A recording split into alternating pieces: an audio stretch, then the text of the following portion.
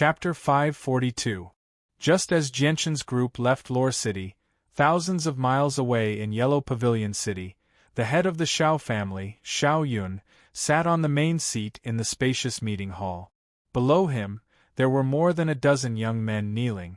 If Gentian's group were here, they would definitely recognize them. These young men were the ones who tried to capture Qiuyu in Iron Tower Village. Master, we have found out that these people offended the fourth young master of Changyang Prefecture. A burly middle-aged man cupped his hands and said to the head of the Xiao family. The head of the Xiao family, Xiao Yun, stared at the people below with a gloomy face. His sharp eyes made the young men not dare to look at him. Master, please spare us, please spare us. We didn't know that person was from Changyang Prefecture. We just saw a beautiful girl in the mountain village and wanted her to enter the Xiao family to serve the first young master. We did all this for the first young master. Master, please spare us, we won't dare to do this again. Patriarch, please give us a chance. Please let us go. The young men also knew that they had made a big mistake, so they all knelt there and begged for mercy. Xiao Yun snorted and said, "Drag them out and break their legs." Yes. The middle-aged man answered, and then immediately asked a few guards to drag the young men out and break their legs. Tie them up and bring gift. We will go to the mountain village to apologize to the villagers. The head of the Xiao family ordered again. The head of the Xiao family personally went to the countryside to apologize to the villagers. It was enough to show that the head of the Xiao family attached great importance to this matter. The Cross Mountain Range was the largest magic beast mountain range in the Tianyuan continent. It crossed the entire continent and almost divided the Tianyuan continent into two. It occupied an extremely vast area. Countless magical beasts lived in the Cross Mountains. It was a paradise for magical beasts, a place where they gathered. Most of the Class 6 magical beasts on the Tianyuan continent were gathered here. Only a small portion of them lived in the outside world. There was also a legend on the Tianyuan continent. Not only did a large number of Class 6 magic beasts live in the depths of the Cross Mountain Range, there were even many Class 7 magic beasts that had already taken human form.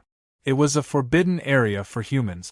None of the human experts who entered the depths of the Cross Mountain Range could come out alive. As a result, the depths of the Cross Mountain Range had become a forbidden area in the hearts of humans thousands of years ago. Even Heaven Saint Masters did not dare to enter this forbidden area.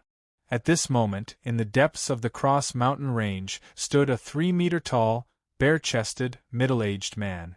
The middle-aged man was burly, and his upper body was embroidered with a layer of golden lines under the sun.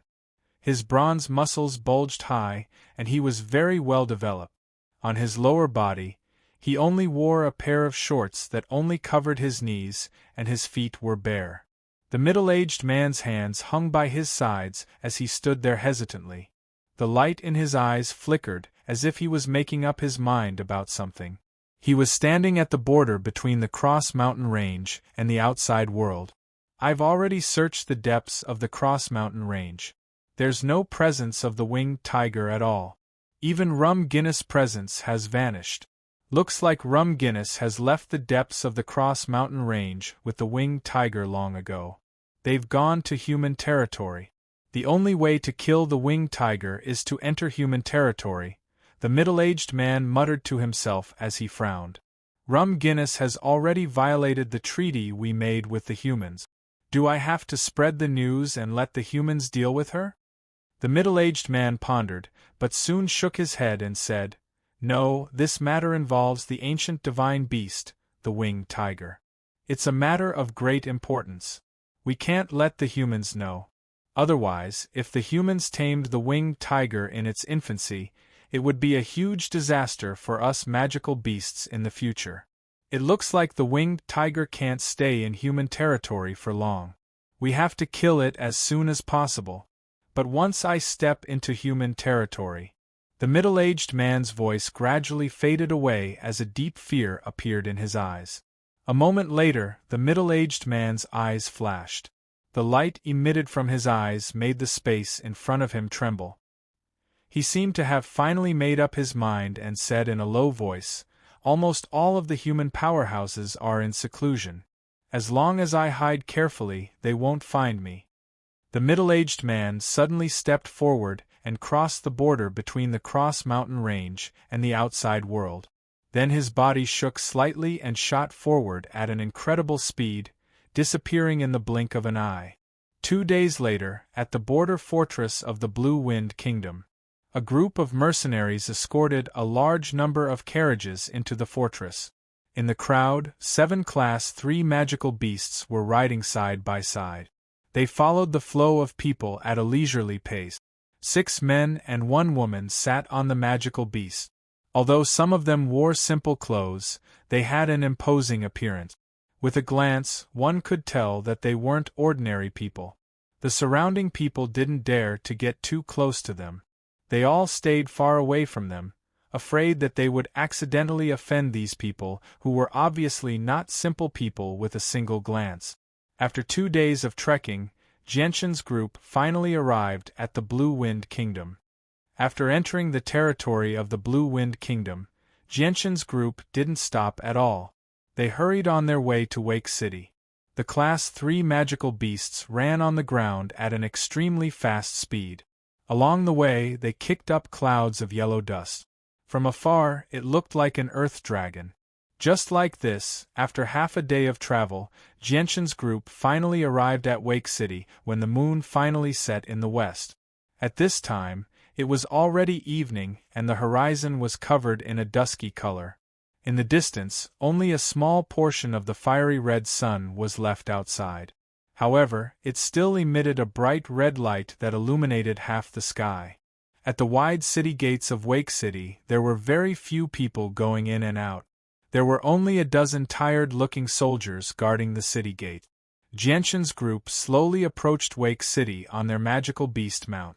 Seeing the damaged walls of Wake City because of the magical beasts, Genshin's expression became complicated. There was a trace of nostalgia in his eyes. Wake City. Although it was a small third-grade city, Genshin's struggles and hard work had been left behind here.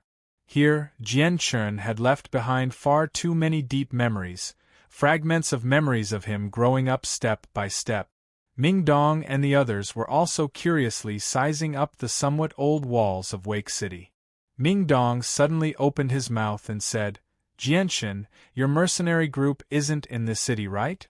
Genshin nodded and said, "They used to be, but it's been a while now. I don't know if they're still in Wake City." As they spoke, Genshin's group had already entered Wake City. They stopped a passerby and asked, "Brother, is the Raging Flame mercenary group still in Wake City?" "That's a strange question. The Raging Flame mercenary group has always been stationed in Wake City. If they're not in Wake City, where else could they be?" The passerby looked at Genshin with a strange expression. Hearing this, Genshin's face lit up and he said, "That's great.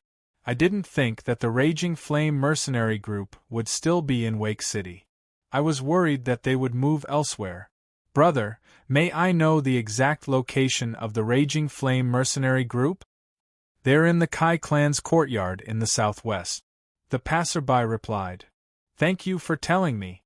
Genshin cupped his hands towards the passerby.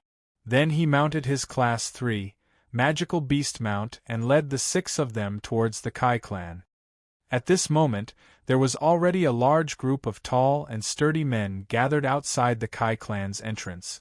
Each one of them had a murderous look on their faces. There were about 200 of them. In front of them stood 3 middle-aged men and an old man. The 4 of them stood side by side, blocking the entrance. Through the gaps between the 4 of them, one could vaguely see a large group of people gathered in the Kai family courtyard. Each and every one of them had a serious expression on their faces, and their eyes were cold. "One-armed man, your heaven-defying mercenary group is going too far.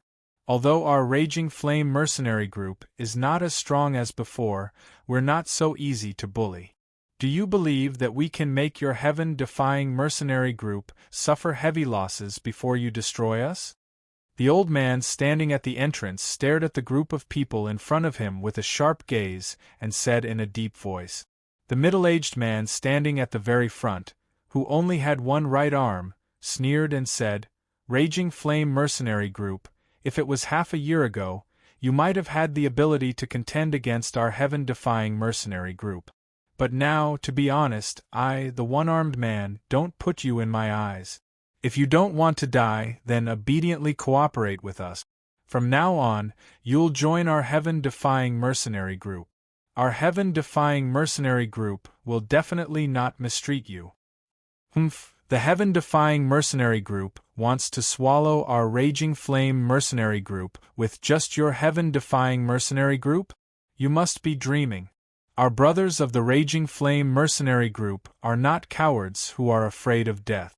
The middle-aged man standing at the entrance of the Kai clan's courtyard coldly said, "Qingfeng, I, the one-armed man, know that you are not a coward who is afraid of death.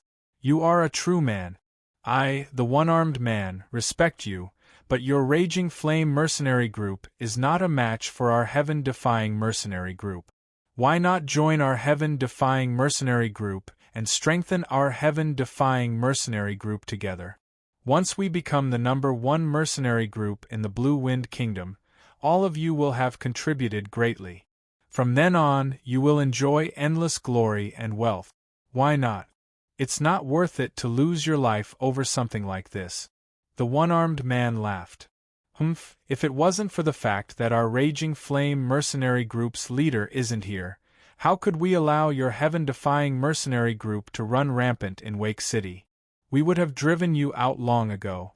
Mo Tian gnashed his teeth and said. Chapter 543. One-armed warrior's words made the expressions of the four people standing in front of the Kai clan's gate change. Immediately, Breeze retorted, "One-armed warrior, Xiao is speaking nonsense. How can you understand the strength of our leader? I've only heard rumors about Jianshan's strength. I've never seen his true strength, but there's one thing I'm certain of, which is that he's definitely not an Earth Saint Master. He's really tired of living if he wants to participate in the mercenary gathering with that strength. It just so happens that quite some time has passed since the mercenary gathering ended. If your Captain Jianshan is still alive, why hasn't he returned yet?" The one-armed hero sneered. Seeing how the people of the Kai family remained silent, the one-armed hero continued, "I think you all already know the answer, but you've never dared to accept it. Let me announce the answer to everyone right now. Your captain has already died in Mercenary City. He will never return alive." The one-armed hero's words caused the expressions of over 100 members of the Flame Mercenaries to change, but they calmed down very soon. The one-armed hero shook his head in some disappointment when he saw this. He originally wanted to use this to lower the morale of the Flame Mercenaries and affect their mentality, but he did not succeed in the end. However, how could he possibly understand that the 100 or so blazing flame mercenaries in the Kai family's courtyard were all led by Qingfeng, Mo Tian, Duo Kong, Chaka and Seth, as well as the Kai family's patriarch Kyle and the Duo family's Vaz? In their hearts, these 7 people were the leaders. As long as these 7 people didn't die, their confidence wouldn't fall. One-armed hero, don't waste your time. You still have the final say on whether our captain is dead or alive. In short, our flame mercenaries will never merge with your heaven-defying mercenaries. If you insist on doing this, then a battle between us will be unavoidable, Kai Er said with a heavy voice. Although the flame mercenaries were not as strong as before, they were still on the same level as the heaven-defying mercenaries. However, if they were to clash, the end result would only be mutual destruction. The one-armed man's face sank. He gritted his teeth and said, "I gave you a chance, but you didn't cherish it. Since that's the case, don't blame me for being heartless. Brothers, attack." Following the one-armed man's order, the group of burly men standing behind him took out their own saint weapons. "Brothers, attack." Not willing to fall behind, Kyle and the others gave the order to attack at the same time. However, just as his voice fell, within the Kai family's courtyard, A dozen people immediately took out a jade bottle from their space belts and fiercely smashed it on the ground. The jade bottle shattered as soon as it hit the ground. Immediately, a faint green smoke drifted out from the broken jade bottle, disappearing into the air in an instant. The actions of the dozen people confused the surrounding members of the Flame Mercenaries. They all stared at the dozen people in surprise, not suspecting anything at all. Noticing the disturbance behind him, Qing Feng turned around and just happened to see the green smoke drifting out from the jade bottle before gradually disappearing into the air. After a moment of surprise, he immediately returned to his senses. His face changed drastically as he cried out, "Be careful of poison! Everyone hold your breaths! Ha ha ha, it's too late! It's too late!" The one-armed man's unbridled laughter rang out from outside the Kai family's entrance. "You!" Emo Tian glared at the one-armed man. His face was terrifyingly sunken, and he could not hide the intense killing intent in his eyes at all. He clenched his teeth and said, "One-armed man, I originally thought you were a man. I never thought that you would use such underhanded method. I, Emo Tian, have misjudged you. Ha ha ha ha ha, it doesn't matter what methods I use. Let me tell you, as long as it's a method that can lead to victory, it's a good method. If you want to survive on the Tian Yuan continent, you can't be too rigid, or you won't be able to live for long." The one-armed man laughed aloud. "Consume the antidote. Kill these traitors." Kyle immediately turned around and ordered the members of the Flame Mercenaries behind him. There was no need for him to say anything. As soon as they learned that the smoke was poisonous, the members of the Flame Mercenaries all took out antidotes from their spatial belts and consumed them. They then immediately charged toward the traitors who had released the smoke. Every single one of them was filled with anger as intense killing intent filled their eyes. However, just as they took a few steps forward, their faces all changed drastically. They grunted from their throats as they vomited blood at the same time. The poison in their bodies had already flared up. Kyle, Emo Tian, Qing Feng, and Chaka's faces all changed when they saw this. They could not help but cry out, "What potent poison!" The one-armed man smiled complacently, "Of course. This is a combination of poisons that I bought from outside at a high price. It's not a normal poison. There are a total of 2 steps to this combination. The first step is called planting the poison. It's to leave a seed of poison in your body that will slowly grow and take root in your body, growing stronger step by step. At the same time, it won't be discovered by you. After that, I'll use a special method to release all the poison in your body, making it extremely violent once it flares up. The method to release the poison in your body is the smoke from before. Actually, the smoke isn't poisonous at all. It's just a primer to release the poison in your body. There's no need to inhale the smoke because as long as it comes close to your body, it will release the poison that's been buried in your body for a long time. Moreover, the poison will be extremely violent when it flares up. You can only last for 4 hours at most. After that, you'll be dead." At this point, the one-armed man laughed sinisterly and continued, "There's one more thing that I forgot to tell you. The antidote for this combination of poisons can't be bought in the market, so don't waste your efforts. The antidotes you've taken are only ordinary goods and can only remove normal poisons. They can't remove this combination of poisons at all." One-armed man, so you've already planned all of this. A month ago, you ordered these traitors to poison our food, Kyle said with hatred. His face was terrifyingly gloomy. The poison in his body had already flared up, and a line of blood flowed out from the corner of his mouth. "That's right, but you can't blame me for this. Who told your Flame Mercenaries to not submit to me? If you had submitted to me earlier, none of this would have happened today," the one-armed man chuckled. Afterward, he pulled out a palm-sized jade bottle from his spatial belt and said, "You only have 4 hours now.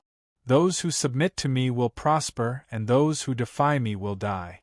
You can choose whether to live or die.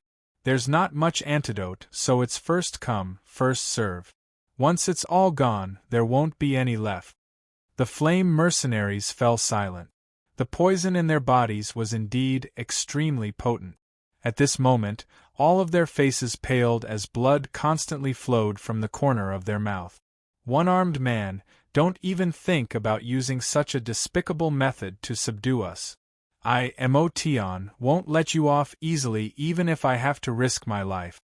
Emotion yelled out and was about to charge over with his saint weapon. However, just as he moved, he let out a groan and spat out a mouthful of blood. I advise you not to use the saint force in your body. It will only increase the speed of the poison and hasten your deaths, the one-armed man said proudly. The one-armed man said proudly. Then, he looked behind him and said loudly, "Take advantage of the fact that the poison hasn't completely invaded your heart meridians. If you want to live, quickly come out and surrender to our Defying Heaven mercenary group. Otherwise, when the poison completely invades your heart meridians, even if I have the antidote, I won't be able to save you. Moreover, the antidote is limited. First come, first serve." A while later, there were finally a few mercenaries who did not want to die like this. They all staggered out of the courtyard. Seeing these people leave, Kyle and the others could only sigh inside, but they did not blame them. As they walked out of the Kai clan's courtyard, more and more members of the Flame Mercenary Group chose to submit to the Heaven-defying Mercenary Group for the sake of survival. In the end, the Flame Mercenary Group, which originally had more than 100 members, only had 60 or so people left. The one-armed man looked at Kyle and the others and chuckled. "Kyle, Qingfeng, Emotion, Charles, what do you think? There's not much antidote left. If the four of you are willing to join our heaven-defying mercenaries, the treatment will definitely be quite good." "You want the four of us to join? You really don't have the ability to do that with your abilities." Emotion looked at the one-armed man in disdain. Charles slowly raised the huge sword in his hand and turned to look at the 60 or so pale-faced brothers behind him. With a heroic spirit, he said, "Brothers, I, Charles, am proud of all of you. You are all true men, unyielding men. Brothers, death is not something to be afraid of. Since we are going to die either way, then let us pick up our weapons and defend our dignity. Even if we die, we will die with a bang. Even if we die, we will drag a few people down with us. We will definitely not let the heaven-defying mercenaries off so easily." Qingfeng also raised the longsword in his hand and shouted with a heroic spirit, "Brothers, let us fight side by side for the last time. Fight! Fight! Fight!" The dozens of members of the Flame Mercenaries in the courtyard let out a thunderous roar in response to Emotion and Qingfeng's words. Although their faces were pale and there were traces of blood at the corner of their mouths, their eyes were extremely resolute. They were filled with a spirit that did not fear death and had already disregarded life and death. Seeing this scene, the one-armed man's face sank. He coldly snorted and said, "Since you all want to die, then I will fulfill your wish. Kill, leave no one alive." The group of burly men standing behind the one-armed man were like ferocious beasts as they rushed towards the Kai clan's courtyard with soaring killing intent. Chapter 544. This sudden turn of events caused the heaven-defying mercenary group and the raging flame mercenary group to simultaneously stop the battle that was about to erupt. Then, they stared at the entrance of the Kai family in shock. At the place where the explosion had just occurred, there was already a 2-meter-deep crater. The floor, which was completely paved with marble, had become tattered. Around the crater, thick cracks had appeared and spread in all directions. Both the Flame Mercenaries and the Heaven-defying Mercenaries were stunned when they saw the 2-meter-deep crater. Just what kind of strength was needed to cause such damage? However, they were certain that even if a great Saint Master used a battle skill, it would still be impossible to reach such a level. After all, this was a hard marble floor. It was extremely hard, not as soft as the mud in the wilderness. The people of the Heaven-defying Mercenaries and Kyle's group all looked at the end of the street. Their faces were solemn as they felt uneasy. They all understood that even if the person who could cause such destruction was not an Earth Saint Master, they were definitely great Saint Masters who had grasped a battle skill. Their strength was not on the same level as theirs, so they did not know if they were friend or foe. The sky grew darker and darker. At this moment, night had already shrouded the earth. Under the nervous gazes of the heaven-defying mercenary group and the raging flame mercenary group, a light sound of hoof beats slowly came from the end of the street. Shortly after, 7 figures riding on magical beast mounts appeared in everyone's line of sight, slowly approaching the Kai family's courtyard with slow step. Due to the distance, the heaven-defying mercenary group and the raging flame mercenary group were unable to clearly see the appearance of these people in the dark night. Seeing the 7 figures slowly approaching, the representative of the heaven-defying mercenaries, the one-armed man, hesitated for a moment before striding forward. He clasped his hands and said, "I am the captain of the heaven-defying mercenaries, the one-armed man. Greetings to the seniors." The 7 people walking towards them didn't speak a word. They were riding on their magic beasts, slowly walking from the end of the street. A moment later, they approached the gate of the Kai family. At this time, Kyle's group of 4 and the one-armed man's group finally saw the faces of these people. However, both sides were surprised because among these 7 people, besides the 2 middle-aged men who were walking on the side, the rest of them were all young men. Looks like these people are most likely disciples of some large aristocratic family, and that attack just now must have been launched by the 2 middle-aged men walking at the very side. Even such experts can only act as guards. Just how powerful is the background behind this group of people? The one-armed man secretly guessed, but on the surface, he did not dare to show the slightest bit of negligence. He quickly put on a respectful smile and said, "You young masters must be passing by. My apologies, we really shouldn't have blocked your path. We will make way for you." After he finished speaking, the one-armed man quickly ordered the members of the heaven-defying mercenaries to make way. "Young masters, I am the leader of the Against the Heavens mercenary group. Although my strength is not enough to enter the young master's eyes, there is nothing in Wake City that cannot be done. In the future, if there is anything that the young master needs, please do not hesitate to ask. Young masters, now that the path is clear, please." The one-armed man cupped his hands towards them and then warmly gestured for them to follow him. At this moment, the one-armed man's attention was completely focused on Jianshan's group on their magical beast mounts. He simply did not notice the expressions of the 4 people standing outside the Kai family's courtyard. All he saw was that the 4 of them were focused on Jianshan's face. Their faces were filled with excitement and disbelief. Although Jianshan had left Wake City for 2 years, Kyle and the others could still clearly recognize him. The captain who had left them for 2 years to participate in the mercenary conference had finally returned. In this moment of life and death, he was like a savior who had appeared in front of them. At this moment, the flames of hope were once again ignited in their eyes. It was as if they had seen the dawn of victory and not the gloominess of death. Seeing the one-armed man's flattering appearance, Jianshan, who was sitting in the middle, couldn't help but smile. However, it was not a smile, but a cold smile. His gaze slowly swept over the 4 people standing in front of the Kai family's gate. A trace of killing intent gradually appeared in his eyes as he said with a fake smile, "You are the one-armed man, right? I will remember you."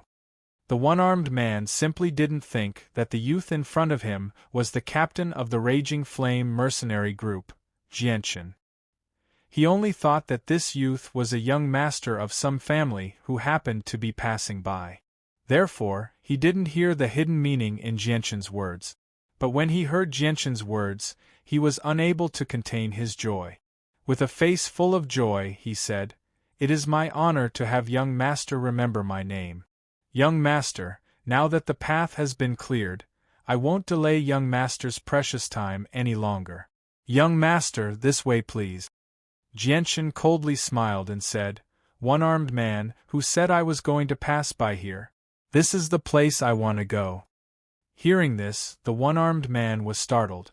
Jianshan's gaze suddenly sharpened as a tremendous killing intent radiated from his body, firmly enveloping the one-armed man. He growled, "One-armed man, do you know who I am?" The one-armed man's face changed. With his strength as a great saint master, how could he resist the killing intent of a heaven saint master? He immediately felt like he had fallen into a bottomless pit of ice as his entire body became indescribably cold. The one-armed man turned pale with fright. He had never thought that the young man who should be a young master of an aristocratic family in his eyes would emit such a huge killing intent. He was inexplicably shocked and panicked. He didn't know how he had offended this powerful young master of an aristocratic family in front of him. "Young master, could it be that one-armed warrior has offended you in some way? Please tell me." The one-armed man asked with a trembling voice. Although he did not know Jianshan's strength, just the killing intent that Jianshan radiated was enough to make him feel fear. Jianshan looked down at the one-armed man from atop his magical beast and sneered. "One-armed man, listen up. I'm the person you just said died in Mercenary City, the captain of the Flame Mercenaries, Jianshan." The one-armed man's eyes immediately narrowed to the size of a needle when he heard that. His face suddenly changed drastically as he stared at Jianshan in disbelief. Deep shock filled his eyes. "What? Why, you're actually Jianshan." The one-armed man was utterly shocked as his voice trembled. The four people standing at the entrance of the Kai family all cried out uncontrollably when they heard Jianshan's words. They were extremely emotional. The captain has returned. The captain of the Flame Mercenaries has returned. The captain has returned. The captain has returned from the mercenary gathering." Kyle and the other three all let out excited cries. The several dozen members of the Flame Mercenaries gathered in the Kai family's courtyard all revealed excited smiles.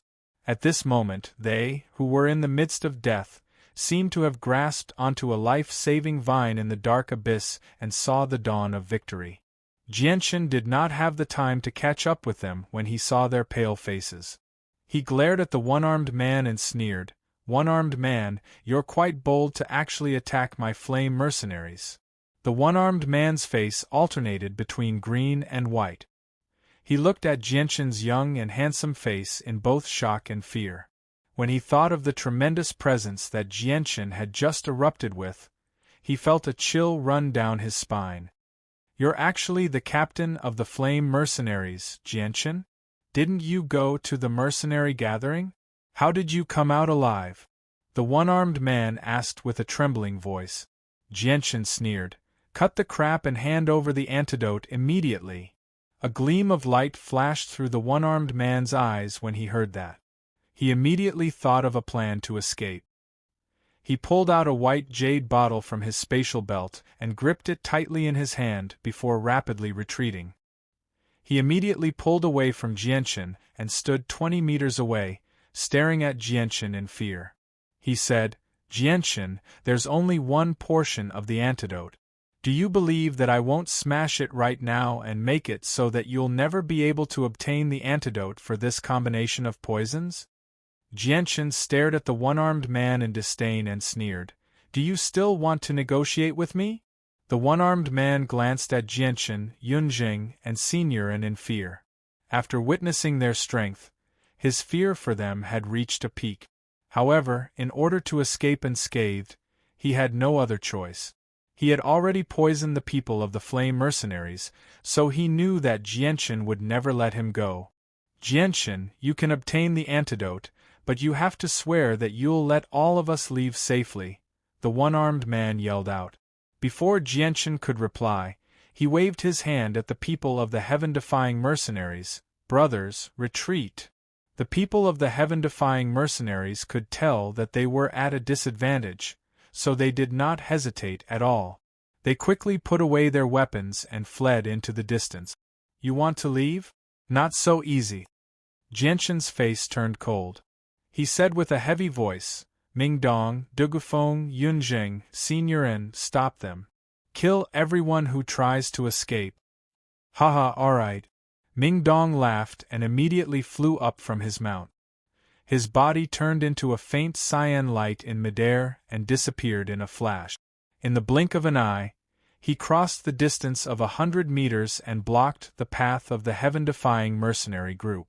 Du Gufeng, Yunjing, and Senior and all understood what role they were playing, so they did not resist Jianqin's orders at all. The three of them flew into the air at the same time and followed closely behind Ming Dong, blocking the path of the heaven-defying mercenaries. Du Guxia's face changed. He glared at the jade bottle in Jianqin's hand and yelled out, "Jianqin, this is the only antidote for my combination of poisons. Do you want everyone in the flame mercenaries to die from the poison? You have no right to threaten me, nor do you have the right to negotiate with me," Jianqin said indifferently.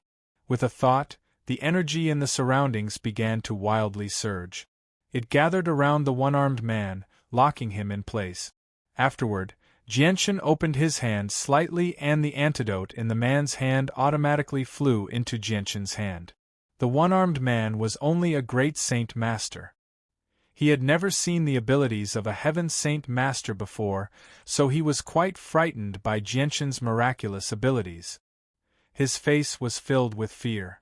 On the other side, the people of the heaven-defying mercenaries who had been stopped by Ming Dong and the others were stunned for a while before erupting with a yell. "There's only a few of them. Let's go together and charge out." "Yeah, there's only 4 of them. There's so many of us. Let's go together and cut them down." The people of the heaven-defying mercenaries all drew their saint weapons and charged toward Ming Dong's group. Chapter 545. As he spoke, a huge, fiery red sword had already appeared in Du Gufeng's hand. With a slight tremble of his arm, a fierce flame surged out. The scarlet-red flames began to roar on the huge sword. The bright red flames constantly flickered, illuminating the area and dispersing quite a bit of the darkness in the surroundings. How is this possible? Those are actually tangible flames. Those are actually tangible flames.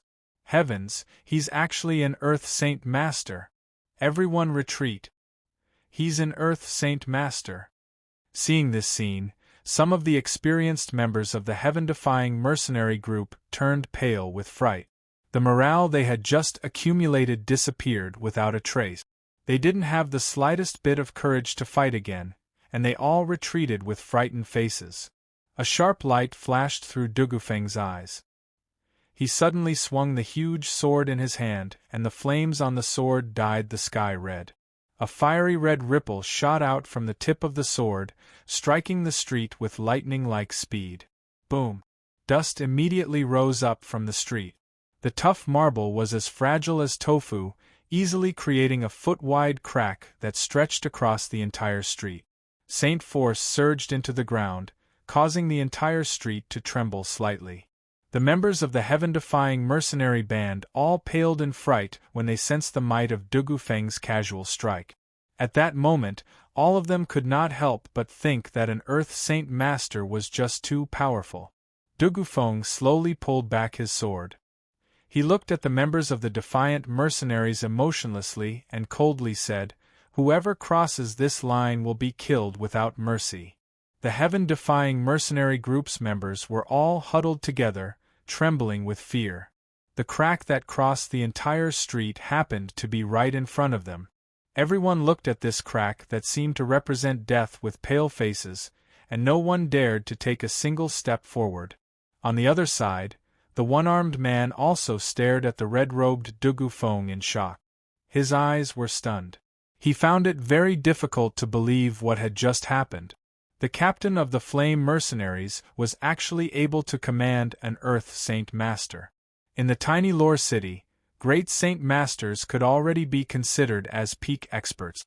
Even if the entire city was added together, there would not be more than 20 of them. As for Earth Saint Masters, they basically would not set foot in a small place like this. However, once they did, they would become peak experts without a doubt. Across the entire city, no one would be able to defeat them. now that the Raging Flame mercenaries had an Earth Saint Master in their ranks, who would dare oppose them in Wake City. The members of the Flame mercenaries were also stunned by Dugu Feng's strength. But soon after, joy appeared on their faces. They were so excited that their bodies began to tremble. An Earth Saint Master actually listened to their captain's orders. Didn't this mean that he was on their side? After Jianchen took the antidote from the one-armed man, he threw it into Kyle's hands and said, "Quickly take the antidote and detoxify the poison." "Yes, Captain," Kyle and the others excitedly replied. They then opened the jade bottle and dripped a few drops of liquid into their mouths before passing the bottles down one by one. There was an extremely large amount of antidote in the jade bottle, enough to detoxify everyone. Moreover, there was more than half of it left. It was not limited like the one-armed man had said. After taking the antidote, the complexions of the members of the Flame mercenaries rapidly improved. The poison in their bodies was quickly expelled, and their lives were no longer in danger. Jianchen jumped off his Class 3 magical beast mount and strode over to Kyle and the others. He said, "Looks like I really came at the right time. I just happened to save your lives. Many things must have happened in the past 2 years. Why don't I see Duokong, Seth, and Vaz? Where did they go?" A trace of sorrow appeared on Kyle and the others' faces. He said, "Captain, we were useless. You left us such a powerful mercenary group, but only a few dozen people remain. Duokong, Seth, and Vaz also met with an accident a year ago and left us forever. Only the 4 of us remain from the 7 of us." Hearing that, Jianchen let out a long sigh and sighed. He felt a bit of pain. These 7 people were the strongest people he had subdued and were also the pillars of the Flame mercenaries. Jianchen was extremely concerned about these 7 people. Suddenly, the sound of something tearing through the air rang out from behind. The one-armed man who had regained his freedom suddenly leapt up from the ground while Jianchen was catching up with the members of the Flame mercenaries. He flipped over the houses on the other side of the street in an attempt to escape. Jianchen's gaze turned cold. Without even looking back, he extended a finger behind him. An azure-violet sword chi shot out from the tip of his finger and tore through the air with unbelievable speed, directly striking the man's right arm. "Arg!" The man cried out miserably. His only remaining arm had been severed from his body, falling from the sky. Blood spurted out like a fountain from where the arm had been severed, as if it was raining blood. The man's body fell from the sky and landed on the ground in a horrible shape. He howled in pain. He only had one arm in the first place, which was why he was called the one-armed man. Now that he had lost his remaining arm, he was basically a cripple. The expression of the members of the heaven-defying mercenaries changed when they saw the one-armed man become crippled. Their gazes toward Jianchen were filled with fear. The one-armed man was the strongest person in the heaven-defying mercenaries. His fall was obviously a huge blow to the mercenaries. Kyle and the others were shocked by Jianchen's strength once again when they saw how easily Jianchen had crippled the one-armed man's arm. However, their shock was soon replaced by joy. Jianchen was the captain of the Flame mercenaries. It would be difficult for them not to soar in the future if they followed such a powerful captain. Captain's strength is unparalleled. You've truly broadened our horizons. Emotion couldn't help but exclaim. His voice was filled with excitement, and his eyes were brimming with tears. After witnessing Jianchen's strength with his own eyes once again, it was as if he could see the glorious future of the Flame mercenaries. Under the leadership of such a powerful captain, it would be difficult for the Flame mercenaries to not grow. Jianchen smiled. He looked at Kyle and the others, as well as the 60 or so remaining members of the Flame mercenaries. He praised, "All of you have done well. You are the pride of the Flame mercenaries. In the future, I, Jianchen, will spare no effort to nurture all of you." After going through a trial of life and death, the remaining members of the Flame mercenaries were undoubtedly the most trustworthy people Jianchen could trust. They were worth Jianchen's efforts to nurture. At this moment, Jianchen had already decided that he would spare no effort to nurture these people. Jianchen's words made Kyle and the others rejoice. They all expressed their gratitude. "Thank you, Captain, for your nurturing." Now, the people who had chosen to leave the Flame Mercenaries for survival all revealed expressions of regret. They glanced at the members of the heaven-defying mercenaries who were stuck here, unable to leave. Afterwards, they looked at the Flame Mercenaries whose reputation had soared because of their captain's sudden return. Shame appeared on the faces of the people who had chosen to leave earlier. Previously, they had chosen to leave the Flame Mercenaries in order to survive and were forced to join the heaven-defying mercenaries. They had originally thought that their lives were safe, but who would have thought that the situation would suddenly take such a huge turn? The heaven-defying mercenaries who had originally held the upper hand had now fallen into such a dangerous situation with the sudden return of their captain. Whether they could leave safely today was up to the Flame Mercenaries. This caused the people who had chosen to betray the Flame Mercenaries to fall into an extremely awkward situation. They were filled with shame, not even daring to look at the brothers who had once fought alongside them in the Flame Mercenaries.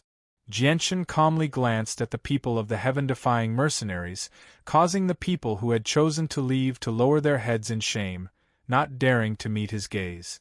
"It's better for you to deal with the people of the heaven-defying mercenaries. It's up to you whether you want to kill them or keep them," Jianchen said indifferently. He did not even glance at the people who had left. The one-armed hero and the experts in the heaven-defying mercenary group must be eliminated. Their hands are stained with the blood of our brothers. We must take revenge for our dead brothers. Mo Tian gritted his teeth and spoke while his eyes were burning with raging flames of fury. The expressions of the great Saint Masters of the heaven-defying mercenaries all changed when they heard that. They looked at each other before rising into the air at the same time, fleeing in different directions. They had indeed killed quite a few people from the Flame Mercenaries, so they knew that they would not be able to escape death if they stayed. Since that was the case, they might as well take a gamble. Perhaps they would still have a chance of escaping. Ming Dong sneered and sneered. "If we let you escape right under our noses, we won't be able to explain ourselves to our brothers." While speaking, Ming Dong and Dugu Feng each sent out several powerful sword qis, cutting the bodies of several Saint Masters who were trying to escape in half. A rain of blood poured down, dyeing the sky red. Seeing how the strongest person in their mercenaries had been killed in a single blow, the other members of the heaven-defying mercenaries could not help but become even paler. They stared at Ming Dong and Dugu Feng in fear. "Captain Jianchen, spare us!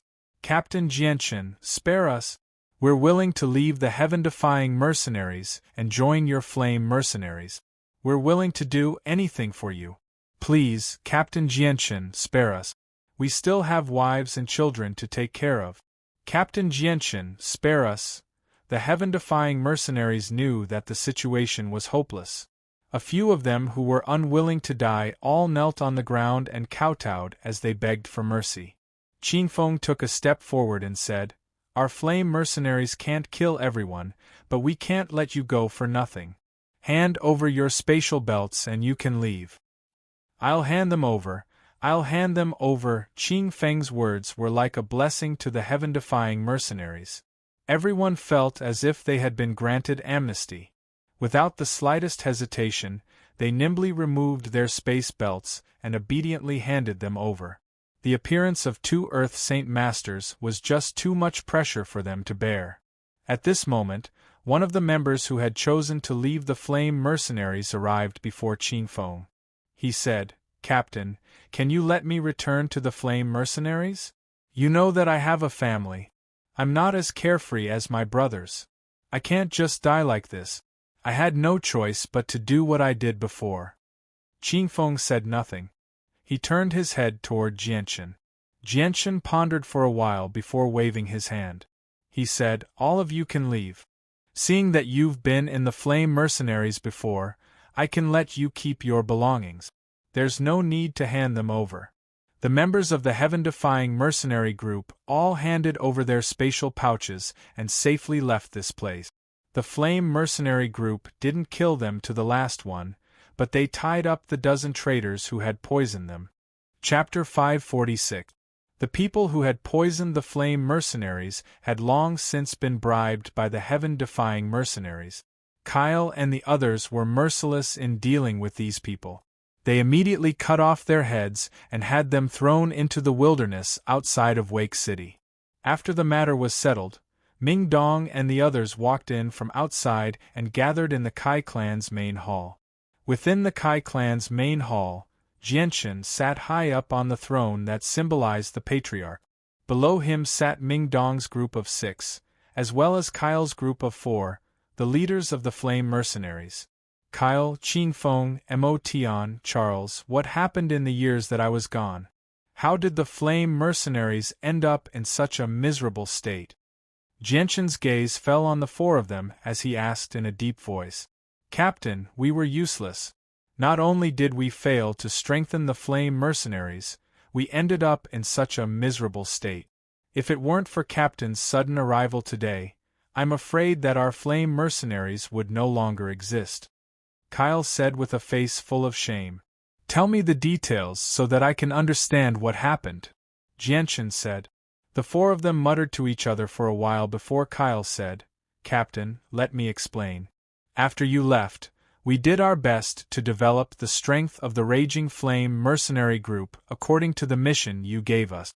With the strength of the Raging Flame mercenary group back then, we were invincible in Wake City. So the first step of our plan was to reorganize Wake City and recover all the factions in Wake City. When we first started this plan, it went very smoothly.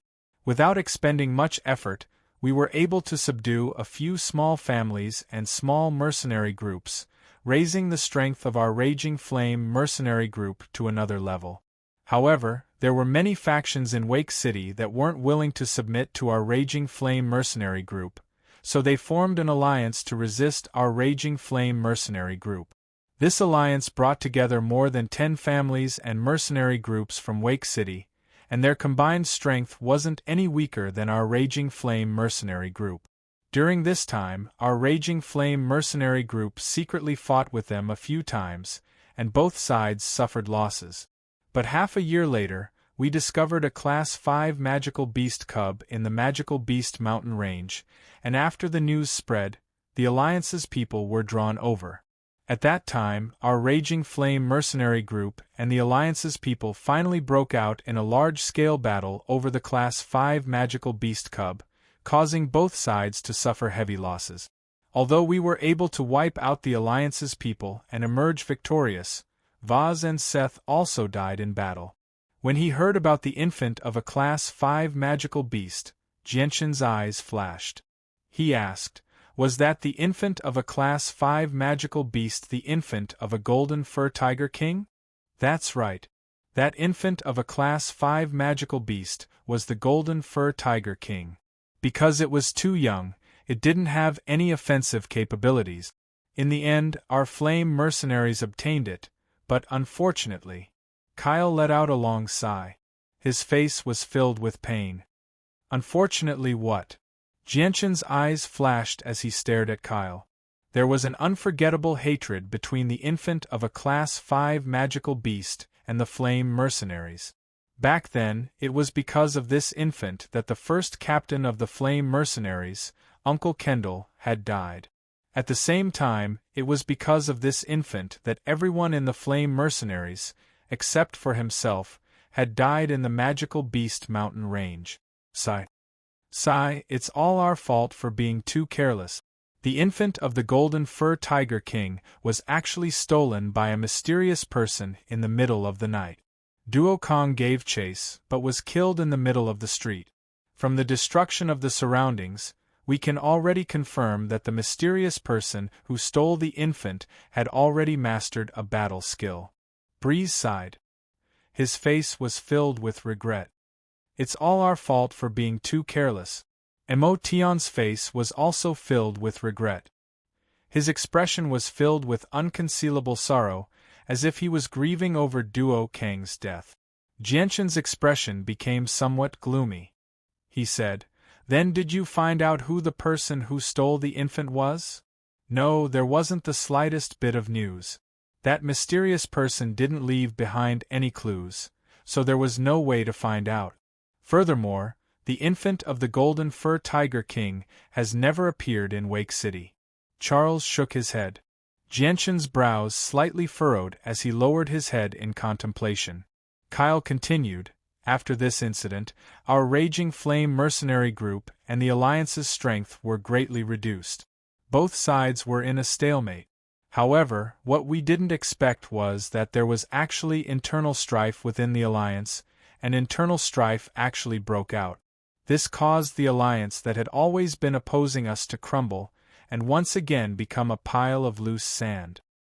We originally wanted to use this opportunity to subdue those people in one go, but what we didn't expect was that there was actually someone who was one step ahead of us and used a thunderous method to subdue all of them. Moreover, they called themselves the Heaven-Defying Mercenary Group. A few days later, the leader of the Heaven-Defying Mercenary Group, One-Armed Hero, actually took the initiative to come to us and ask us to join his group. After we refused, the Heaven-Defying Mercenary Group has always been opposing our Raging Flame Mercenary Group. Furthermore, One-Armed Hero seems to have an unusual relationship with the City Lord's mansion. He has received special treatment from the City Lord's mansion in many aspects, so his influence has developed very quickly. Our people often have small conflicts with the Heaven-Defying Mercenary Group, and in the end this scene today occurred. After hearing that, Jianxin muttered to himself for a while before saying, "I never thought that so many things would have happened in the past 2 years. It's much more complicated than I imagined. It looks like I can't blame you." Qingfeng hesitated for a moment before saying, "Leader, there's something else I want to report." "Speak," Jianxin said. "Leader, ever since Vaz died in battle, his son has been in charge of the Doll family, and they have already left our Raging Flame mercenary group. Since you've returned, should we let the Vaz family rejoin us?" Qingfeng asked. Jianxin pondered for a moment before saying, "No matter what, Vaz died in battle for our Raging Flame mercenary group. He's a meritorious member of our mercenary group. I'll personally pay a visit to the Vaz family tomorrow. It's late now, so all of you should go and rest. Now that I've returned, the Raging Flame mercenary group's growth is unstoppable. Early tomorrow morning, I have something important to announce to everyone." Afterward, the 4 of them left together. Only Jianxin's group of 7 remained in the discussion hall after they left. "Jianxin, so this is your mercenary group. You only have 4 great Saint Masters, so your strength really isn't that great. However, that's no longer important. With our abilities, we can at least develop the Raging Flame mercenary group into the number 1 mercenary group in the Blue Wind Kingdom in an extremely short amount of time," Jianxin said seriously. "Yeah, that's exactly what I'm planning to do. I wonder if anyone has any good plans for this matter," Jianxin said. "It's simple. We'll recruit people. All we need to do is report how many Earth Saint Masters we have. I'm sure many mercenaries will be willing to join us," Ming Dong suggested. "That's not a bad idea, but we can't avoid people with ulterior motives if we do that. Perhaps today's incident will repeat itself in the near future. In my opinion, quality matters, not quantity. A group of 100 elites is enough to rival a mob of 1,000, said Dugufeng. Yeah, that's right. Dugufeng's words make sense. Why don't we spend some effort to raise a group of true elites? Ming Dong suggested. Raising a group of elites is a must. I already have suitable members in mind for this group. The current members of the Raging Flame mercenary group are all suitable, but that's nowhere near enough. My goal is to develop the Raging Flame mercenary group into the number 1 mercenary group on the Tianyuan continent. This will take an extremely long time, so it can't be done slowly. As a result, we need to start off quickly, Jianxin said. I have a pretty good idea. Perhaps everyone can consider it. Yu Yu, who had remained silent the entire time, suddenly said, Jianshan, if you want to develop the Raging Flame mercenary group quickly, there's only one path for you to take right now, and that's to head to the large cities and use force to forcefully subdue the mercenary groups that are not weak. With your current strength, you won't encounter too many obstacles as long as you don't come across a mercenary group with a Heaven Saint Master. If we do that, even if they submit to us on the surface, who knows what they'll secretly do to us. What just happened is a lesson, said Grandin. We don't need to consider this at all. Before absolute strength, all schemes are useless. Moreover, as long as they have some brains, they won't do something like that after witnessing the strength of our group, because if they follow us, their accomplishments might far exceed what they are now, reaching a new peak. And if they stay with the mercenary group for too long, it'll be unavoidable for them to develop a sense of reliance on the mercenary group. It'll be like a citizen facing their own country. They'll gradually love and protect their home. Yu continued, moreover, Jianshan is a peak Heaven Saint Master. I'm sure everyone knows what kind of status an expert like that possesses in a kingdom. Having a Heaven Saint Master supporting them is a treatment that many mercenaries dream of, because if they have a Heaven Saint Master supporting them, their status will rise by a lot even if they're not powerful. They won't have to worry about being swallowed up by other organizations all the time, so there's no reason for them to refuse. After hearing this, a few of them fell into deep thought. Everyone felt that Yu's words were very reasonable. Indeed, in the face of absolute strength, all schemes and tricks would become paper tigers. They wouldn't be able to cause any big waves. As long as their leader didn't fall, then the mercenary group wouldn't have any internal strife. Jianshan was also quietly pondering, carefully analyzing Yu's plan. In the end, he smiled and nodded, saying, "This plan is not bad. Let's implement it like that." Seeing that her plan had been approved by Jianshan, Yu's face revealed a trace of a happy smile. She added, "But there's one thing we have to remember. When we use force to force them to submit, we can't take away the authority of the original leader.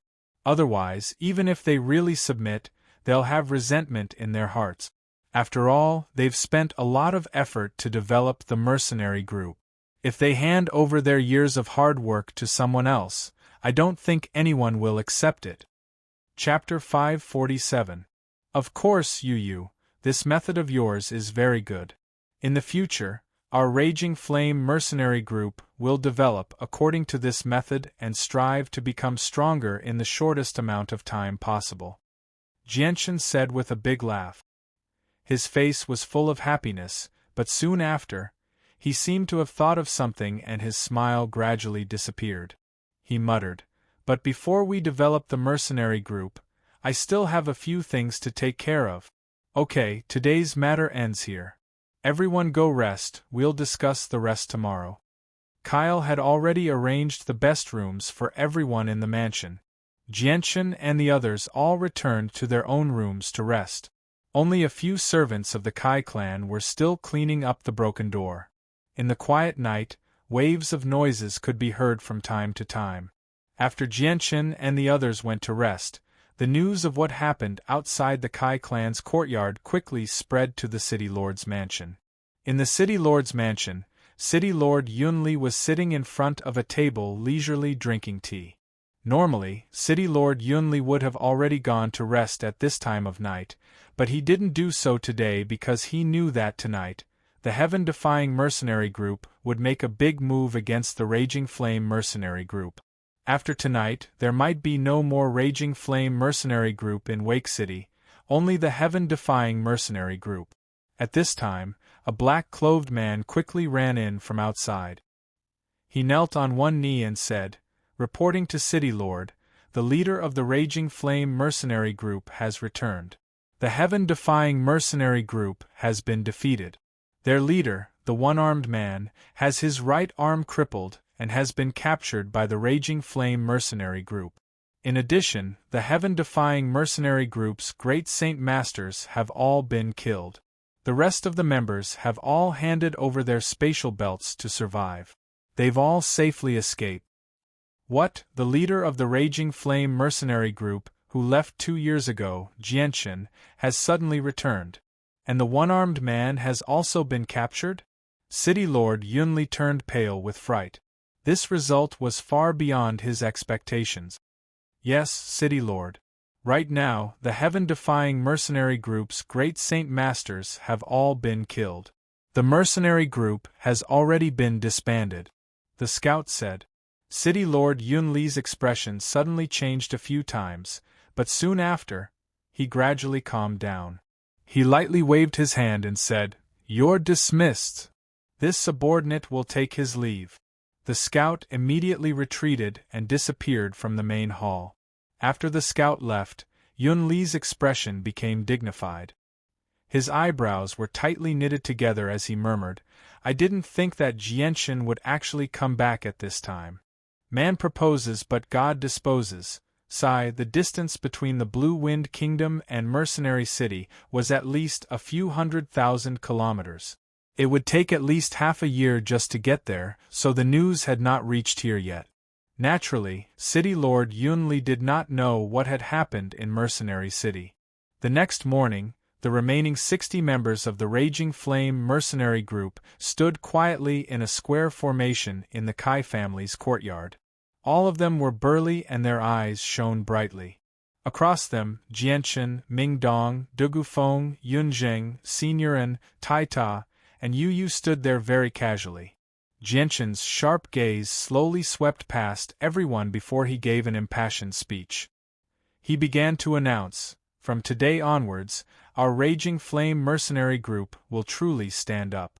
From now on, we will become the #1 mercenary group in the Blue Wind Kingdom, or even the entire region. Right now, I solemnly announce something to everyone." With that, Jianchen paused slightly. He pointed at Mingdong and said loudly, "This is Mingdong. From today onwards, he will be the vice-captain of our Raging Flame mercenary group. All of his authority will be below mine. Does anyone have any objections?" "No objections. Welcome our vice-captain." Kyle was the first to express his approval. He was very emotional. Although Mingdong seemed very young, around the same age as his son, he had clearly seen how Mingdong had displayed his strength and killed the experts of the heaven-defying mercenary group. He was definitely an Earth Saint Master. They could not even invite such an expert, so how could they refuse? "No objections. Welcome Vice-Captain Mingdong." "Welcome Vice-Captain." The members of the Raging Flame mercenary group all expressed their opinions. Not a single one of them objected. All of them were joyful and emotional. Jianchen continued, "This is Dugufeng. I'm sure everyone has seen his strength. He is an Earth Saint Master. In the future, he will be an elder of our Raging Flame mercenary group." This time, Jianchen had personally announced Dugufeng's strength, making all the members of the Raging Flame mercenary group extremely excited. All of them were overjoyed. Their feelings for the Flame mercenaries ran very deep, so deep that they were willing to use their lives to protect the Flame mercenaries. It was even more important than their own family. Now that their group had suddenly gained 2 Earth Saint Masters, it was impossible for them not to feel excited. In particular, Kyle, Qingfeng, Mo Tian, and Charles, the 4 original members of the Raging Flame mercenary group, had even shed tears of excitement. The 4 of them knew that the bitter days of the Raging Flame mercenary group had finally come to an end. What awaited them was a glorious tomorrow.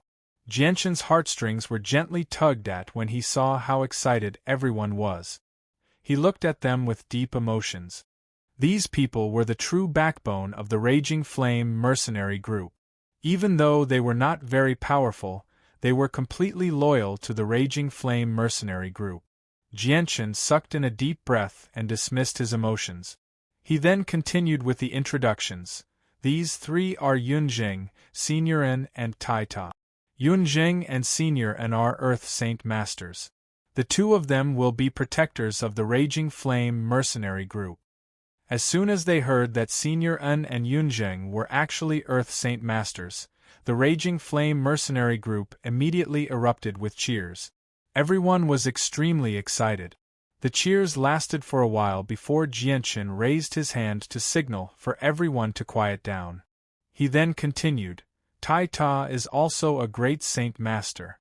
In the future, he, Kyle, Qingfeng, Emotion, and Charles will all be hall masters.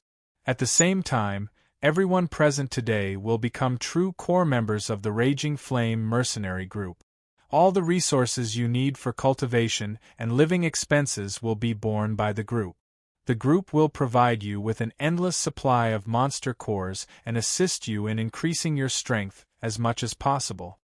Currently, Jian Chen's monster cores had already piled up like a mountain, and his wealth could rival that of an entire nation. However, there were only a few dozen people in this group, and the strongest among them was only a great saint master. This was only a drop in the ocean. Moreover, these people had gone through trials of life and death. They were absolutely loyal, so they were worthy of Jianchen's full support. Jianchen's words made everyone excited for quite a while. What did they become mercenaries for? Wasn't it to hunt magical beasts for monster cores for cultivation or to exchange for money to make a living? Now that Jianchen had taken care of all the monster cores and living expenses, it was equivalent to resolving all of their worries. They could devote all of their energy to cultivation, so they no longer needed to fight over a few monster cores. How could they not be excited? The great joy had come so suddenly that many people even believed that they had fallen into a dream and that what was happening before them was only an illusory dream. Jianchen took out a white jade bottle from his space ring and said, "This is a heavenly treasure that can't be bought in the outside world. It's called the 100 Herbs Wine. It can greatly increase your strength, so I'll bestow a drop to each of you." Jianchen turned the bottle down. Droplets of green liquid slowly flowed out from the bottle and floated in front of Jianchen. Jianchen used his powerful will to stabilize the 100 Herbs Wine in the air, then divided it into several dozen portions and delivered them to the 60 members of the Flame Mercenaries as well as Kyle's group of 4. The Flame Mercenaries stared blankly at the droplets of green liquid floating in front of them. They were all stunned by Jianchen's method. They had never seen or heard of such a strange scene in their lives. Looking at the stunned members of the Flame Mercenaries, Jianchen gently smiled. "Hurry up and consume it. If it's exposed to the outside world for too long, the effects will be greatly diminished." Only then did the members of the Flame Mercenaries return to their senses. They quickly opened their mouths and swallowed the green liquid. As soon as the green liquid entered their stomachs, it immediately transformed into boundless energy that filled their bodies. All the members of the Flame Mercenaries were alarmed. They immediately sat down cross-legged on the ground to circulate and digest the energy in their bodies. The 1,000-year-old 100 Herbs Wine was extremely beneficial even to Heaven Saint Masters. Back in Longevity Valley, Jianchen had consumed the 100 Herbs Wine, which had strengthened his mind by 50%. Now, in Kargath Academy, just a single cup of the wine had allowed Kaffir to break through the bottleneck that had blocked him for many years. This was more than enough to demonstrate the effects of the 100 Herbs Wine. Even though Jianchen had only given a single droplet to the members of the Flame Mercenaries, the tremendous energy within the droplet was enough to allow their strength to increase by leaps and bounds since they were all great saints and saint masters. 1 hour later, the 4 great saint masters, Qingfeng, Kyle, Emotion, and Charles, were the first to wake up. At the instant they opened their eyes, there were a few streaks of radiance that flashed across their eyes. "I've actually reached the peak of Great Saint Master. I'm only a step away from becoming an Earth Saint Master." Kyle's face was filled with unconcealable excitement. Chapter 548. After the 4 of them woke up, another dozen or so people from the Raging Flame chant also woke up. Feeling their soaring strength, they all revealed extremely excited expressions. These dozen or so people's strength were originally at the level of intermediate or high-level Saint Masters. This drop of 100 grass wine allowed all of them to break through to the initial level of Great Saint Master. Soon after, another incense stick of time passed, and the last dozen or so people woke up. When they felt their strength increase, they all trembled with excitement and couldn't help but let out cries of joy. With this, the strength of all the members of the Raging Flame mercenary group increased. All the great saints became Saint Masters, and there was no one below a Saint Master. Those who were originally mid-level Saint Masters all became Great Saint Masters, and those who were only early-level Saint Masters also became high-level Saint Masters after drinking the 100-grass wine. In less than 2 hours, the strength of all the members of the Raging Flame mercenary group increased by several levels. With their current strength, even if Jianchen didn't interfere, they would still be invincible in this small wake city. Their combined strength was even above the city lord's mansion. "Thank you for your generosity, Captain." All the members of the Raging Flame mercenary group bowed deeply to Jianchen with excited expressions. Jianchen faintly smiled and said, "Although your strength has increased, you still need to practice your battle prowess. In a bit, I will give each of you 100 purple coins. Once you get the money, go out and buy some necessities for survival. Tomorrow morning, everyone will go to the depths of the Magical Beast mountain range to train. Only when you can kill 3 magical beasts at the same level as you can return. Kyle, Emotion, Qingfeng, Charles, the 4 of you will go with the group. You must meet my requirements before coming out." Jianchen's words made the expressions of everyone in the Raging Flame mercenary group become very serious. Magical beasts at the same level of strength were very difficult to kill. Normally, it would take 2 or even 3 people to kill a magical beast at the same level of strength. This was because magical beasts had tenacious vitality, thick skin, and large bodies. Unless it was someone with extremely high battle prowess, very few people could defeat a magical beast at the same level of strength in a one-on-one situation. However, the mission that Jianchen had given them was to kill 3 magical beasts of the same strength as themselves. In the hearts of the Flame mercenaries, this was definitely a mission that they would never be able to complete. "Commander, with our current strength, killing a Tier 4 demonic beast by ourselves is already a very difficult task. Now, you want us to face 3 demonic beasts of the same strength as us simultaneously? Isn't that a little too difficult?" Charles asked with a troubled expression. Jianchen shook his head. "It's not difficult at all. Back then, I could kill Class 2 magical beasts as a saint, Class 3 magical beasts as a great saint, and Class 4 magical beasts as a Saint Master. Since I can do it, why can't everyone do it? The reason I'm sending you to the mountain range of magical beasts this time is to strengthen your battle prowess. You must always remember that the key to victory against opponents at the same level of strength lies in rich battle experience, technique, and speed. These 3 points are extremely important. You're going to the mountain range of magical beasts this time to train these 3 points." Jianchen paused for a moment as he solemnly swept his gaze over everyone. "Moreover, before we go to the mountain range of magical beasts, I have something that I want to impart to you all. It will be of great assistance to you all and will greatly increase your strength. All right, everyone is dismissed." Afterwards, Jianchen took out a large amount of purple gold from his space ring and distributed 100 pieces to each member of the Raging Flame mercenary group, so that they could go buy the corresponding items. Although buying necessities for life in the wilderness didn't require that much money, many of them had families and needed to feed their families. Although the mission Jianchen gave everyone made them feel very pressured, they couldn't help but smile happily when they saw the 100 shining purple gold coins in their hands. A single purple gold coin could be exchanged for 100 gold coins. These 100 purple gold coins were enough for their families to live a life of luxury for most of their lives. This amount of money was perhaps something that they would never be able to earn in their entire lives. After receiving the money, the members of the Raging Flame mercenary group dispersed. They excitedly left the Kai clan and went to the market outside to purchase items.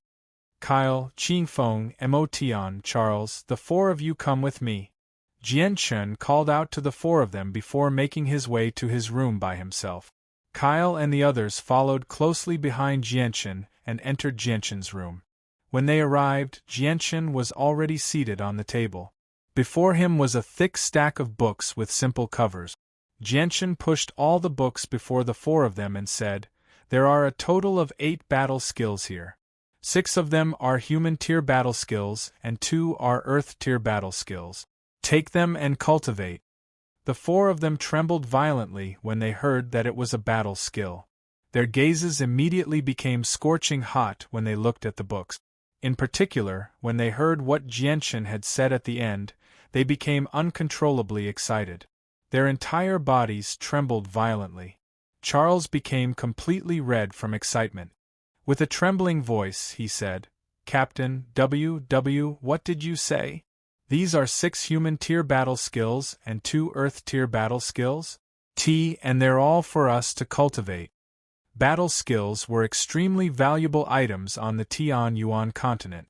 They were countless times more valuable than cultivation method. Even the lowest human tier battle skills were priceless treasures on the market. Regular mercenaries would never be able to touch even the lowest human tier battle skills. Only the experts of the Tianyuan continent and people with powerful backgrounds had the right to learn these battle skills. Earth tier battle skills were even more valuable. Even among Earth Saint Masters, only a very small portion of them could grasp Earth tier battle skills. However, Jianchen had given them 2 Earth tier battle skills, so it was impossible for them not to go wild with joy. Jianchen smiled when he saw how excited the four of them were. He slowly said, "Speaking of which, you're all original members of the Flame Mercenaries.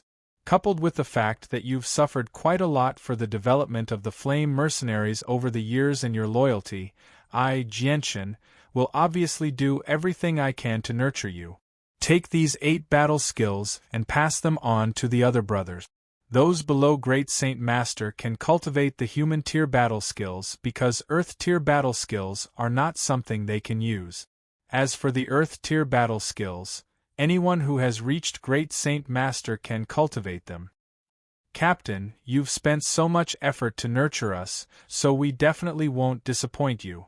We will follow you for the rest of our lives and bow to you until our deaths." The four of them knelt down at the same time as they spoke emotionally. Jianchen smiled at the four of them. He personally helped them up and said, "Work hard. I, Jianchen, will never mistreat any of my brothers. Once you reach Earth Saint Master, I'll pass on the Heaven tier battle skills to you." Kyle's group of 4 violently trembled once again, their expressions instantly becoming sluggish. When the words Heaven-ranked battle skill entered their ears, it was like a clap of thunder had exploded in their heads, causing their minds to go blank. Their entire bodies became sluggish. They couldn't come back to their senses for a long time. A Heaven tier battle skill was a supreme battle skill in their eyes. Even Heaven Saint Masters rarely grasped a Heaven tier battle skill. At the very least, none of the Heaven Saint Masters in the Blue Wind Kingdom had grasped a Heaven tier battle skill. Yet, Jianchen was telling them that once they reached Earth Saint Master, he would pass on a Heaven tier battle skill that even the Heaven Saint Masters in the Blue Wind Kingdom had not grasped. How could they not be in disbelief? After a while, Charles was the first to come back to his senses. He stared at Jianchen in shock and said with a trembling voice, "Captain, don't tell me you still have a Heaven tier battle skill." Jianchen smiled and nodded. "That's right, I do have a Heaven tier battle skill and I have more than one." Now, Jianchen didn't hide the fact that he had a Heaven tier battle skill because his current strength was enough to protect it. At least among the Heaven Saint Masters, no one would dare to have any ideas about him. Charles and the others stared blankly at Jianchen with their mouths wide open. To them, this news was just too shocking. At this moment, Jianchen's expression changed and he smiled. "An acquaintance has come. Let's go out and take a look." Jianchen walked out of the room and behind him, Kyle and the other 3 were still following behind Jianchen. Clearly, they still hadn't recovered from their shock. Jianchen arrived at the courtyard and just happened to see City Lord Yunli in luxurious robes chatting with Ming Dong and the others with a smile. As soon as Jianchen stepped into the courtyard, he was discovered by the sharp-eyed City Lord Yunli. He immediately went up to him with a smile. "Oh, brother Jianchen, you've finally returned. 2 years ago, I heard that you went to participate in the mercenary gathering and I was worried for a long time. I was afraid that brother Jianchen would encounter danger, but it looks like my worries were unnecessary. Brother Jianchen is young and talented, and his strength is incomparable. Even if he encountered danger, he would be able to survive. Now that I look at brother Jianchen in high spirits, I'm sure you must have achieved great results in the mercenary gathering." Chapter 549. Hearing this, City Lord Yunli was inwardly shocked. He originally thought that Jianchen didn't go to Mercenary City because there weren't many great saint masters that came out alive. But now that he heard Jianchen's words, it seemed like he really did go to the mercenary gathering and even came out alive. What a lucky brat! City Lord Yunli thought to himself, but on the surface, he had a different expression. With a friendly smile, he said, "Ha ha ha, this is also proof of brother Jianchen's strength. I presume that brother Jianchen gained a lot from his trip to Mercenary City." "I did gain a little, but it's really not worth mentioning," Jianchen politely said. City Lord Yunli's face was full of enthusiasm as he chatted with Jianchen, but his eyes were constantly sizing up Kyle and the others. With his intuition, he could clearly feel the changes in Kyle and the others. His heart was filled with shock as he thought to himself, "Peak Great Saint Master, this is the strength of a Peak Great Saint Master. Impossible, the strongest among them is only an intermediate Great Saint Master. How come they all broke through as soon as Jianchen came back? And they even reached the peak of Great Saint Master, which is the same realm as me." City Lord Yunli didn't stay in the Kai clan for long. After chatting with Jianchen for a while, he hurriedly left because he had important matters to attend to. After City Lord Yunli left, Breeze coldly snorted and said, "This Yunli isn't a good person either. Even though he secretly helped the heaven-defying mercenary group in the past, did he really think that we didn't know?" That's right. When the alliance was disbanded, the one-armed man brought a few experts to Wake City. At that time, if it wasn't for City Lord Yunli's secret help, the one-armed man definitely wouldn't have been able to reunite the alliance so smoothly. Charles hatefully said. Everyone had a lot of opinions about City Lord Yunli. Hearing this, a cold light flashed through Jianchen's eyes, but he didn't say anything. Instead, he turned to Kyle and the others and said, "Let's go to the House of Dole." The House of Duer used to have some fame in Wake City. They were one of the few major powers in Wake City, but ever since the current head of the House of Duer, passed away, House of Duer was taken over by his son. House of Duer had left the Flame Mercenaries to survive on its own. Since then, House of Duer's influence in Wake City had greatly decreased. This was because House of Duer only had one great Saint Master. Jianchen, Mingdong, and the others rode their Class 3 magic beast mounts to the House of Dole under the lead of Kyle and the others. At this moment, the House of Dole was no longer as glorious as it used to be. The simple and old door was tightly shut, with fallen leaves fluttering in front of it. There weren't even any guards guarding the door. Care personally stepped forward and knocked on the heavy and simple door. After waiting for a moment, the door slowly opened. The one who opened the door was an old man with a head full of white hair. The old man obviously knew Care. He quickly smiled and greeted him. "So it's Patriarch Care. Come in, come in." The old man quickly opened the door and welcomed Care inside. Kyle said, "Immediately call YG out. Tell him that the leader of the Flame Mercenary Group has returned." The leader of the Flame Mercenary Group. The old man was stunned for a moment. He subconsciously looked at the people riding their magic beast mounts outside the door. He quickly reacted and hurriedly said, "All right. I'll go call the House Lord right away." After speaking, the old man hurriedly walked inside. Kyle and Breeze each pushed open a heavy door and said to Jianchen, "Leader, this way please." Jianchen and the others dismounted from their magic beast mounts and walked into the House of Dole's courtyard. At this time, YG, who had received the news, hurriedly walked out with a woman and a child.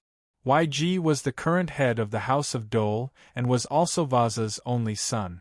YG was no stranger to Jianchen and immediately bowed when he arrived in front of Jianchen. YG greets the leader. "Greetings, leader." The middle-aged woman beside YG also imitated YG and bowed to Jianchen. Her expression was respectful yet fearful. Only the child, who looked to be only a few years old, opened his large eyes and looked at Jianchen and the others with a face full of anger. Jianchen looked at YG with a gentle gaze and smiled. "YG, this must be your wife and child." "Yes, leader. They are my wife and child," YG said to Jianchen with some apprehension. When his father had died, he had led the House of Dole away from the Flame Mercenary Group. Now that the leader of the Flame Mercenary Group had personally come to visit, he felt very nervous. He was afraid that Jianchen had come to condemn him. Jianchen smiled amiably. "YG, there's no need for you to be nervous. I've only come to visit you today. No matter what, your House of Dole was once a member of our Flame Mercenary Group.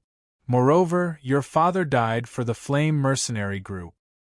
He was a hero of our Flame Mercenary Group and had rendered great service to us." YG let out a sigh of relief when he heard Jianchen's words. A sliver of sorrow appeared in his eyes when he thought of his dead father. "YG, the development of the Flame Mercenary Group was indeed extremely difficult when I wasn't here, but now that I've returned, the development of the Flame Mercenary Group is unstoppable. I wonder if you're still willing to stay with the Flame Mercenary Group.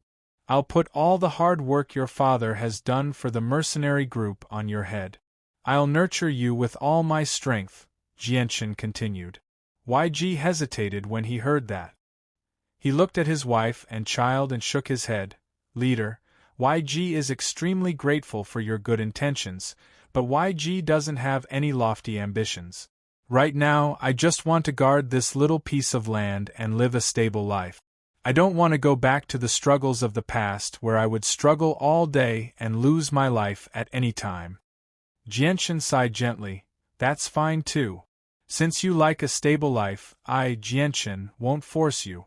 In the past, your father contributed a lot to the mercenary group and even sacrificed himself for the group. Since he's already passed away, I'll give you all the credit he left behind." Jianchen took out a space belt that he had prepared long ago from his space ring and passed it to YG. He said, "There's some money and monster cores in there. Just treat it as me giving it to you on behalf of your father. Take it. I hope it'll be of some help to you." YG extended his trembling hand and slowly accepted the space belt from Jianchen. His eyes were filled with tears as gratitude filled his face. When he had learned that the leader of the Flame Mercenaries had personally come to visit, he had thought that the other party had come to interrogate him, causing him to worry for quite a while. However, he never would have thought that not only did the leader of the Flame Mercenaries not blame him for leaving the team, he even gave him money and a magic core. "Thank you, Captain," YG said gratefully. Jianchen smiled and said, "Although your father has passed away, we should still take care of his descendants. If your Dare clan encounters any trouble in the future, just look for the Flame Mercenary Group. I'll be taking my leave now." With that, Jianchen turned around and left. He mounted a Class 3 magical beast and left the Dare clan. Jianchen rode the Class 3 magical beast towards the Kai clan at a steady pace. The snow-white white tiger was still sleeping peacefully in Jianchen's embrace, digesting the effects of the heavenly resources. Jianchen gently stroked the white tiger's soft and warm white fur. With the influx of heavenly resources, the white tiger's strength had increased extremely rapidly. It had already successfully reached Class 4. Mingdong's group and Kyle's group of 4 quietly followed behind. Although they had already noticed the white tiger in Jianshan's embrace, they only thought that it was a cute magical beast that Jianshan had raised, so they didn't pay too much attention to it. Kyle, just who stole the infant class 5 magical beast that you obtained? Jianshan suddenly asked. Kyle and the others hesitated for a moment before Qinfeng replied, "We've sent people to investigate in the past, but we didn't find any clues. On the night the infant was stolen, we sent people to stand guard at the city gate. As soon as someone took the infant out of the city, they would be discovered. However, we still didn't find anything even after 10 days of waiting. The people in charge of searching the city also didn't have any news. At that time, we guessed that the infant class 5 magical beast had most likely been taken out of the city. We didn't know where it had gone, so we gave up on searching. The infant of the Golden Tiger King has an unforgettable story with our flame mercenary group." Jianshan sighed emotionally. His eyes were filled with reminiscence, as if he was recalling the scene from back then. Kyle and the others looked at Jianshan in confusion. They asked in confusion, "Captain, just what does this infant have to do with our flame mercenary group?" "Enmity," Jianshan indifferently replied before closing his eyes. The 4 of them were filled with doubt. Although they had joined the flame mercenary group for quite some time now, they were completely unaware of the past of the flame mercenary group. "Captain, just what kind of enmity does our mercenary group have with this infant?" Qinfeng asked curiously, but he didn't receive a response from Jianshan. Seeing this, the 4 of them thought that Jianshan wasn't willing to tell them the details, so they obediently shut their mouths and stopped asking. Chapter 550. Jianshan's expression instantly became gloomy, his cold eyes filled with a strong killing intent. He immediately turned around and led everyone towards the city lord's mansion. Seeing Jianshan's sudden change in expression, Kyle and the other 3 felt very puzzled. They didn't understand what had happened to make Jianshan's expression become so ugly. Although they were very puzzled, the 4 of them didn't dare to ask Jianshan anything when they saw his gloomy expression. They could only quietly follow behind Jianshan. The city lord's mansion was located in the center of Wake City. Jianshan and the others were riding on Class 3 magical beast mounts as they passed through the busy streets, attracting many curious and envious gazes. In this small Wake City, Class 3 magical beast mounts were already very rare. Normally, it was very difficult to even see one. Now that there were 7 of them, they naturally became the focus of attention on the streets, causing many passers-by and mercenaries to discuss in low voices. They're able to ride Class 3 magical beast mounts at such a young age. And look at the clothes they're wearing, they're all high-quality goods. These people must be disciples of some large family. Look, the girl walking in the middle is so beautiful. She's like a fairy from the heavens. I, Buttface, swear that she's the most beautiful girl I've ever seen in my life. She's so beautiful that I'm almost suffocating. Aren't the 4 people walking at the back the 4 leaders of the flame mercenaries? Strange, no matter how I look at them, they seem to be servants. I just heard that the leader of the Raging Flame mercenary group suddenly returned last night. Could it be that one of the people riding Class 3 magical beast mounts is the leader of the Raging Flame mercenary group? I heard that the leader of the Raging Flame mercenary group is very strong and very young. Could that be the youth walking in the front? I heard someone say this morning that the leader of the heaven-defying mercenary group, One-Armed Hero, was killed by the leader of the Flame mercenary group. The other experts were also killed by the Flame mercenary group. Now, the heaven-defying mercenary group has disbanded. I just don't know if it's true. Jianshan's group rode their Class 3 magical beast mounts through the streets in a high-profile manner. Everywhere they passed, a buzz of discussion could be heard. However, Jianshan's group turned a deaf ear to this phenomenon. They were already used to being the center of attention. Jianshan's group quickly arrived at the city lord's estate. Kyle immediately went up to negotiate with the guards at the gates. The captain of our flame mercenaries has come to pay a visit to the city lord. quickly notify him. The Raging Flame mercenary group was very famous in Wake City. When the guards at the gate heard that the leader of the Raging Flame mercenary group had personally come, they didn't dare to be negligent. They immediately sent out a few people to respectfully invite them in and inform the city lord at the same time. When the city lord received news that Jianchen had personally come, he hurriedly put down the matters at hand and personally came out to greet them. After exchanging a few pleasantries, Jianchen's group was warmly invited into the main hall by the city lord. "Brother Jianchen, I didn't think that you would actually personally come to my city lord's estate. Your presence brings light to my humble dwelling." The city lord chuckled, his expression incomparably warm. Jianchen's gloomy expression had already returned to normal. He faintly smiled. "I wouldn't have come without a reason. This time, I came because I have a matter that I hope the city lord can help me with." "Ha ha ha ha, Brother Jianchen, you're too polite. If there's anything you need from me, please don't hesitate to ask. With our friendship, there's no need to be so polite." The city lord laughed heartily.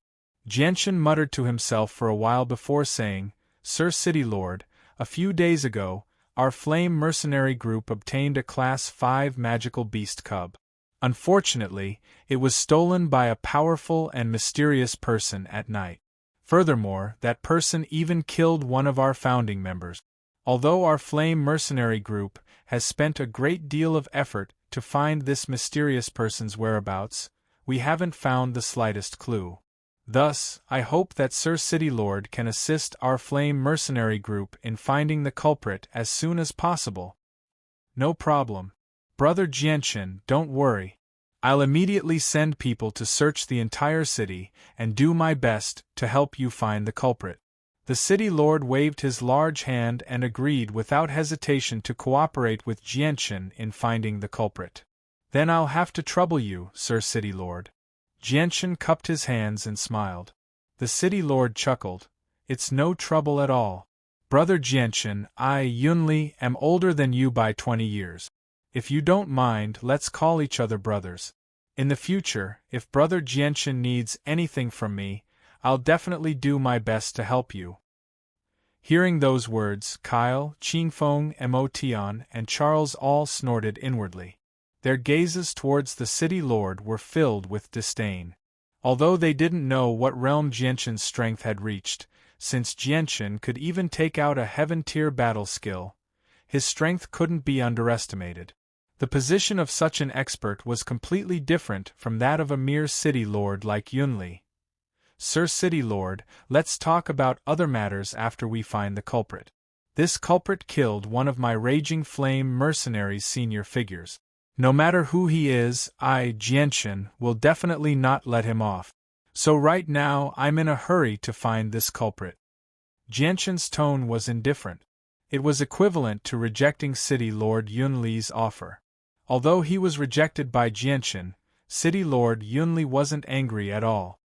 He smiled and said, "Since Brother Jianchen is in such a hurry to find the culprit, then I'll definitely do my best to help you.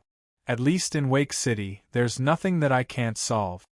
After saying that, City Lord Yunli immediately found a soldier and said with a serious expression, "Quickly go and inform Commander Duoli. Have him lead a group of city guards to search the entire Wake City.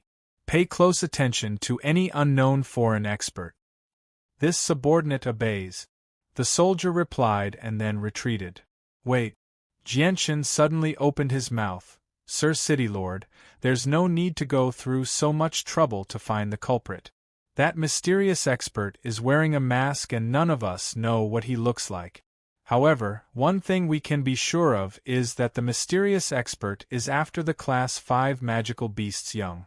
So, we should focus our efforts on finding the Class 5 magical beast's young. That way, we'll have a much bigger target." That's right. City Lord Yunli said in agreement. "Brother Jianchen is really smart. You came up with such a good idea so quickly. This way, the difficulty of finding the culprit will be much lower. Since the mysterious expert is after the Class 5 magical beast, he definitely won't abandon it. As long as we find the Class 5 magical beast, we'll find the culprit. Sir City Lord is right. As long as we find the Class 5 magical beast, we'll find the culprit who killed the senior elders of the Raging Flame mercenaries. Sir City Lord, you're the most well-informed. I wonder if you've heard anything about the Class 5 magical beast in the past few days? Jianchen stared closely at City Lord Yunli as he smiled. City Lord Yunli's expression was very natural. He sighed and said, "Brother Jianchen, you think too highly of me. Although I'm well-informed, I can't find out everything. As for the matter of the Class 5 magical beast, I don't know. Perhaps the person who stole it has already left Wake City." Left Wake City? Really? Jianchen muttered in a low voice. A cold light flashed in his eyes as he said, "Everyone, follow me." After saying that, Jianchen walked out of the hall without greeting City Lord Yunli. Seeing Jianchen's departing figure, City Lord Yunli's expression changed a few times before he quickly regained his calm. He hurriedly chased after him, enthusiastically urging him to stay. "Brother Jianchen, why are you leaving so quickly? You're too lazy to come here, so why don't you stay for a while? I'll immediately prepare a banquet to celebrate Brother Jianchen's triumphant return from Mercenary City." "Who said I'm leaving? I just want to walk around a bit. City Lord Yunli, if you don't mind, why don't you accompany me for a walk?" Jianchen said expressionlessly, his tone suddenly becoming cold. "Haha, then let this old brother be Brother Jianchen's guide. Brother, the garden is over there, let's go sit there." After saying that, City Lord Yunli pulled on Jianchen's arm and tried to pull him towards the garden. Jianchen's arm shook lightly, shaking off City Lord Yunli's hand as he said, "Who said I'm going to the garden? City Lord Yunli, it's better for you to stay by my side quietly." Jianchen didn't even look at City Lord Yunli. His tone became very cold as he directly walked towards a small building. City Lord Yunli's expression also became somewhat ugly after hearing Jianchen's words, but when he saw the direction Jianchen was heading, a trace of shock flashed through his eyes. He hurriedly chased after him and said, "Brother Jianchen, that's where I rest, what are you doing there?" This time, Jianchen didn't pay any attention to City Lord Yunli. City Lord Yunli wanted to stop Jianchen from approaching his bedroom, but how could he stop Jianchen's footstep? City Lord Yunli seemed to be angered by Jianchen's actions. The smile on his face had completely disappeared. He looked at Jianchen with an ugly expression and said, "Jianchen, what do you want to do? State your intentions."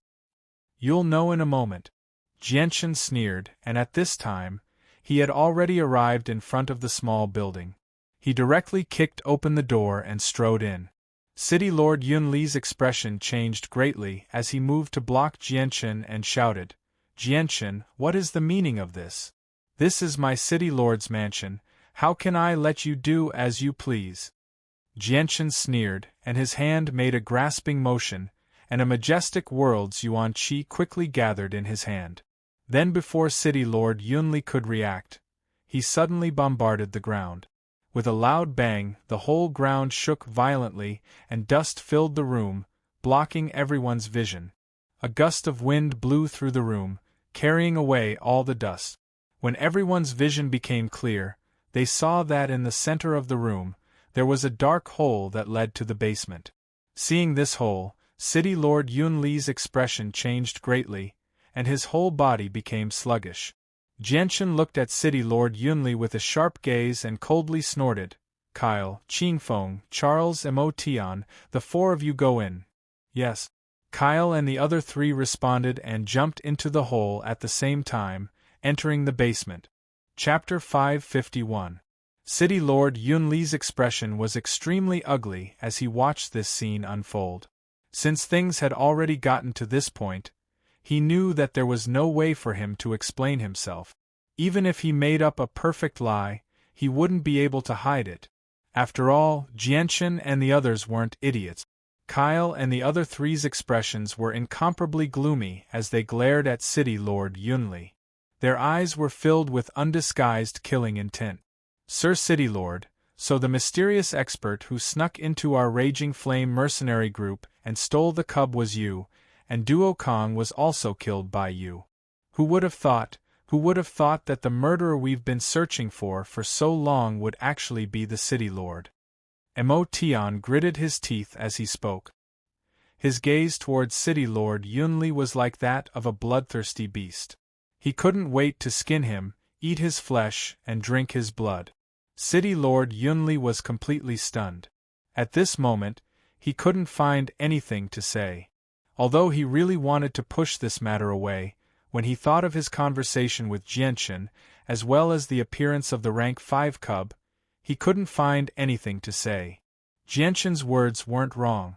The culprit was after the rank 5 cub. As long as they could find the rank 5 cub, it would be equivalent to finding the culprit.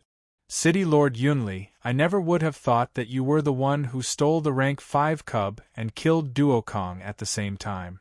We were too stupid. We should have guessed that it was you, because in Wake City, the only Saint Master with the highest chance of mastering a battle skill was you, City Lord. How hateful, we didn't even suspect you before. De Air's face was also full of anger, and his face was filled with dense killing intent. Qingfeng looked towards Jianchen and said with righteous indignation, Captain, now that we've found the culprit who killed Duo Kong, we definitely can't let him go. Otherwise, Duo Kong won't be able to rest in peace. We must take revenge for Duo Kong. Qingfeng's words caused City Lord Yunli's expression to change once again. His eyes began to flicker. Jianchen nodded and stared at Yunli expressionlessly. What else do you have to say? City Lord Yunli also knew that there was no point in continuing to quibble, so he decided not to hide it any longer. That's right, the one who infiltrated your flame mercenary group that night was indeed me, the one who stole the Type 5 juvenile beast was also me, and at the same time, Duo Kong was also killed by me, but so what? I, Yunli, am the City Lord of Wake City, and an official of the Blue Wind Kingdom. If you make things difficult for an official of the Blue Wind Kingdom, then you are challenging the authority of the Blue Wind Kingdom, and becoming an enemy of the Blue Wind Kingdom. Hearing Yunli's words, Jianchen's gaze turned cold, and the corners of his mouth curled up in a mocking sneer. The expressions of Duo Air and the others also changed, becoming much more dignified. In their eyes, the Blue Wind Kingdom was a behemoth that could not be provoked. Yunli's words made them feel very apprehensive. City Lord Yunli, you think too highly of the Blue Wind Kingdom. You actually dare to mention the Blue Wind Kingdom in front of me. What a joke! Jianchen sneered, his eyes full of disdain. City Lord Yunli's expression changed slightly. He originally thought that bringing up the Blue Wind Kingdom would make Jianchen feel apprehensive, but looking at Jianchen's disdainful expression, it seemed that his wishful thinking had not worked at all. Jianchen, could it be that your flame mercenary group wants to make an enemy of the Blue Wind Kingdom? City Lord Yunli shouted in a stern voice, but when he thought of Jianchen's vague background, he felt a burst of uneasiness in his heart. Jianchen's identity was indeed too mysterious in his eyes. At least until now, he knew that Jianchen was the leader of the flame mercenary group. But Jianchen's talent and temperament showed that he could not be a country bumpkin from a small mountain village. The Blue Wind Kingdom, he is not qualified to make an enemy of me, Jianchen. Kyle, tie up the respected city lord and take him away. Jianchen ordered. Yes.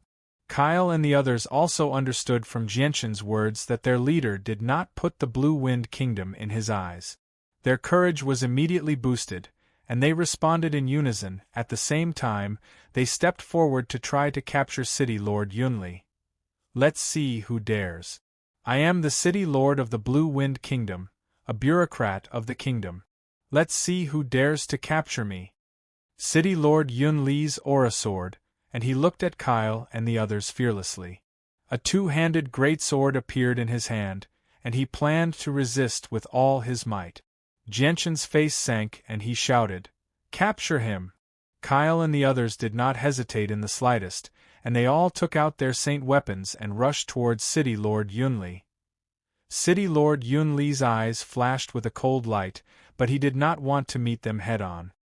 He suddenly waved his great sword, blasting a large hole in the wall behind him. In a flash, he dashed out of the hole, and at the same time shouted, "Assassins, the Flame mercenary group is plotting a rebellion. All soldiers, listen to my order, quickly come and eliminate the traitors."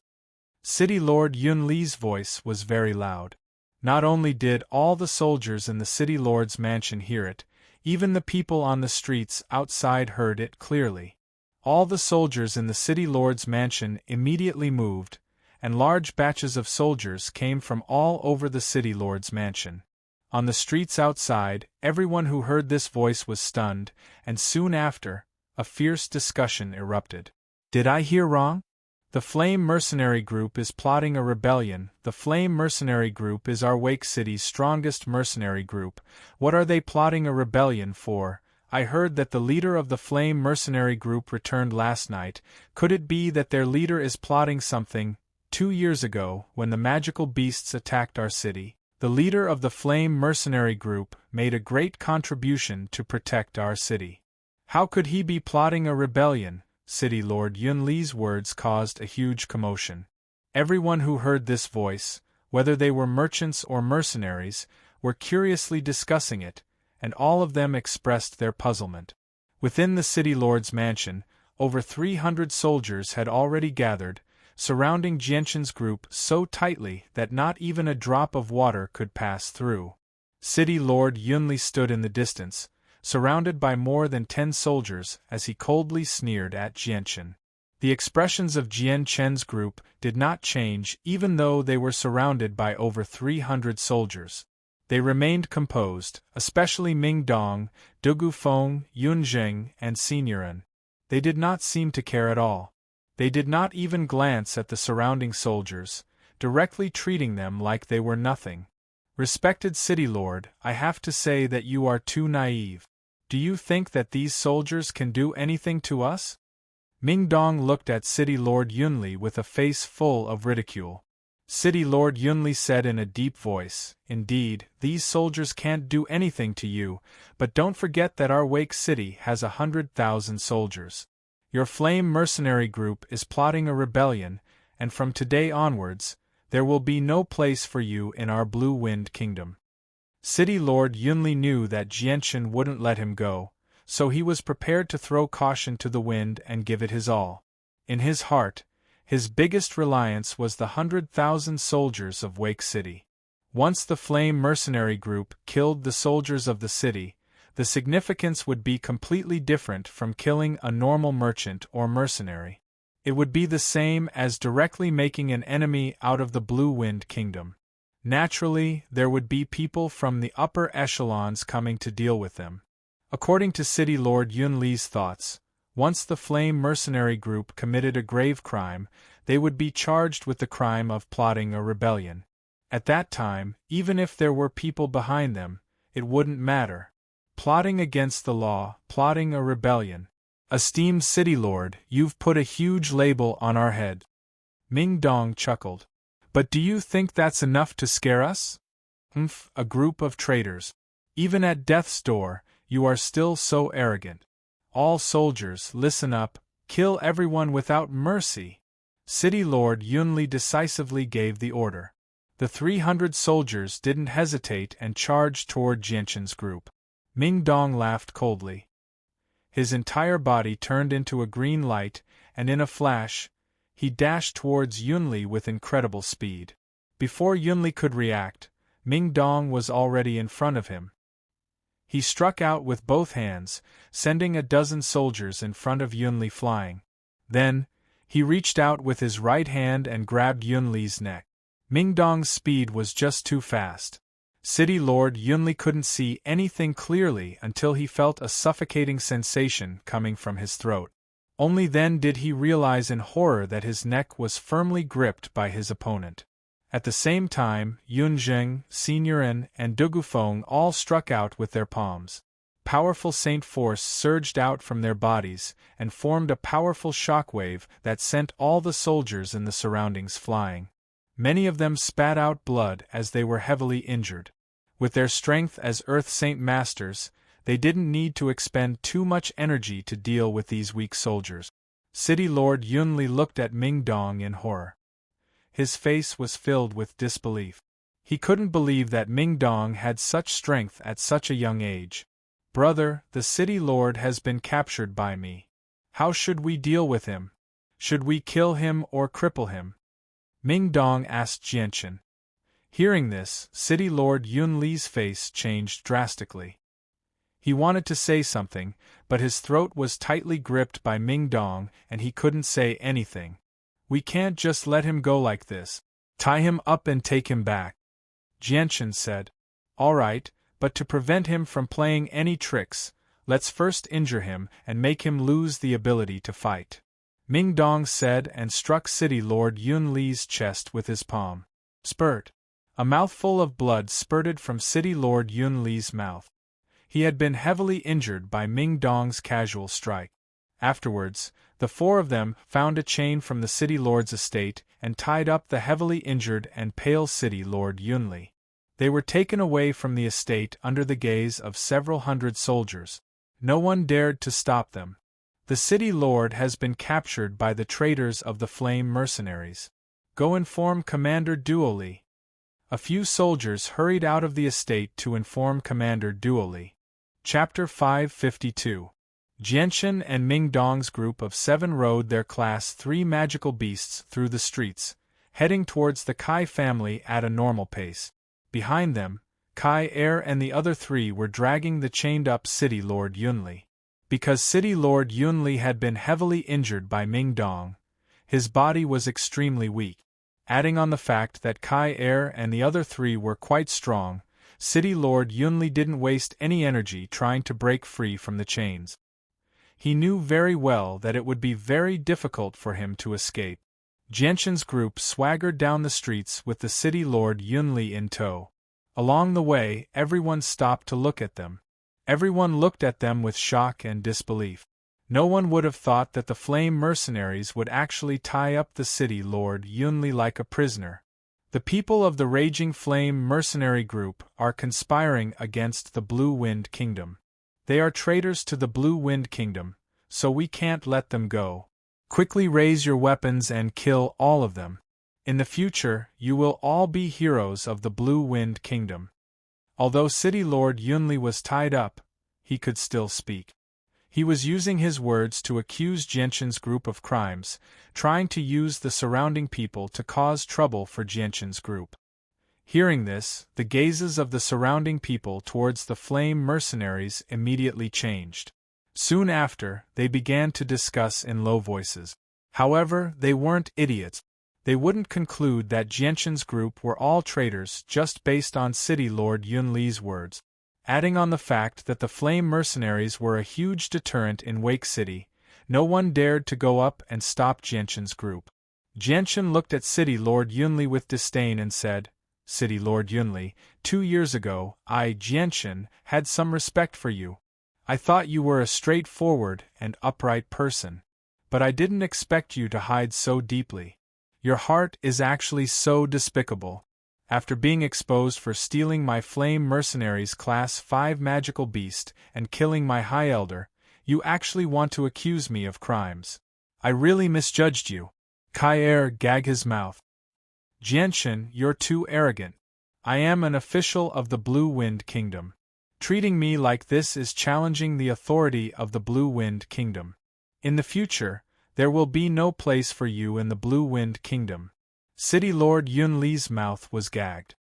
Hearing Jianchen's words, the people on the streets came to a sudden realization. I've long since heard that the Raging Flame Mercenaries obtained the infant of a Class 5 magical beast. Later on, it was stolen by a mysterious person at night and one of their leaders was killed. I didn't think that it would be City Lord Yunli. Look, isn't that the cub in the cage a Class 5 magical beast cub? So it was City Lord Yunli who stole it. Back then, the Flame Mercenaries caused a huge uproar while searching for the person who stole the Class 5 magical beast. It's just that they didn't find a single clue after all that hard work. So that person was actually City Lord Yunli. No wonder he hid himself so deeply and didn't leave behind any clues. Humph, this is most likely a bunch of nonsense from the Flame Mercenaries. The truth of the matter is worth investigating. The people on the streets discussed spiritedly, each with their own opinions. Some believed that Jianchen was telling the truth, and that the person who stole the Class 5 magical beast cub and killed one of the founding members of the Flame Mercenaries was City Lord Yunli. Others believed that Jianchen was just finding a reasonable excuse to frame City Lord Yunli. But no matter what, no one dared to stop the group, because the news of the heaven-defying mercenaries disbanding had already spread throughout Wake City. With the disappearance of the heaven-defying mercenaries, the Flame Mercenaries had once again become the strongest power in Wake City. No one dared to provoke them. Moreover, on the Tianyuan continent, strength was everything. Strength represented everything. There was no reason to speak of. Reason only existed when both sides were similar in strength. By the time Jianchen and the others had brought City Lord Yunli back to the Kai clan, the news of his capture had already spread like wildfire throughout Wake City. There was no one who didn't know about it. To everyone, this news was no different from a heavy bomb, causing everyone to feel incomparably shocked. Although City Lord Yunli was only a small city lord of a third-grade city, he was still an official of the Blue Wind Kingdom. If the Flame Mercenaries were to capture City Lord Yunli with such fanfare, it would be tantamount to challenging the authority of the Blue Wind Kingdom and making an enemy out of the entire kingdom. The Blue Wind Kingdom would definitely not stand idly by in order to protect their dignity and dignity. Within the Kai clan's courtyard, City Lord Yunli was kneeling on the ground, tied to a pillar. In front of him was a memorial tablet with the word Duo Kong written on it. Outside the Kai clan's gate, burly men constantly walked in and out. The members of the Flame Mercenaries who were out shopping had all received the news and immediately returned to the Kai clan. When they found out that City Lord Yunli was the one who had stolen the Type 5 cub and killed Duokong, their eyes were filled with anger. At this time, a series of footsteps could be heard from outside. Following that, a guard hurriedly ran in and shouted, "Leader, there is a large number of city guards rushing over here. There are a lot of them." Jianchen didn't care and waved his hand, saying, "It's fine, don't worry about them. Open the gate." The Kai clan's gate was wide open. Through the gate, one could clearly see groups of armored soldiers shuttling back and forth. There were at least 1,000 of them. After a while, the sound of footsteps finally quieted down. Everyone knew in their hearts that the entire Kai clan's courtyard was now surrounded by the city guards. At this time, a general came in with a group of soldiers. It was Commander Duoli. Commander Duoli glanced at City Lord Yunli, who was tied to the pillar with an ugly expression, before turning to Jianchen. He said with a heavy voice, "Jianchen, what is the meaning of this? Why are you treating the city lord like this?" Jianchen said emotionlessly, "City Lord Yunli stole the cub of a Class 5 magical beast that belonged to my Flame Mercenaries and even killed the founding member of the Flame Mercenaries, Duokong. His crimes are unforgivable." City Lord Yunli spat out the cotton in his mouth and loudly said in a righteous manner, "Duoli, don't listen to Jianchen's nonsense. The Flame Mercenaries have ill intentions and want to rebel. If you want to accuse someone of a crime, you can always accuse them. They are trying to frame me on purpose." Seeing how serious City Lord Yunli was, people who didn't know the situation really would be fooled by him. "You still dare to quibble?" Kyle coldly snorted and kicked City Lord Yunli. Commander Duoli paused for a moment and said, "Jianchen, when my Wake City was facing the magical beast wave, you made a great contribution to protect the city. I, Duoli, have always admired you. However, City Lord Yunli is the City Lord of Wake City. No matter what, you can't treat him like this. Let him go first. As for whether or not City Lord Yunli killed anyone from your Flame Mercenaries, I will report it to my superiors and they will uphold justice for you." Jianchen lightly shook his head and said, There's no need to go through so much trouble. I, Jianchen, have no enmity with City Lord Yunli. Why would I frame him? Even if I did have enmity with him, I, Jianchen, would never do such a despicable thing. I have already made a decision in my heart. As for who the murderer is, there's no doubt about it. City Lord Yunli, my flame mercenaries will deal with him. Commander Duoli's expression slightly changed. He cupped his hands towards Jianchen and said, Jianchen, although I, Duoli, respect you, but City Lord Yunli absolutely cannot be humiliated like this. Since you insist on doing this, then I, Duoli, will have no choice but to offend you. My apologies. After saying that, Duoli waved his hand and shouted, Everyone, charge! Save the City Lord! With Duoli's order, a large number of soldiers charged in from outside. At the same time, a large number of soldiers leapt over the walls of the Kai clan as well. They charged towards Jianchen's group like a flood. There were many of them. Ming Dong laughed aloud as a faint azure sword appeared in his hand.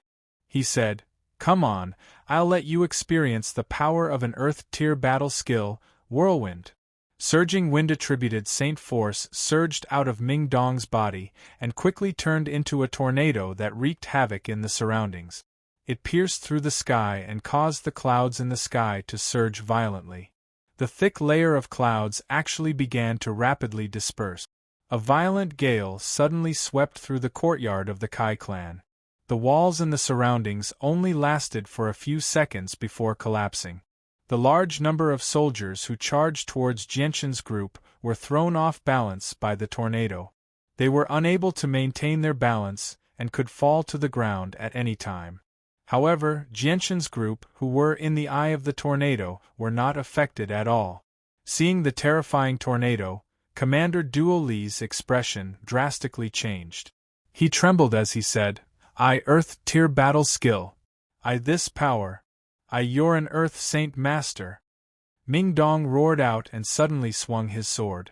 The tornado in the surroundings rapidly expanded, and the violent wind actually swept a large number of soldiers into the air. They were unable to control their bodies at all. Seeing this, Commander Duoli's face paled in fright. This was the first time he had seen the power of an Earth-tier battle skill. Commander Duoli used all his strength to stabilize his body as he constantly retreated. At the same time, he loudly ordered, Everyone retreat! Everyone retreat! Looking at the dozens of soldiers who had been sucked into the tornado, those soldiers who were moving slowly all stopped without waiting for Commander Duoli's order. They all retreated back as if they were fleeing for their lives. Their eyes were filled with fear. If they were sucked into the tornado and fell from a height of 100 meters, they would definitely die and their bones would be smashed into pieces. Chapter 553. A gigantic tornado pierced through the heavens and earth, straight into the clouds. It caused the winds and clouds to surge, allowing the millions of people in Wake City to see it. The fierce wind wreaked havoc between the heavens and earth, letting out sounds like the wailing of ghosts and the howling of wolves. It caused the entire Wake City to be covered in a gust of wind, causing the dust on the ground to fly into the air, covering the sky and covering the sun, causing the heavens and earth to appear dim. Once a heaven-tier battle skill was used, the enormous power it created was enough to cause the heavens and earth to change colors. Although an Earth-tier battle skill was much weaker than a Heaven-tier battle skill, when Ming Dong used it with his strength as a 6th cycle Earth Saint Master, the power it created was still incomparably majestic. Just this scene alone was something that many people in Wake City would never be able to see in their entire lives. The appearance of a gigantic tornado in Wake City shook the entire city. The magnificent scene caused everyone's expression to change. They all revealed expressions of shock and fear. Some people were curious, while others were afraid. Everyone, look! There are a lot of armored soldiers being tossed into the sky by the tornado. Suddenly, a person who saw this exclaimed. His face was filled with shock. Hearing this, the surrounding people all looked over. Indeed, they saw many soldiers being tossed into the sky by the tornado. They were constantly spinning, unable to fall back down. Am I seeing things? They're all Wake City's city guards. What's with this tornado? Why did it suddenly appear? And why is it still there? Battle skill, it must be a battle skill. Heavens, it must be a battle skill, and a high-tier one at that. I've heard that some high-tier battle skills, once used, have a heaven-shaking power. This scene in front of us fits that description perfectly. That's at least an Earth-tier battle skill. It might even be a legendary Heaven-tier battle skill. Since when did our Wake City have such an expert? Isn't that the Kai clan that the Flame Mercenaries have always occupied? I heard that the Flame Mercenaries had just captured the City Lord. Right now, their experts must be fighting. I never thought that they would even use a battle skill. It must be very intense. Let's go watch the show. This is something that hasn't been seen in decades. If we miss it today, there won't be a next time. Let's go and take a look. It's very rare to see these experts fight. We can't miss it. The crowd on the street immediately surged, and a large number of mercenaries rushed to the location of the tornado, wanting to be the first to see the show. Inside the Kai family's courtyard, Commander Duoli and the surrounding soldiers had already retreated far away, each of them looking at the tornado in horror, their faces full of shock. On the other hand, Kyle, Breeze, Charles, and Emotion were all astonished by Mingdong's means. They had a higher opinion of Mingdong's strength in their hearts, and they looked at Mingdong with unconcealable admiration. After a while, Commander Duoli took a deep breath and did his best to calm himself down. He was secretly shocked. I never thought that the captain of the Flame Mercenaries would actually be able to rope in an Earth Saint Master after leaving for 2 years. With an Earth Saint Master overseeing the situation, no one in Wake City will be able to do anything to the Flame Mercenaries. It seems that with my strength, I won't be able to save the City Lord. Commander Duoli hesitated for a moment before loudly saying, Jianshin, we can discuss this properly. I hope that you can show mercy and spare these soldiers. Jianshin looked at Mingdong and said, Mingdong, stop. Don't harm these people's lives for now. Mingdong nodded and slowly dispelled the Earth-tier battle skill. Jianshin used his mind to control the wind element in the surroundings, allowing the soldiers to slowly descend. Although the tornado did not harm the lives of the soldiers under Mingdong's purposeful control, it still made them dizzy. Commander Duoli, take your people and leave. It's best if you don't interfere with the City Lord's matters. Otherwise, don't blame us for being merciless. Jianshin indifferently said. Commander Duoli's expression became extremely solemn. After hearing Jianshin's words, he did not say anything else. He cupped his hands at Jianshin and left with his soldiers. He understood that the Flame Mercenaries had an Earth Saint Master expert who also knew an Earth-tier battle skill. They were much stronger than normal Earth Saint Masters. With the strength of Wake City, it was impossible for them to do anything to the Flame Mercenaries. Commander Duoli left with over 1,000 soldiers with ashen faces. After returning to the City Lord's estate, Commander Duoli immediately went to his resting place. Taking out a pen, he quickly began to write. Finally, he rolled up the note he had written and tied it to the leg of a lightning bird. Then, he directly threw the bird out. After the lightning bird took to the air, it immediately flapped its silver wings and flew off into the distance like a bolt of lightning. In the blink of an eye, it disappeared. The surrounding walls of the Kai family had all collapsed due to the tornado. Large numbers of mercenaries, merchants, and commoners had all gathered around to watch from afar. No one dared to take a step closer to the Kai family. As for the City Lord of Wake City, he was still tied to a pillar and kneeling on the ground. In front of him was Duo Kang's memorial tablet. Look, isn't that City Lord Yunli tied to the pillar? I never thought that the Flame Mercenaries would do such a thing to a City Lord. A mercenary group actually kidnapped a City Lord. This really is a strange story. But this also shows how powerful the Flame Mercenaries are. Even the City Lord's estate can't do anything to them. Aren't the flame mercenaries afraid of the Blue Wind Kingdom's revenge? They may be powerful, but they still can't contend with the Blue Wind Kingdom. Maybe the flame mercenaries have a powerful backer. They're not afraid of the Blue Wind Kingdom at all. More and more people gathered around the Kai family. More and more people came from all over Wake City to watch the show. But this time, the Kai family and the Flame Mercenaries' reputation became even more resounding in Wake City. Even a city lord dared to be treated like this. In the Blue Wind Kingdom, this was indeed a very strange story. Kyle, tomorrow's mission to the Magic Beast mountain range is temporarily cancelled. You guys will be responsible for guarding Yunli. Let him repent in front of Duo Kang's memorial tablet for 7 days. After 7 days, he will be executed. For these few days, no one is allowed to come near this place. Jianchen ordered. Yes, Captain. Everyone responded in unison, their expressions extremely respectful. Jianchen's decision to execute City Lord Yunli for Duo Kang's death had moved the hearts of all the members of the Flame Mercenaries and won their heartfelt respect and admiration. 2 hours later, 1,000 miles away, in a first-class city called Sky Dragon City, the City Lord of Sky Dragon City was reading a book in his study. At this time, a guard quietly walked in from outside and handed him a piece of paper before retreating. The City Lord of Sky Dragon City opened the paper and began to read. After a moment, his face suddenly sank and he fiercely slapped the table and stood up. He angrily said, "Absurd, absurd, this is simply absurd. A small mercenary group actually dared to treat a city lord as a prisoner. This is absurd, absolutely absurd.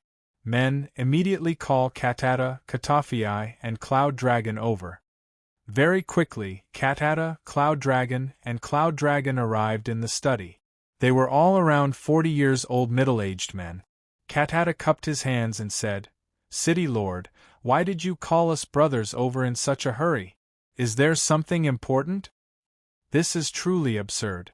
A small mercenary group actually dared to kidnap a city lord and treat him as a prisoner. They are simply looking down on the officials of the Blue Wind Kingdom. The 3 of you lead an army and immediately set off for Wake City. The City Lord of Sky Dragon City said with an ugly expression. A small mercenary group daring to kidnap a city lord, this was absolutely intolerable. Yes, City Lord. The 3 of them answered in unison and then retreated. In the Kai clan's courtyard, Jianchen, Mingdong, and the others had already returned to their rooms to rest. The matters outside were completely left to Kyle and the other members of the Flame Mercenaries. Jianchen, no matter what, Yunli is still a city lord. Are you really going to kill him?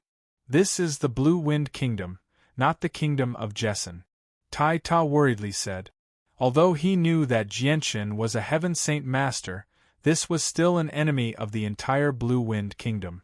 In Tai Ta's eyes, the Blue Wind Kingdom was an incomparably large organization. With the strength of his side, there was no way they could contend against it.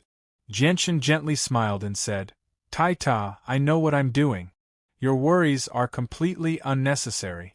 The Blue Wind Kingdom is nothing to be afraid of. You just need to watch the situation develop. Big black guy, you're too timid. You're far too cowardly. All you need to do is watch from the side. Look at us. None of us are worried at all, so what are you worried about? You've only just come to the Tian Yuan continent. There's still a lot for you to learn," said Mingdong. Seeing everyone's confident faces, Tai Ta felt a lot more at ease. He said, "Oh, all right then. I'll just watch from behind. I won't say anything." The next morning, outside of Wake City, a group of armored soldiers riding on magic beast mounts came running from afar. Commander Dolly, who had been waiting at the city gate for a long time, quickly ordered people to clear a path and then personally went up to the other side to negotiate.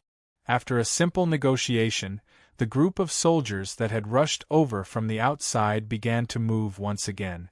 They quickly entered Wake City and headed straight for the Dayer clan. After the time it took to brew a cup of tea, Kyle arrived at the door of Jianchen's room with a serious expression. he said.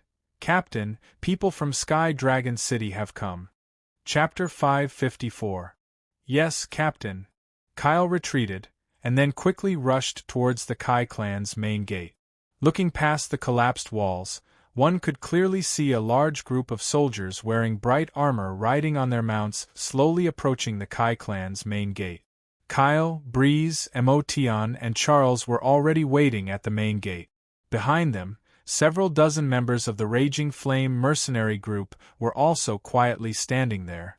Although each of them had a serious expression, they didn't show any signs of worry. Not far away, the disheveled and haggard Yunli also noticed the Blue Wind Kingdom's reinforcements. His eyes immediately revealed a trace of joy, thinking that he was about to be rescued. Unfortunately, his mouth was already gagged, otherwise, he would have already started screaming. The 500 soldiers riding on magic beast mounts from Sky Dragon City slowly came to a stop in front of the Kai family's courtyard, and the three middle-aged men at the forefront were Katata, and Yun Long, the three experts sent by Sky Dragon City's city lord. Seeing Yunli tied to a pillar and kneeling on the ground, Yun Long's eyes flashed with a trace of anger. He said in a deep voice, "This mercenary group is truly savage. They actually dared to treat a city lord like this. This is simply unforgivable." Katata lightly sighed and said, "I didn't think that the Raging Flame mercenary group would be the ones who kidnapped the city lord. This matter won't be easy to deal with." Katata immediately looked at Yun Long and said, "Brother Yun Long, you shouldn't speak too early. 2 years ago, I had some interactions with the Raging Flame mercenary group's leader, so I have some understanding of him. He definitely isn't as simple as we think. Leave this matter to me, Katata. First, we need to ask what happened here. The Raging Flame mercenary group's leader, Jianchen, isn't a reckless person. He definitely has his reasons for treating Wake City's city lord like this. Alright, then I'll leave this matter to you. I hope this mercenary group's leader is as you say," Yun Long said in an indifferent tone. After Katata smiled, he jumped off his magic beast and walked towards the Kai clan's main gate. He smiled at Kyle and the others and said, "Everyone, please inform your leader, Jianchen, that I, Katata, have come to visit." There was no trace of anger on Katata's face. Instead, there was a smile on his face, giving off a very amiable feeling. "Haha, Katata, I haven't seen you in 2 years, but you haven't changed at all." Just as Kyle and the others were about to agree, a voice came from behind them. They saw Jianchen, dressed in a long white robe, walk out of the room. Behind him were Ming Dong, Dugu Feng, serene, Yun Jing, Tai Ta, and Yu Yu. Katata recognized Jianchen at a glance. He cupped his hands and said, "Yes, I haven't changed at all. However, Jianchen, you have changed a lot. I almost couldn't recognize you." As he spoke, Katata also studied the people behind Jianchen. Although he couldn't tell what level Jianchen's strength had reached, Ming Dong, Dugu Feng, serene, and Yunjing were all at the same level as Katata. As a result, Katata's eyes narrowed when he saw the 4 of them. Katata couldn't tell what cycle of Earth Saint Master the 4 of them were, but he could sense that they were all at the same level as him. They were all Earth Saint Masters. This result greatly shocked Katata. 2 years ago, the strength of the Flame mercenaries was nothing in his eyes. Aside from Jianchen, there was no one else worth mentioning. He never thought that in 2 years, the Flame mercenaries would actually have 4 Earth Saint Masters. How could he not be surprised? "Haha, Captain Jianchen, I presume that the 4 brothers behind you are your friends?" Katata asked with a chuckle. Jianchen naturally knew that Katata was inquiring about his relationship with the 4 of them. He smiled and said, "They are all members of the Flame mercenaries." Hearing this, Katata inwardly cursed. Now that the Flame mercenaries had 4 Earth Saint Masters, they could completely suppress his side. He originally thought that this would be a very easy task, but he never thought that the other side would be so powerful. It wasn't something that they could deal with. Katata's expression didn't change. He smiled and said, Captain Jianshan, I didn't think that you would develop the flame mercenaries to such a scale in just 2 years. It really does surprise me. Jianshan smiled. He didn't want to waste time talking with Katata. He directly said, Katata, you suddenly came to Wake City. It must be because of the matter with the city lord. Seeing that Jianshan took the initiative to bring the conversation to the main topic, Katata didn't waste any more word. After a moment of silence, he nodded and said, Your guess is correct. This time, we really did come all the way from Sky Dragon City because of the kidnapping of the city lord. Katata's face became serious for once. He sternly said, Jianshan, I don't know what kind of conflict you had with the city lord of Wake City. You actually dared to treat a city lord like this. This matter even alarmed the city lord of Sky Dragon City. Jianshan calmly said, A while ago, my flame mercenaries obtained the infant of a Class 5 magical beast. Unfortunately, it was stolen by a mysterious expert in the middle of the night. He even killed one of our senior figures, and this mysterious person was the city lord. Katata thought for a moment before continuing, Jianshan, even if this matter is true, he is still the city lord of Wake City. He is an official of the Blue Wind Kingdom. You can't treat him like this. Even if he is guilty, he should be dealt with by the Blue Wind Kingdom. Let him go first. Jianshan didn't hesitate to shake his head and said, Katata, I know that you came because of the city lord, but I must execute him. No one can change my mind. Please go back. Jianshan, have you thought about the consequences of your actions? Katata said. I don't care about the consequences, but this person must be executed.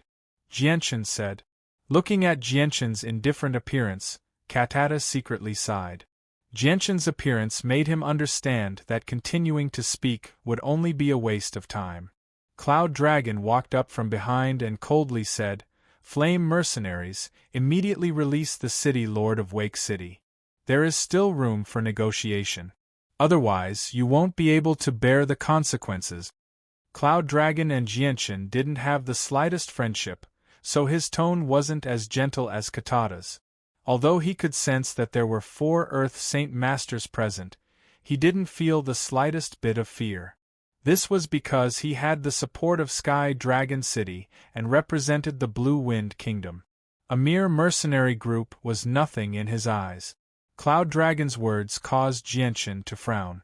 A cold light flashed through his eyes as he coldly said, Is that so? Then I'd like to see just what kind of consequences our flame mercenaries can't bear.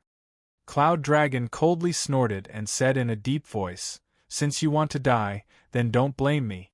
Let me see just how powerful your flame mercenaries are. As he spoke, a huge silver sword appeared in Cloud Dragon's hand.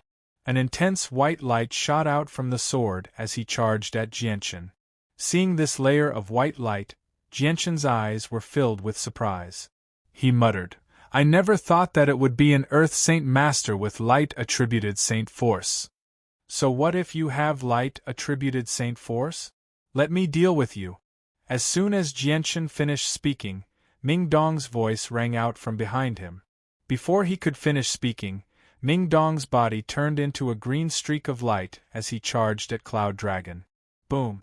The milky white light-attributed Saint Force and the faint azure wind-attributed Saint Force collided violently with each other, producing a loud boom. Ripples of energy rapidly expanded in all directions like a flood. The hard marble floor began to crack inch by inch, forming a spiderweb of cracks. After that attack, Ming Dong was still standing there proudly. His face wasn't red and he wasn't angry. Everything was normal. However, his opponent, Cloud Dragon's expression changed drastically. He staggered back a few steps and looked at Ming Dong in shock. You've actually reached the 6th cycle of Earth Saint Master, Cloud Dragon exclaimed as he stared at Ming Dong in disbelief. Katata and Katafiai's expressions changed as well. A 6th cycle Earth Saint Master was in existence at the peak of the Earth Saint Master realm, only a step away from becoming a Heaven Saint Master. Let alone Cloud Dragon, even the three of them together would not be his opponent. What? A sixth cycle Earth Saint Master? No, impossible, this is impossible. City Lord Yunli was stunned as well. A sixth cycle Earth Saint Master and a first and second cycle Earth Saint Master were two completely different concepts. Mingdong sneered. You want to bring unbearable consequences to our flame mercenaries with your strength? What arrogance!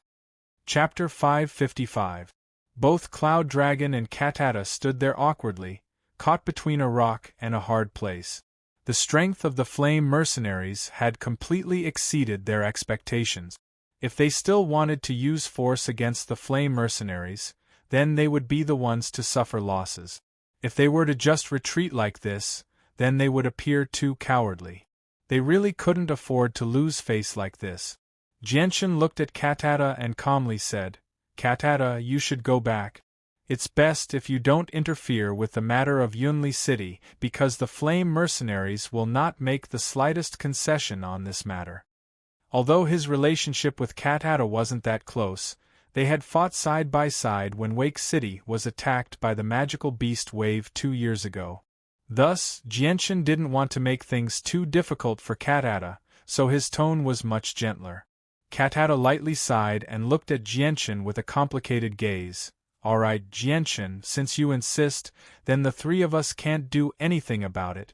We'll take our leave here today. After saying this, Katata pulled the ashen-faced Cloud Dragon and retreated. They mounted their magical beast mounts and led 500 soldiers out of Wake City, heading back to Sky Dragon City.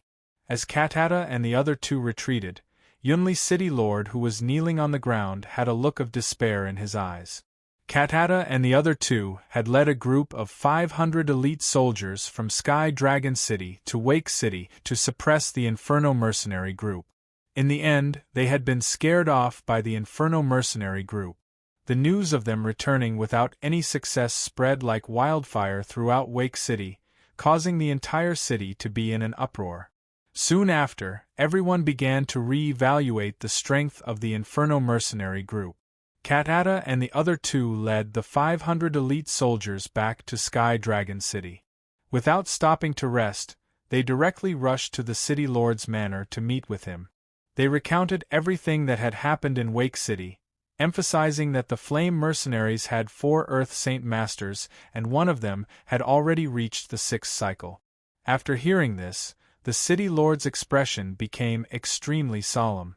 4 Earth Saint Masters, and one of them had already reached the peak of the Earth Saint Master realm.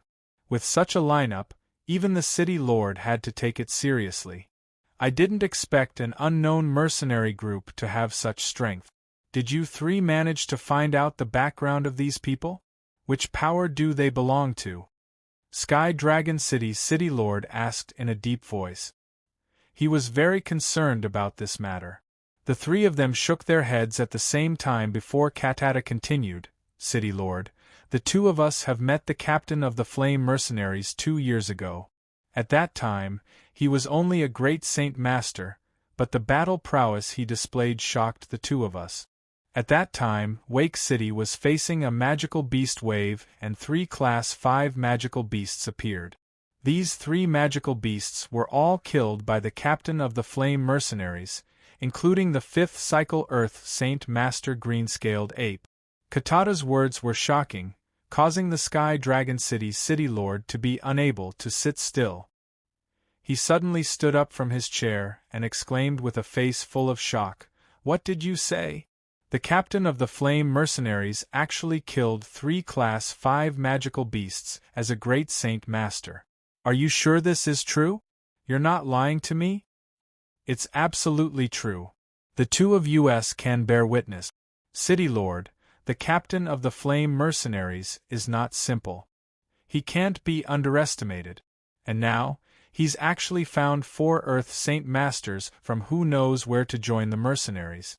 Just from this point alone, you can see how extraordinary he is. Katata's face was solemn. Thinking back to the scene of Jianshan killing the 3 Class 5 magical beasts 2 years ago, he felt waves of amazement. When did such a genius appear in my Blue Wind Kingdom? What realm has the leader of the Raging Flame mercenary group reached? The Sky Dragon City's city lord asked with a solemn expression. I don't know because I can't see through his strength at all. Katata replied. The city lord looked at the other two and said, Can the two of you see through the strength of the captain of the Flame Mercenaries? Cloud Dragon and Katata both shook their heads at the same time. The city lord slightly wrinkled his eyebrows. After a moment of silence he said, It seems that he's using a method to hide his strength. From what you've said, the captain of the Flame Mercenaries seems to be quite mysterious. Even I want to meet this person and see just what kind of person the captain of the mercenaries is. Alright, you two can leave first. Don't ask about this matter. Wake City. 7 days passed in the blink of an eye. During these 7 days, aside from Katata and the other two coming to Wake City, nothing else happened in the small Wake City. Therefore, in the remaining days, Genshin's group passed by very peacefully. However, because of what happened in Wake City, the Flame Mercenary group's reputation quickly spread. Everyone within 1,000 miles knew of the Flame Mercenary group's name. Because of this incident, the Flame Mercenary group finally gained some fame in the Blue Wind Kingdom. In the Kai family's courtyard, a half-meter-tall guillotine had already been built. Yunli was in a sorry state with disheveled hair. He looked like a beggar as he knelt on the guillotine. Beside him, a robust man with a large blade on his shoulder stood there with an indifferent expression. Today was the day of Yunli's execution, so all the members of the Flame Mercenaries were gathered here. Outside the Kai family's courtyard, there were also many people who had come to watch the show. They were all pointing at Yunli as they discussed spiritedly. Yunli's face was haggard and his face was ashen. His eyes were dull and lifeless. Adding on his disheveled appearance, he looked like a beggar. He was a completely different person from the high and mighty city lord from a few days ago.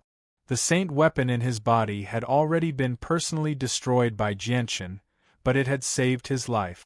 Therefore, he was now a completely useless person without any martial arts. The saint force he had cultivated for many years had already dissipated. Even if he wanted to escape, he didn't have the ability to do so. Everyone, allow me, Kyle, to announce the sins of Yunli in the past. Next, Kyle retold the enmity between Yunli and the Flame Mercenaries in front of everyone. These people had long since investigated the enmity between Yunli and the Flame Mercenaries, so Kyle's announcement was merely a formality. It didn't draw much of a reaction from the crowd. After announcing Yunli's crimes, the time had just arrived. Kyle immediately shouted, "The time has come, begin the execution." Following Kyle's command, the robust man wielding the machete suddenly swung it down and beheaded Yunli under the gazes of thousands of people in Wake City. The blood that spurted out dyed Duo Kang's memorial tablet red, as a tribute to Duo Kang's spirit in heaven. With Yunli's death, Duo Kang's hatred could be said to have been completely resolved. However, the members of the Flame Mercenaries were all grieving. Not a single one of them was happy. Although they had avenged Duo Kang had left them forever. They would never be able to see him again. City Lord Yunli's death caused quite a stir in Wake City, but it quickly calmed down. Even though Wake City had lost its city lord, the city's operations continued as usual, and there wasn't much of an impact on the city. As for Commander Duoli, who was in charge of the army, he hadn't appeared in public for the past few days. Ever since Katata and the other two left Wake City, he knew that the Flame Mercenaries were strong enough that even Sky Dragon City feared them. Therefore, he didn't dare to ask about the Flame Mercenaries. The next morning, the several dozen members of the Flame Mercenaries and Kyle's group of 4 followed the mission Genshin had given them a few days ago to train in the Magical Beast Mountain Range outside of Wake City. Everyone left the Kai clan, leaving behind only a few servants and a few craftsmen who were busy repairing the walls. In order to prevent any accidents from happening to the members of the Flame Mercenaries in the Magical Beast Mountain Range, Jianchen had sent Yun Zheng and Senior and to secretly protect them. If any of them were to meet with any danger, they would be able to save them. After all, these people were absolutely loyal to the Flame Mercenaries. Jianchen didn't want them to suffer any heavy losses in the Magical Beast Mountain Range. Moreover, if the Flame Mercenaries' battle techniques were exposed, they would attract Earth Saint Masters. With Yun Zheng and Senior An's abilities, they would be able to hold them off for a while and buy time for Jianchen to come to their aid. After the members of the Flame Mercenaries left for the Magical Beast Mountain Range, Jianchen and the others didn't continue to stay in Wake City. Riding on Class 3 magical beasts, they left the city under the gazes of countless people. The tanned and honest Tai Ta sat on his magical beast with a heavy heart. In his mind, he was still thinking about the scene of him beheading the city lord of Yunli. Tai Ta had just stepped onto the Tian Yuan continent and hadn't completely adapted to the laws of survival.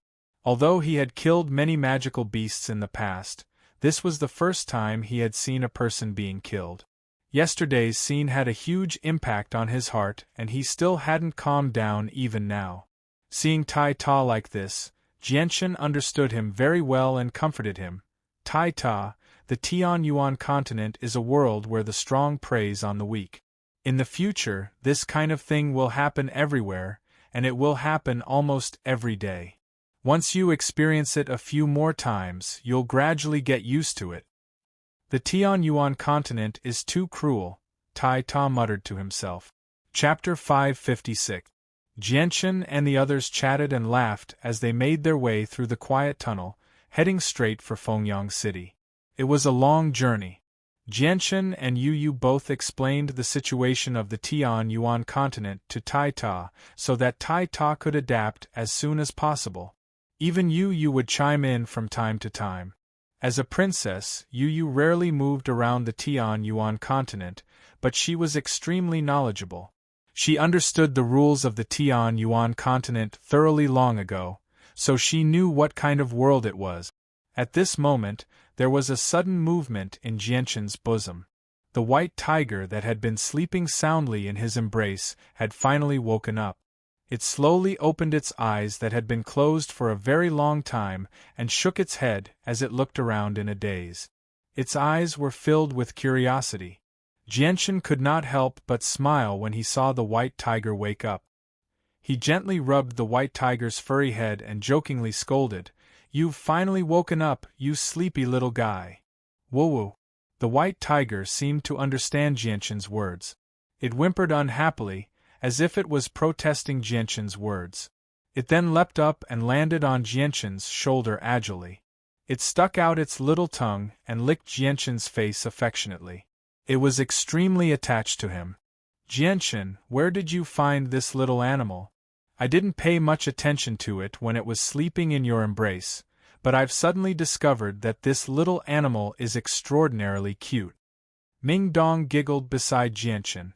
They had seen the white tiger long ago, but they had not paid much attention to it. "I found it in a mountain near Mercenary City." Jianchen smiled casually. He did not introduce the white tiger in detail. The fewer people who knew about it, the better. At this moment, the white tiger jumped down from Jianchen's shoulder and landed on the back of Jianchen's mount. It then moved its nose to the space ring on Jianchen's finger and sniffed around. It looked at Jianchen pleadingly. Jianchen obviously understood what the white tiger was trying to express. He could not help but bitterly smile. "Greedy little guy, you've eaten everything. There's nothing left now." After all this time, all the heavenly resources he had obtained from Uncle Xiao and the Ape King had been used up. There was not a single heavenly resource in Jianchen's space ring left. The white tiger was very intelligent. It seemed to be able to understand Jianchen's words. The bright light in its eyes immediately dimmed as it drooped its head and seemed to be in low spirit. Jianchen could only bitterly smile when he saw the white tiger like that. He hugged the white tiger intimately and comforted it. "Once we get to those big cities, I'll help you buy those heavenly resources and let you eat as much as you want. The white tiger regained some of its spirit when it heard that. It stared at Jianchen with its sparkling eyes and whimpered a few times, as if telling Jianchen to keep his word. However, Jianchen's words gave everyone quite a fright. What? Did I hear wrong? Jianchen, what did you just say? You're buying heavenly resources for this little thing to eat? Heavens, don't tell me this is real. Ming Dong stared at Jianchen in an exaggerated manner. His face was filled with disbelief. Jianchen nodded with a smile. This little thing likes to eat heavenly resources far too much. It's eaten quite a lot of them over the past few days. No way, Jianchen. Why, you're actually using those expensive heavenly resources to feed this little animal. Heavens, even if you have a lot of money, there's no need to waste it like that. Ming Dong held his head in pain. He felt pained at how wasteful Jianchen was. Jianchen only smiled when he saw Ming Dong's expression. He didn't explain anything. However, the white tiger seemed to understand that Ming Dong was speaking ill of it. It immediately jumped onto Jianchen's head and raised its cute, snow-white head high up. It looked down at Ming Dong and whimpered in dissatisfaction, like a king looking down on his subject. Why, you little thing, you're actually looking down on me? Ming Dong was so angry that he almost vomited blood. A little beast that wasn't even half a meter long actually dared to treat him like this? A trace of surprise flashed through the silent Dugu Feng's eyes when he saw the white tiger like this. He sighed in amazement. What high intelligence! This little tiger is not simple. Yu was also amused by the white tiger's attitude. She revealed an enchanting smile and looked at the white tiger with unconcealable fondness. She cheerfully said, "What a cute little animal! It seems like it can understand what we're saying. Jianchen, give me a hug." With that, Princess Yu stretched out her arms to hug the white tiger. The white tiger immediately jumped off Jianchen's head and hid in Jianchen's arms. It stared at Yu warily. Apart from Jianchen, it wouldn't let anyone touch it. As an ancient winged tiger, it had an innate pride. Jianchen. Yu looked at Jianchen as if asking for help. Women innately liked cute little animals. Not only was the white tiger cute, but it was also intelligent. Yu fell deeply in love with it without any resistance. Jianchen bitterly smiled. I really can't do anything about that. I don't dare force the white tiger to do something it doesn't want to do. Ai, then forget it. Since you won't let me hug it, I'll just look at it like this. Princess Yu's face was filled with disappointment. Roar. Suddenly, a huge beast roar came from the distance. A pitch-black, fat black bear was rapidly approaching Jianchen's group. Everyone's attention was attracted by the black bear in front of them. Dugu Feng expressionlessly said, "That's a rank 4 magical beast. I'll go deal with it." Dugu Feng hadn't finished speaking when the white tiger lying in Jianchen's arms let out an excited cry.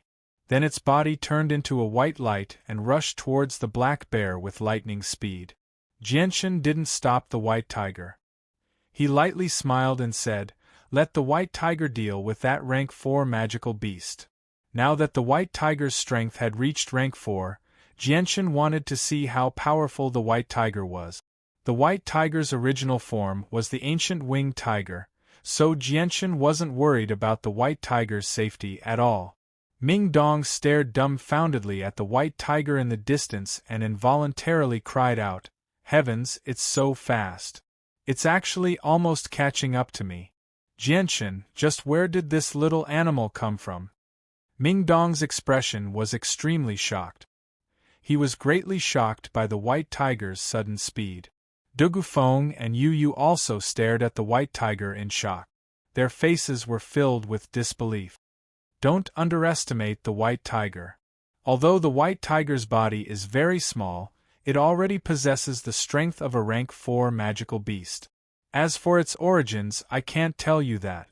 Jianchen gently smiled, but his gaze was firmly fixed on the white tiger in front of him. The white tiger rapidly approached the black bear. Although its body was very small, its running speed was extremely fast. From afar it looked like a silver-white streak of light flitting across the ground. It was very difficult to see its body clearly. When the black bear saw the little thing charging towards it, it seemed to feel that its dignity had been challenged. It couldn't help but go berserk. It opened its bloody mouth and let out a furious roar at the white tiger. Then, it suddenly sped up and aggressively charged towards the white tiger, vowing to turn it into delicious food in its mouth. At this moment, the wings on the white tiger's back suddenly spread open. With a light tremble, a silver-white wind blade shot out from the wings, flying towards the black bear with lightning speed. The wind blade was so fast that the black bear couldn't react in time. In the end, it passed through the black bear's head and directly cut its body in half. Then, without slowing down in the slightest, it continued to fly into the distance after passing through the black bear's body. It cut through all the weeds in its path and disappeared from everyone's sight. The black bear's body was cut in half. It didn't even have time to let out a blood-curdling scream before it died. The white tiger stopped in front of the black bear's corpse. It raised its head to look at the bear's corpse that was as tall as a small hill. It proudly let out a woo-woo sound and then excitedly walked in circles around the black bear's corpse with its 4 short limbs. It seemed to be celebrating that it had effortlessly killed such a large magical beast. Jianchen and the others slowly walked over on their Class 3 magical beast mount. But when they saw the black bear's corpse that had already been cut in half, they were all shocked speechless. Then, the way they looked at the white tiger changed. Now, none of them dared to look down on the white tiger. A Class 4 magical beast had been killed so easily. Perhaps only an Earth Saint Master expert could do such a thing. The white tiger jumped up from the ground and stood firmly on Jianchen's shoulder. It let out an excited woo-woo-woo-woo sound, as if it was asking for credit. It was very proud of itself. Jianchen let out a long breath and slowly calmed himself down. The white tiger had killed a Class 4 magical beast so easily. This made him feel very shocked. This was because the white tiger had never fought before. Although it had relied on heavenly treasures to reach the strength of a Class 4 magical beast, it was still in its infancy and hadn't truly matured. Chapter 557. The strength displayed by the white tiger shocked Jianchen and everyone else. Ming Dong, Dugufeng, and Yu Yu all looked at the white tiger with strange gazes. None of them had thought that the tiny white tiger, which seemed like a kitten or puppy, would be so powerful. It had killed a Class 4 magical beast so effortlessly. Even though this had happened right before their eyes, they still found it very hard to believe. They found it very difficult to accept this unbelievable sight. Jianchen, TT to this little tiger is actually so powerful, Ming Dong murmured as he stared at the Class 4 magical beast's corpse in shock. Jianchen chuckled. I told you before not to underestimate the white tiger. Its strength is far beyond what you can imagine. Princess Yu Yu's eyes shone as she stared at the little white tiger. Not only did she not feel the slightest bit of fear, she instead liked it even more. She said, I never thought that it would be so powerful. If I hadn't seen it with my own eyes, I wouldn't have believed that such a cute little animal could kill a 4th-rank magical beast so easily. Jianchen, what's its name and what does it usually eat? Jianchen hugged the white tiger from his shoulder and gently stroked its head. The white tiger did not resist Jianchen at all. It closed its eyes and laid comfortably in Jianchen's arms, allowing Jianchen to stroke it. It seemed to enjoy it very much. I don't know what its name is either. In any case, I call it Little White Tiger. As for what it likes to eat, its favorite food should be all kinds of heavenly treasures. Secondly, it also likes to eat all kinds of roasted meat. Jianchen smiled. You probably wanted to use the white tiger's favorite food to get close to it. All kinds of heavenly treasures and barbecued meat. Once we reach the city, I'll go look for them and see where they're sold. Princess Yu looked eager to give it a try. She couldn't wait to reach the big city. Yeah, right, this little tiger doesn't seem to have a name yet, right? Why don't we give it a name? You're always calling it White Tiger. White tiger sounds so awful. Princess Yu Yu looked hopefully at Jianchen. Jianchen felt that this made sense, so he nodded. All right, but what name should we give it? Jianchen pondered. Princess Yu Yu pondered for a while, then said, the white tiger has 2 pairs of wings on its back. This cannot be ignored. Although its body is small, it is incomparably brave. Yeah, what name should we give it? Princess Yu Yu thought for a while, then her eyes suddenly lit up. I got it. Let's just call it Winged Tiger. This name is not only awe-inspiring, but also very suitable for the white tiger's ability. It can easily kill a rank 4 magical beast. It's enough to deserve the name God Tiger. Jianchen couldn't help but jump in fright when he heard this. He didn't expect that the name Yu Yu casually guessed would actually be Winged Tiger. Wasn't this the name of the white tiger? Although there were very few people who knew about the deeds of the winged tiger, it didn't mean that there weren't any. Once the news of the winged tiger reached the ears of those peerless powerhouses who knew about it, it might cause some trouble. No, this definitely won't do. This name doesn't sound good, change it. Jianchen promptly waved his hand to reject Princess Yu Yu's suggestion. No matter what, the name Winged Tiger absolutely couldn't be used. Jianchen was currently doing his best to conceal the identity of the white tiger. He was afraid that the news of the winged tiger would reach the ears of the Jinlijian family in the traversing mountain range, which would bring about a fatal disaster for the white tiger. Although this was just a name that Yu Yu casually came up with, it wasn't an ordinary name. It couldn't be casually named. I think this name sounds good, why can't it? Princess Yu Yu didn't understand why Jianchen had such a big reaction. She really didn't understand. Wasn't it just a name? Was there a need to be so nervous? This name doesn't sound good, let me come up with it.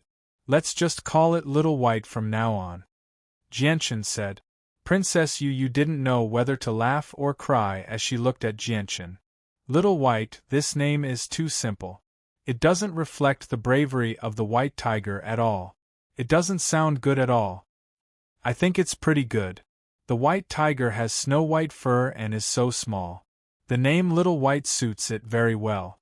With that, Jianchen looked at the white tiger in his arms and said, I'll call you Little White from now on. You like this name, right? Woo-woo, the white tiger happily nodded. Its short limbs kicked around in Jianchen's arms as if it liked this name very much. Jianchen looked at Yu Yu with a bit of pride and said, Look, even the white tiger likes this name very much.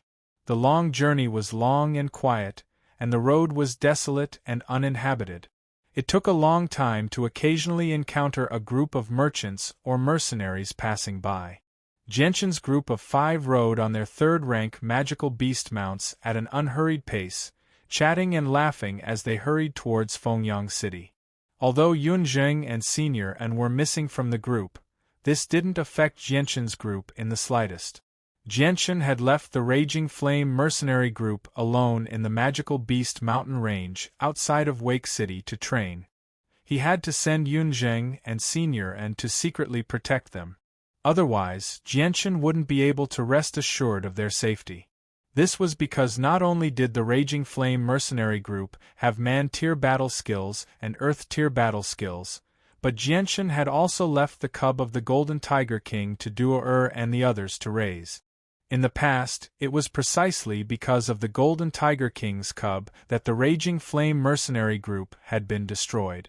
A few days ago, Jianchen had been conflicted about how to deal with the cub for a long time. He had originally wanted to kill it to vent his anger, but when he thought about how the Golden Tiger King's cub was still young, it was like a child that hadn't grown up and didn't understand anything, so Jianchen couldn't bear to kill the cub just like that. Moreover, what happened in the past was all because of their greed. If they hadn't had their eyes on the Golden Tiger King's cub, then they definitely wouldn't have provoked the Golden Tiger King and ended up in such a miserable state. There was also the Raging Flame mercenary group's senior member, Duo Kong, who had also died because of the Golden Tiger King's cub. It could be said that the Raging Flame mercenary group had already shed a lot of blood for this cub. If he just killed it like that, then wouldn't the raging flame mercenary group's blood have been shed for nothing? Thus, after considering all of the above circumstances, Jianchen decided to leave the Golden Tiger King's cub in the care of Kyle and the others. It could also be considered as an explanation to the group, proving that the blood they had shed for this cub wasn't in vain. Phoenix City was nearly 3,000 kilometers away from Wake City. With Jianchen and the others' slow speed, it took them an entire day to finally reach Phoenix City at noon on the second day. Phoenix City was a second-tier city. No matter if it was in terms of prosperity or scale, it was much larger than Wake City. As they approached Phoenix City, the number of people on the official road gradually increased. As far as the eye could see, groups of mercenaries and merchants could be seen hurrying along the official road. At the entrance of Phoenix City, there were dozens of soldiers standing guard on both sides. Any merchant entering the city had to hand over some money to bribe the soldiers. Only then would they be able to enter the city smoothly. Otherwise, all of their goods would be stopped and inspected. Jianchen's group of 5 rode on Class 3 magical beast mounts and blended into the crowd as they slowly approached Phoenix City. Phoenix City wasn't Wake City. Although Class 3 magical beast mounts were rare in Phoenix City, it wasn't as if they didn't exist. Some of the stronger mercenaries would ride Class 3 magical beast mounts, so Jianchen's group didn't attract too much attention. The soldiers guarding the city were a group of people who bullied the weak and feared the strong. People who could ride Class 3 magical beast mounts weren't simple people. They didn't dare to casually provoke them, so Jianchen's group smoothly entered the city without the slightest obstruction. After entering the city, Jianchen's eyes were filled with nostalgia as he looked at the scenery of Phoenix City. Scenes that had once occurred in Phoenix City continuously appeared in his mind like a cartoon. Even though more than 2 years had passed, Jianchen's memories were still extremely clear. Once, when he auctioned off the corpses of 2 Class 5 magical beasts, he had caused quite a stir in Fengyang City. Afterwards, for the sake of obtaining Class 5 magical beast cores, those greedy clans had even engaged in an intense battle with him. Although he had finally managed to escape after expending a tremendous amount of effort, he had never expected that after leaving the city, an Earth Saint Master would follow him and force him to the edge of a cliff. Jianchen's group found a decent inn to stay in and then gathered everyone in the room.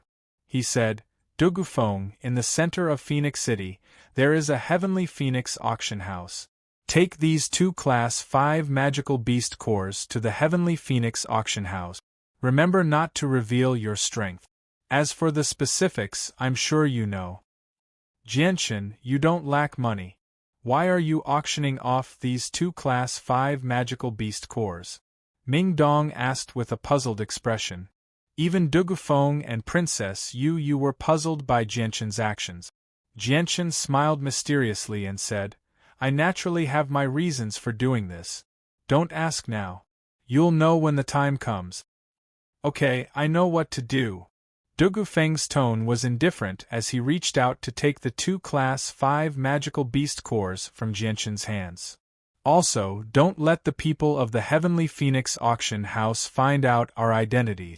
I believe that with your ability, it won't be difficult for you to do this," Jianchen added. Dugufeng nodded, "Understood." Afterwards, Dugufeng took the 2 Class 5 magical beast cores and left the inn. Chapter 558. Jianchen and the others came downstairs and casually ordered some delicacies before sitting down at a square table to eat. Although the small white tiger had no more treasures to eat, it still liked these delicacies very much. It was currently crouching beside Jianchen and wolfing down a large plate of roasted meat, causing the surrounding diners to look at it in surprise. "Little White, come and eat this.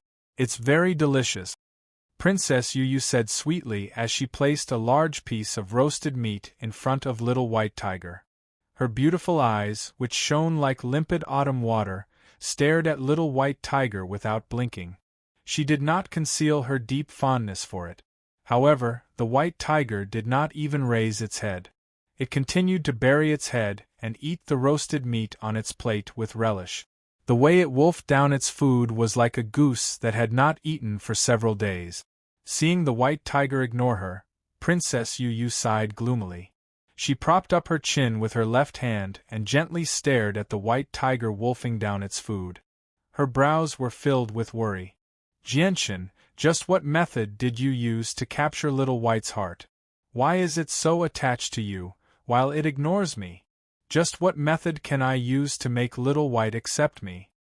Princess Yu looked at Jianchen and humbly asked for advice. Jianchen shook his head with a wry smile. I really don't know. However, since you like Little White so much, I think Little White will slowly accept you as time goes on. At this moment, the white tiger had finished its meal. It looked at Jianchen pleadingly with a pitiful expression. It clearly had not eaten enough. Jianchen chuckled and gently rubbed the white tiger's head. He said, "Waiter, give me another plate of spiced roasted meat. I want a large plate." "Okay." The waiter responded enthusiastically and quickly brought a large plate of roasted meat in front of the white tiger. The rich aroma was clearly irresistible to the white tiger. The white tiger immediately began wolfing down the food. "Waiter, quickly prepare the best private room. Our Haiming clan's second young master wants to treat the Yun clan's third young miss to a meal." Suddenly, a deep and resonant voice came from the entrance. A middle-aged man who looked like a guard walked in and loudly shouted with an incomparably arrogant expression. "Yes, yes, yes. We'll prepare it immediately." The Haiming clan and the Yun clan were both famous large clans in Fengyang City. The waiter did not dare to delay and immediately went to prepare the best private room. After the waiter left, the guard also turned around and said to the door with a charming smile, "Second young master, third young miss, this way please." Following his words, a young man in his 20s walked in with an arrogant expression. The young man wore a white robe and had a sunny and handsome appearance. His gaze inadvertently swept across the restaurant with an arrogant expression. Beside the young man, there was a woman in a pink dress. The woman was gentle and quiet. She was not very old and looked to be just over 18 years old. She was very beautiful, and the skin on her face was as white as mutton fat. Her black and bright eyes flashed with a trace of undetectable intelligence from time to time. "Yunlian, let's go upstairs," the handsome young man in front said to the woman in the red dress in a gentle voice. He looked at the woman in the red dress with undisguised admiration. The woman in the red dress softly replied with an "N" and quietly followed the young man upstairs. However, in her big black and bright eyes, there was a trace of annoyance and helplessness that no one noticed. Just as the woman in the red dress passed by Jianchen's table, she suddenly noticed the white tiger that was lying on the table and wolfing down the roasted meat. Her eyes couldn't help but light up and she subconsciously exclaimed, "What a cute little animal!" The woman in the red dress exclamation alarmed the handsome young man in front. The young man immediately turned around and stared at the white tiger. He smiled and said, "This little animal is indeed very cute. Yunlian, it just so happens that your birthday is in 3 days. Why don't I give this cute little animal to you as a birthday present? Do you like it?" The young man's expression was arrogant. He didn't even look at Jianchen and the others. His words had already made the white tiger that belonged to Jianchen his personal property. He didn't even have the intention to negotiate with the owner. In his eyes, those who sat on the first floor that provided food for the masses were people with no status. As long as someone with some status came to eat in an inn, they would choose a luxurious private room without exception. With his status, it couldn't be easier to take away a small animal from the hands of these people. Casually throwing out a few purple coins was enough to make them overjoyed and grateful for a long time. The young man's words made Jianchen and the others frown. "Little White is clearly ours. We didn't agree to it. Why should we give it to you?" The honest Tai Ta said angrily. Even Tai Ta could not stand the young man's arrogance anymore. The young man's face suddenly sank when he heard Tai Ta's words. His gaze sharpened at that moment. He stared at Tai Ta with a fake smile and said, "It's your fortune that I've taken a fancy to this little animal. Moreover, I have plenty of money. Are you afraid that I can't afford it? How much are you selling this animal for? Just name a price." As he spoke, the young man quickly glanced past Jianchen and the others. There was a sliver of disdain in his eyes. Although they were dressed nicely, they did not even bring the most basic guards with them. It was obvious that they were people without any power.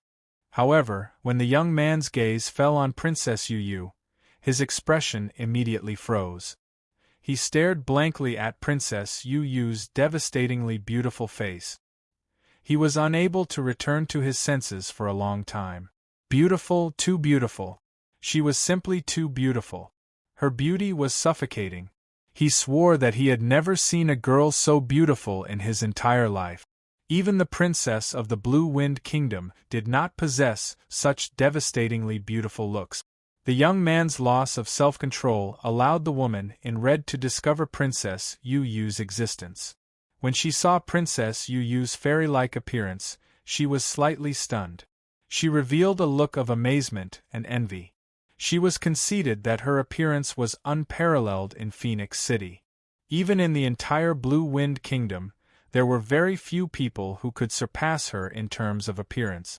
However, compared to Princess Yu Yu, no matter how confident she was, she still had to admit defeat. The woman in red's eyes flashed. Her eyes were as bright as the moon. It was as if she could see through the darkness and see into one's heart. She carefully sized up Jianchen and the others. When she saw Jianchen and the others' calm demeanor, she revealed a thoughtful expression. The young man quickly returned to his senses and no longer paid any attention to the woman in red. His eyes stared lustfully at Princess Yu Yu. Pretending to be a gentleman, he cupped his hands and said, "This one is the second young master of the Haiming clan, one of the 3 great clans of Phoenix City. How may I address this beautiful young lady?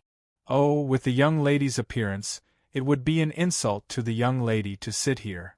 This one has already booked the best private room upstairs and ordered the most expensive and delicious delicacies. If the young lady does not mind, would you do me the honor of sitting upstairs?" Before Jianchen could speak, Ming Dong could no longer sit still. He fiercely slammed the table and glared at the young man. In a deep voice, he shouted, "Little brat, you've got guts. You even dare to have designs on my brother's fiancé. Are you tired of living?" When Princess Yu Yu heard the word fiancé from Ming Dong's mouth, her beautiful face turned slightly red. She revealed a bashful expression and quickly glanced at Jianchen. When she saw that Jianchen was still as calm as ever, she couldn't help but feel a wave of disappointment. The originally noisy inn became completely silent after Ming Dong's words. Everyone stopped talking and stared at Ming Dong's table as if they were waiting to watch a good show. Many people sighed in their hearts. Provoking the Black Underworld clan in Fengyang City was definitely not something that could be forgiven. The young man's face suddenly became gloomy. As the second young master of the Haiming clan, his status was naturally very high. At this moment, he was actually being scolded so harshly by a nobody in the inn that he didn't even bother to look at. How could he endure this? It was simply a huge humiliation. "Men, drag this thing with a sharp mouth out for this young master and cut off his tongue." The young man immediately ordered several guards behind him. "Yes, second young master." Several sturdy-looking guards responded in unison. They then stretched out their hands to capture Ming Dong. "You're courting death." Ming Dong's eyes flashed with a cold light. His right hand shot out like lightning and boundless saint force surged out, sending the guards near him flying with blood spurting out of their mouths. Ming Dong's display of strength stunned everyone in the inn.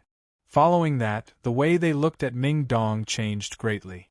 They no longer dared to underestimate him. The young man stared at the scene with his mouth agape. He never would have thought that the few powerful guards he brought with him would be sent flying by a single person. This kind of strength made him feel a little shocked. However, the young man wasn't afraid. He shouted at Ming Dong, You dare to make a move against the Haiming clan? Are you tired of living? Ming Dong sneered. You're the one who's tired of living. Get the hell out of here. Ming Dong grabbed the young man's clothes and lifted him up. He slammed the young man through the window onto the street outside. Ming Dong used a lot of strength. The young man's body slammed into the ground, causing the ground to tremble slightly. A small crack appeared on the hard marble floor. The young man let out a painful scream. His face instantly turned as white as a sheet of paper. He couldn't get up anymore. After being thrown by Ming Dong, most of the bones in his body had been broken. Soon, people on the street gathered around to watch the show. They all pointed at the young man and talked about him. However, when they recognized the young man's identity, they immediately shut their mouths and didn't dare say anything. Even so, they still looked at the young man with gloating eyes. Chapter 559. Jianchen and the others were no longer in the mood to eat after what had happened. They threw down a purple coin on the table and left the inn. The woman in the red dress stood to the side silently as she watched Jianchen and the others. Her eyes flickered with light, and no one knew what she was thinking.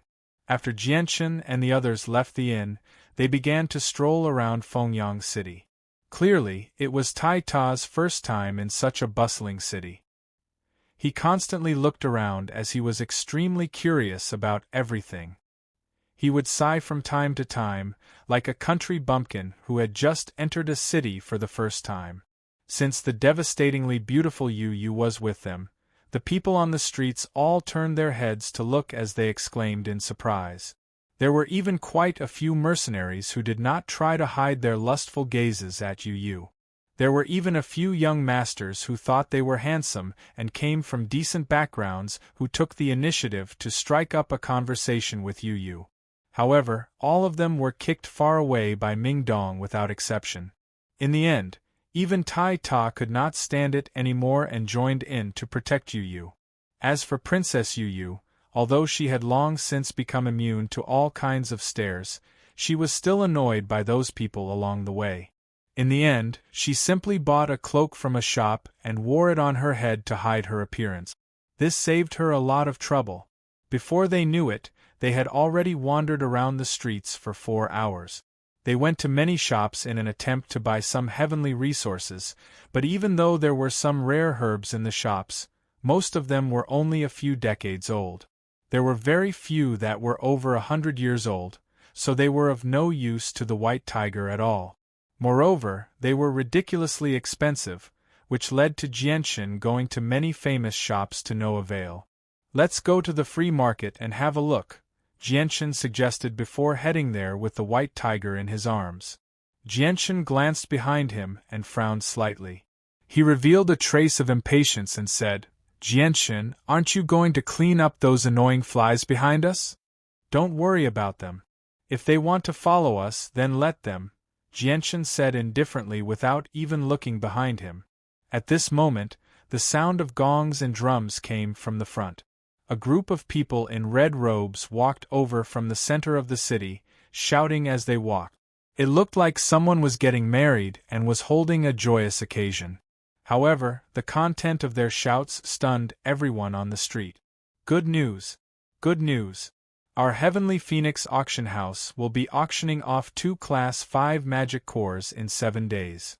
The person at the front of the group held a loudspeaker made of gold and shouted loudly, amplifying his voice by 10 times, spreading it in all directions. "What? The Heavenly Phoenix auction house has rank 5 magic cores for auction? Is this true? Heavens, there's actually a 5th rank magic nucleus being auctioned, and there's even 2 of them at once. Did I hear wrongly? The Heavenly Phoenix auction house is auctioning Class 5 monster cores. Quickly go back and inform the Patriarch." Everyone was shocked.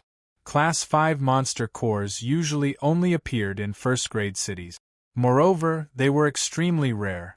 However, the Heavenly Phoenix auction house, which was only a second-grade city, actually managed to obtain 2 Class 5 monster cores.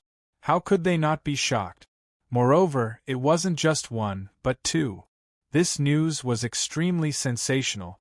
After hearing the news, everyone's reactions were different. Some of the mercenaries and merchants were whispering to each other, while those with powerful backgrounds all returned to their families and reported this news as quickly as possible.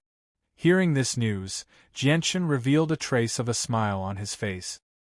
He muttered to himself, "I didn't expect the Heavenly Phoenix auction house to act so quickly. It seems that Phoenix City will be lively for a while. 2 Class 5 monster cores should be able to attract all those people." The news of the Heavenly Phoenix auction house auctioning off 2 Class 5 monster cores did not affect Jianchen's group in the slightest. Their itinerary did not change at all, and they continued to head towards the free trade market. The free trade market of Phoenix City was extremely large. Not only were there all kinds of small vendors selling all kinds of goods, there were also many buildings. The ancient streets were already filled with a sea of people, and it was difficult to even walk. Jianchen's group shuttled through the crowd and entered the various shops selling medicinal ingredients and natural treasures in an attempt to find thousand-year-old natural treasures. However, after strolling around for more than 2 hours, they were still unable to find anything. Not to mention thousand-year-old natural treasures, they did not even see a single stalk of 300-year-old ginseng. Moreover, their prices were sky-high. Such goods were completely useless to the white tiger that had already advanced to a Class 4 magical beast. They were no different from ordinary cabbages. "Master, I've found Dragon Phoenix wood." Dragon Phoenix wood is a material used to forge the hilts of the azulate swords. "Quickly go buy it." Suddenly, the voice of Ziying rang out in Jianchen's head. Hearing this, Jianchen was slightly stunned before his face lit up with joy. He hurriedly asked, "Where is it?" Just as Jianchen finished asking, a strange feeling appeared in the depths of his mind. At that moment, Jianchen's mind seemed to have formed a mysterious connection with something. He could not help but look towards a building not far away. Jianchen did not hesitate at all. He immediately quickened his pace and hurried towards the building. "Hey, Jianchen, why are you walking so fast? Wait for us." Ming Dong's voice rang out from behind. Immediately, the three of them quickened their pace and followed closely behind Jianchen. This was a shop that specialized in selling all sorts of wood carvings. Inside there were all sorts of precious wood carvings. Moreover, the prices were not cheap. Only those powerful clans would buy these things to decorate their homes. As soon as they entered the shop, a young waiter came up to them with a face full of enthusiasm. "Young masters, we have the most exquisite wood carvings in Fengyang City. They were personally carved by the most famous carving master, Master Mu Che Xian. His craftsmanship is one of the best in Fengyang City. I guarantee that you will be satisfied with them. What kind of goods are you looking for?" Jianchen did not pay attention to the waiter. His footsteps did not stop as he continued to walk towards the second floor. Just as Jianchen reached the door, he was blocked by the waiter. The waiter had a smile on his face as he politely said, "Young master, I am very sorry. Our Thousand Hands workshops second floor and above are only open to VIPs with purple gold card. If young master wishes to go up to the second floor to look at the goods, please show your purple gold card." Jianchen flipped his palm and a purple gold card appeared in his hand. He said, "Can I go up now?" Seeing the purple gold card, the waiter's smile became even more brilliant. He hurriedly said, "Young master, please. If we have offended you in any way, please forgive us. There are specialized people on the second floor to serve young master." After going up to the second floor, Jianchen did not look at anything else. His gaze was directly fixed on a huge piece of wood placed in the middle. It was a round piece of wood that was completely dark red with specks of golden light. It was 1 foot in diameter and 3 feet in height. It looked like a thick tree trunk. The tree trunk was curved and had an irregular shape. There were strange patterns carved all over it. One could faintly see that it was a dragon and a phoenix. The carvings were very lifelike, as if they were living creatures. Seeing the dragon and phoenix carvings, Jianchen's eyes flashed. This was because he could faintly feel that this carvings actually contained the truth of heaven and earth. It was profound and unfathomable, as if it was a saint-tier battle skill. This simple carvings contained the myriad phenomena of heaven and earth. Young masters, welcome to our Thousand Hands Workshop. Our Thousand Hands Workshop's most exquisite carvings are placed here. I wonder if there are any items that you would like? An old man in luxurious clothes welcomed them with a face full of smiles. His attitude was very cordial. Ming Dong looked around in confusion. He asked in doubt, "Jianchen, what are you doing here? Everything here seems to be carved wood. It's very pretty, but you don't seem to be interested in it." Jianchen did not answer Ming Dong. He slowly made his way to the dark red dragon phoenix wood that glowed with specks of golden light. He asked, "Shopkeeper, where did you get this wood?" The old man chuckled, "Young master, you sure have good eyesight. This piece of wood is the treasure of our Thousand Hands Workshop. It's said that it came from a great place of despair on the Tianyuan continent, the scorching Sun Sea. It was refined by the most powerful flames in the world, and has become as tough as steel long ago. It can't be damaged by fire or struck by metal. It's a treasure among treasures. Is it as exaggerated as you say? Every item you brought out from a hopeless situation is a sought-after item. To think that you would put them up for sale in a small second-tier city. Do you really think we're so easily fooled?" Ming Dong curled his lips and mocked. "Hee, I knew that you young masters wouldn't believe me, but it doesn't matter whether you believe me or not. This piece of wood is a true treasure. There is no doubt about that." The old man did not blush at all as he chuckled calmly. Jianchen slowly moved his gaze away from the dragon phoenix wood. He slowly suppressed his surging emotions and said indifferently, "How much is this wood? Name a price." The shopkeeper's eyes lit up when he saw that Jianchen was interested in the wood. He said in a hurry, "Young master, you really do have good eyesight. Even I am impressed. However, this wood is extraordinary. It's the treasure of our shop, so the price will be slightly higher." The shopkeeper did not explain the price. Instead, he raised his hand and extended 3 fingers. Ming Dong's eyes widened. "Is it 300 purple coins? Isn't this piece of wood a little too expensive?" The shopkeeper shook his head. "Young master, take a closer look at the wood. There are naturally inscriptions on it. They can't have been carved by humans. Just this alone is worth far more than 300 purple coins. Are you saying that you want to sell it for 3,000 purple coins?" This time, it was Tai Ta who spoke. His face was filled with disbelief. The shopkeeper shook his head again. "No, it's 30,000 purple coins." "What? 30,000 purple coins?" Ming Dong was shocked. The high price had made him jump in fright. He cursed, "You might as well go rob people.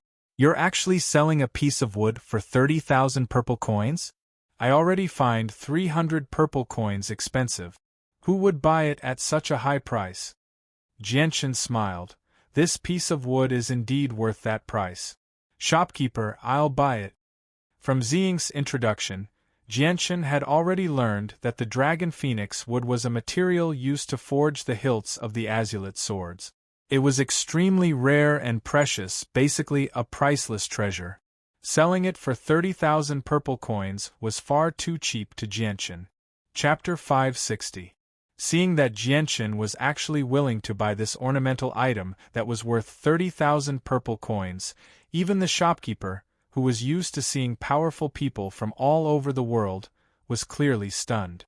In the entire Fengyang city, there were quite a few people who could take out 30,000 purple coins, but the number of people who were willing to spend so much money to buy this piece of wood that could only be used as an ornamental item could be counted on one hand. At the very least, this piece of wood had been in his possession for many years now. During that time, there were quite a few people who were interested in this piece of wood, but without exception, these people were all scared away by the exorbitant price. 30,000 purple coins was not a small amount. This amount of money was enough to raise a group of strong men of sacrifice for the clan, which could be used to strengthen the clan's power. As a result, no one was willing to spend such a large amount of money to buy this piece of wood that was completely useless in their eyes.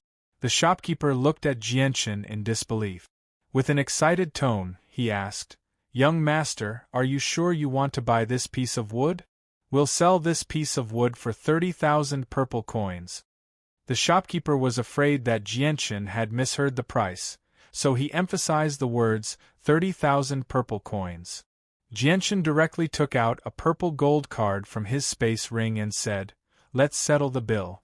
From now on, this piece of wood is mine." When Jianchen took out the purple gold card, the shopkeeper also noticed the ring on his finger.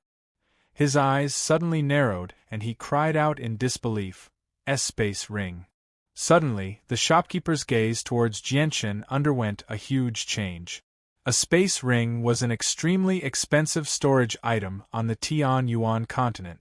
It was not as cheap as a space belt and was extremely rare. Normally, only people with extremely high statuses or extremely powerful abilities had the right to wear such a ring.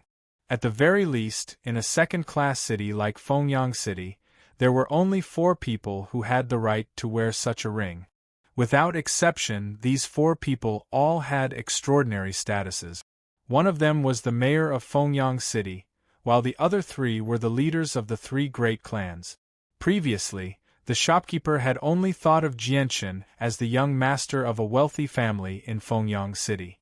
However, after seeing the space ring on Jianchen's finger, he completely overturned this thought. From the ring, the shopkeeper could already guess that this young man's identity was definitely not as simple as he thought. This was because a space ring proved one's identity much better than a purple gold card. Anyone who could wear a space ring could not be underestimated. For a moment, the shopkeeper's attitude towards Jianchen's group became extremely respectful. With a charming smile, he served them with a fawning expression.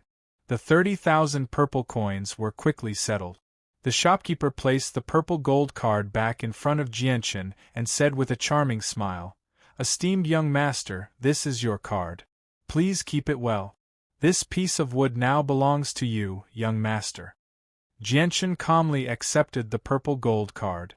With a wave of his hand, he put the 1-meter-tall piece of dragon phoenix wood into his space ring. "Jianchen, Waiwa, you really spent 30,000 purple coins on this piece of wood?" Tower stared at the scene with his mouth agape. His heart ached so much that he wanted to die. That was 30,000 purple coins. What a huge amount of wealth! He had actually used it to buy this useless piece of wood. With the dragon phoenix wood in hand, he had another set of materials for the azulate swords. He was also one step closer to forging the sword. This made Jianchen extremely happy. He gently smiled. "This piece of wood is exactly what I need. Its value is beyond what you can imagine. It's worth this price." Jianchen spoke of the dragon phoenix wood's value without any hesitation. Now that the dragon phoenix wood was in his hands, there was no chance of anything going wrong. There was no need to worry about anyone trying to steal it. "Esteemed young master, I can tell with a single glance that you are someone who knows the value of goods. I am also very curious about the origins of this piece of wood. I wonder if young master can explain a thing or two to me. What is the use of this piece of wood? It would be good for me to broaden my horizons." The shopkeeper humbly asked for guidance. Jianchen chuckled. "Shopkeeper, didn't you say before that this piece of wood was brought out from a great impasse? Since you already know, why bother asking?" This. The shopkeeper immediately became speechless. Earlier, when he said that this piece of wood was obtained from a great secret realm, it was indeed fabricated out of thin air. He only wanted to increase the value of this piece of wood. However, he never thought that he would actually meet someone who knew the value of the wood today. The shopkeeper dryly laughed and hurriedly changed the topic. "Esteemed young master, our Thousand Hands workshop still has many exquisite carvings. Why don't you choose again?" There will definitely be something that will satisfy you. After a moment of thought, Jianshan communicated with the sword spirits through his mind. Xing, Qing Suo, are there any other precious items here? Master, there's only a piece of dragon phoenix wood here. It's very precious, but we never thought that it would actually appear on the Tian Yuan continent. Has it come here before? Xing said in thought. Jianshan could not help but feel a little disappointed after learning that there were no other precious items here apart from the dragon phoenix wood. He soon lost interest in staying there. He ignored the shopkeeper's persuasion and left with Ming Dong and the others. Jianshan, I don't believe that you would spend such a high price on a piece of useless wood. Just what is so special about this piece of wood? Why can't I see anything special about it? Ming Dong eagerly asked as soon as they left the Thousand Hands workshop. Jianshan said, this piece of wood is actually called dragon phoenix wood. I don't know its exact origins, but it's an extremely precious item. It's extremely helpful to me as well. It's one of the essential materials for forging weapons. What? Forging weapons? Ming Dong stared at Jianshan in surprise.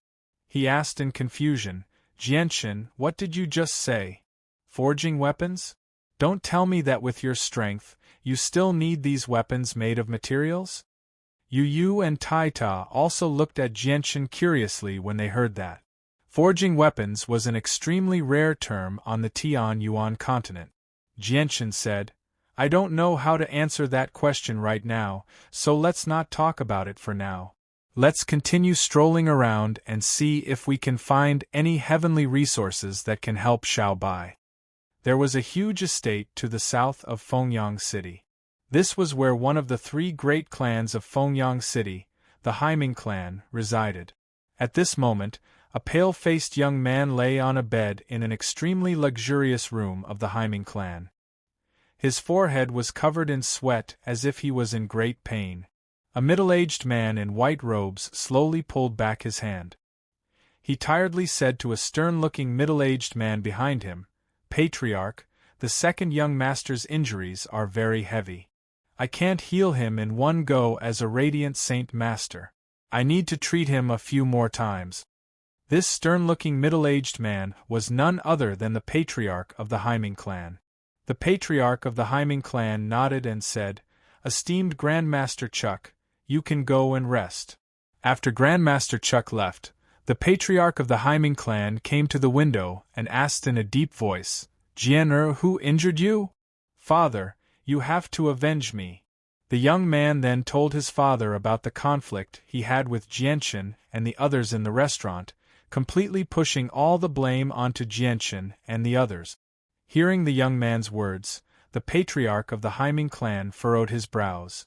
After a moment of silence, he said, The Heavenly Phoenix Auction House is about to sell a Class 5 monster core. During this period of time, Fengyang City will become very restless. Let's put this matter aside for now. We'll talk about it again after the commotion caused by the Class 5 monster core passes. Also, the dragons of Fengyang City will be gathering in the next few days. Father, are we really going to let those bastards off so easily? I was humiliated by them in front of so many people. If our Haiming clan doesn't do anything, how will the people of Phoenix Sun City view us? How will our Haiming clan still have the face to be called one of the three great clans? The young man said indignantly. All right, don't say any more. I'll take care of this matter. However, this is a very special time. We can't let new problems crop up. You should take care of your injuries first. After he finished speaking, the patriarch of the Haiming clan turned around and left. In another courtyard of Fengyang City, the woman in red was sitting in front of her window with a contemplative expression. She muttered, I didn't think that the Heavenly Phoenix Auction House would actually auction a Class 5 monster core at this time. The allure of a Class 5 monster core is very great. When the time comes, a fierce battle will be unavoidable. The Yun family will also be unable to take care of themselves. This is a good opportunity for me. However, I must avenge my mother's blood. Suddenly, the woman in the red dress recalled the scene in the restaurant and muttered, "Who are those people? Judging from their extraordinary temperaments, they should be members of a large family. Moreover, their status is not low. Moreover, they are so strong that they don't fear the black underworld family." As she spoke to this point, the woman in the red dress suddenly fell silent. Her eyes flickered with uncertainty. After a long while, the woman in red once again muttered in a low voice, "If necessary, perhaps I can borrow their hands to destroy the Yun family." Jianchen and the others strolled around Fengyang City for a while. Only in the evening did they return to the inn to rest in exhaustion. During the day they had walked through countless streets and visited countless shops. However, apart from the Dragon Phoenix Wood, they didn't find anything else. Let alone a 1,000-year-old heavenly resource, there wasn't even a 500-year-old one in the entire city. Late at night, Jianchen sat cross-legged on his bed and cultivated. However, he didn't absorb the energy within the monster cores to refine chaotic force. Instead, he comprehended the Yuan Qi of the world. Comprehending the Yuan Qi of the world was a path that had to be taken to become a saint ruler. There were no shortcuts. Only when one's comprehension of the Yuan Qi of the world reached the limit could they come into contact with the mysteries of the world. As the white tiger didn't have any heavenly resources to enjoy, it didn't sleep as usual in the pitch-black night. Instead, it rolled around on the soft bed in boredom. Its sharp claws had already torn the blanket to shreds. It was having a lot of fun. At this moment, the little white tiger suddenly stopped playing. Its pair of small eyes suddenly became extremely bright. In the pitch-black room, it was like a bright lamp as it stared intently at the window. The tightly shut window was silently opened, and a black shadow shot in from the outside like lightning, silently landing in the room. Chapter 561. Just as the black figure entered the room, Jianchen, who was sitting cross-legged on the bed, slowly opened his eyes and said, "Is there any problem?" "No, but there are quite a few people following me in secret. Although I can easily shake them off, they always find me not long after. I think they should be the local forces of Phoenix City. They have a lot of spies in Phoenix City. Unless I can change my appearance, there's no way I can shake them off." The black figure spoke in a very calm tone. This person was Dugu Feng. "Yes, this kind of situation is within my expectations. After all, Class 5 monster cores are too rare in a place like Phoenix City. It's hard not to attract their attention." Jianchen pondered for a moment and said, "Dugu Feng, hide well during this time. Don't let them find you. Also, don't expose your strength. Otherwise, I'm afraid it will affect my plan." "I understand," Dugu Feng replied expressionlessly. Although he was very puzzled as to why Jianchen wanted him to do this, he didn't ask. "Go. We'll meet up after the auction is over," Jianchen said. Dugu Feng nodded slightly.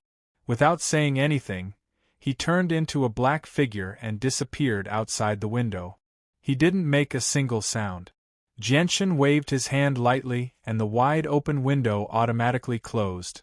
The news that the Heavenly Phoenix Auction House was going to auction off 2 Class 5 monster cores spread like wildfire in all directions. The speed was so fast that it was shocking. Just as the news of the Class 5 monster cores spread out from the Heavenly Phoenix Auction House, someone used a specialized flying monster beast to spread the news in all directions. In just a short 4 hours, all the major forces within a radius of 1,000 miles knew about it, causing a huge commotion. Class 5 monster cores usually only appeared in first-rate cities. Moreover, they were extremely rare items. This time, however, they actually appeared in a second-rate city. Moreover, 2 of them appeared at once. This caused everyone who heard the news to feel extremely shocked and incredulous. However, the leaders of all the forces immediately made emergency arrangements and brought the experts of their families to Phoenix City. Even though there were still a few days before the auction of the Class 5 monster core, they still looked impatient. On the second day after the news spread, some of the powers near Fengyang City rushed over on their magical beast mount. Almost all of them brought over 100 people. As these people settled in Fengyang City, the local powers of Fengyang City also felt the pressure increase. The three great clans and the city lord's manor also joined forces, forming a deterrent force in an attempt to intimidate these powers. Although it was impossible for the two sides to engage in a fierce battle, at the very least, they had to let these foreign powers know who Fengyang City belonged to, so that they wouldn't dare to act too presumptuously in Fengyang City. With the arrival of these people, the Heavenly Phoenix auction house also became lively. Almost every day, people from various powers would come to inquire about the Class 5 monster core. On one hand, they wanted to confirm whether the auction of the Class 5 monster core was true. On the other hand, they wanted to find out the exact origins of the Class 5 monster core. Although the Heavenly Phoenix auction house did an extremely good job of keeping secrets, these foreign powers weren't simple. After spending some time, they roughly understood some information about the Class 5 monster core. As for Dugufeng, who had come to sell the Class 5 monster core, the various powers slowly came to know about him. At this time, Dugufeng was also targeted by these powers. Because Dugufeng didn't know how to change his appearance like Jianchen, even though he was an Earth Saint Master, it was difficult for him to find a place to hide in Fengyang City with so many people searching for him in every corner of the city. Even if he found a remote place to hide, he would be discovered again very quickly. And with Dugufeng's innately arrogant nature, when faced with people of this level searching for him, he was extremely disdainful and carefully hid. Furthermore, Jianchen also told him not to reveal his strength. This caused him to be tied up, and he couldn't use his strength to intimidate people. In the end, he was forced to temporarily leave Fengyang City. The news of Dugufeng leaving Fengyang City was naturally known by many powers, but the area outside Fengyang City was incomparably vast. With Dugufeng's strength as an Earth Saint Master, how could he be caught by these people who were at most great Saint Masters? Therefore, after Dugufeng left Fengyang City, the various powers lost track of him. This caused the leaders of the various powers to feel incomparably vexed. In Sun Phoenix City, in an extremely luxurious room, several people with high authority in the Flowing Cloud Sword Pavilion were gathered here. And on the bed, a white-haired old man was sitting cross-legged. He was the pavilion master of the Flowing Cloud Sword Pavilion. After he found out that the item being auctioned in Sun Phoenix City was a Class 5 demonic beast core and not a Class 5 demonic beast's corpse, he immediately rushed over personally. Zhou Tong, it's said that 2 years ago, there was an auction for 2 Class 5 magical beast corpses in Fengyang City, and this time, 2 Class 5 monster cores have appeared. Do you think that the person auctioning off the corpses and the person auctioning off the monster cores is the same person? The pavilion master looked at a middle-aged man standing beside him. Zhou Tong was the vice pavilion master of the Flowing Cloud Sword Pavilion. Although he had the appearance of a middle-aged man, his actual age was not much younger than the pavilion master of the Flowing Cloud Sword Pavilion. Zhou Tong pondered for a while, then said, "Although the person who appeared this time is very different from the Wu Yun from 2 years ago, Wu Yun possesses a strange ability to change one's appearance. 2 years ago, if it wasn't for someone drugging him, I'm afraid that all of us would have been fooled by him. Therefore, I think that the person who sold the Class 5 monster cores is very likely the Wu Yun from 2 years ago. I've also heard of the matter from 2 years ago, but this Wu Yun isn't simple. Facing the encirclement of so many experts, he was still able to escape unscathed and even killed quite a number of people. This kind of strength, even I would find it difficult to achieve." The pavilion master of the Flowing Cloud Sword Pavilion exclaimed. Hearing this, Zhou Tong couldn't help but recall the soul-stirring scene from 2 years ago and said, "This Wu Yun is indeed very strong, but in these 2 years, his improvement is definitely not small. Otherwise, he wouldn't have auctioned off 2 Class 5 monster cores in Fengyang City." The pavilion master of the flowing cloud sword pavilion went silent for a moment, then said in a deep voice, "Zhou Tong, it's best that we, the flowing cloud sword pavilion, don't offend this Wu Yun. If possible, try our best to rope him in. I feel that this person isn't simple." "Yes, pavilion master." In another inn, inside a luxurious room, several middle-aged men were gathered together. The one selling the Class 5 monster cores this time must be the Wu Yun from 2 years ago. 2 years ago, Wu Yun killed so many experts of my Yulan family, causing our strength to decrease greatly. This time, my Yulan family has practically turned out in full force. We must not forgive him. Not only must we obtain all the Class 5 monster cores, we must also make him pay with blood. A middle-aged man gnashed his teeth and said, his eyes flashing with hatred. Not far from the Heavenly Phoenix auction house, an old man in a black robe stood on the roof of an inn with a sneer on his face. He looked down from high above and muttered, Wu Yun, you're really lucky. 2 years ago, you fell into a bottomless abyss and actually survived. However, since you've appeared again this time, don't even think of escaping from my hands. Even if your strength has increased a lot in these 2 years, you're definitely not a match for me and Ensky. This time, I've specially invited Ensky over to deal with you. My Harito family is determined to obtain your combat skills. In these few days, more and more forces came from all over Phoenix City. The news of the Class 5 monster cores had spread far and wide. Not only did all the forces with a certain level of strength within 1,000 li rushed over, there were also many people who came from far away. There were even some famous families from first-rate cities. At this moment, Fengyang City was a gathering of dragons. However, the entire city did not become lively with the arrival of these people. Under the calm exterior, there was an extremely oppressive atmosphere. Even the mercenaries and young masters of the various clans who were walking on the streets had restrained their temper. They no longer dared to be as unbridled as before. This was because they understood in their hearts that if they were to casually offend an ordinary person on the streets, they might have an extremely powerful background. They were not people they could afford to offend. After all, there was no lack of people who kept a low profile among the various forces. 7 days passed very quickly. On the day of the Heavenly Phoenix Auction House's official auction, all the forces hidden in various parts of Phoenix City emerged and gathered at the Heavenly Phoenix Auction House. Since the establishment of the Heavenly Phoenix Auction House, their appearance had ushered in a prehistoric peak. During these 7 days, Jianchen and the others passed by very peacefully. The Haiming clan was busy dealing with the situation in Phoenix City, so they did not have the heart to pay attention to them. Therefore, when Jianchen and the others went out on the streets, they were not followed by anyone.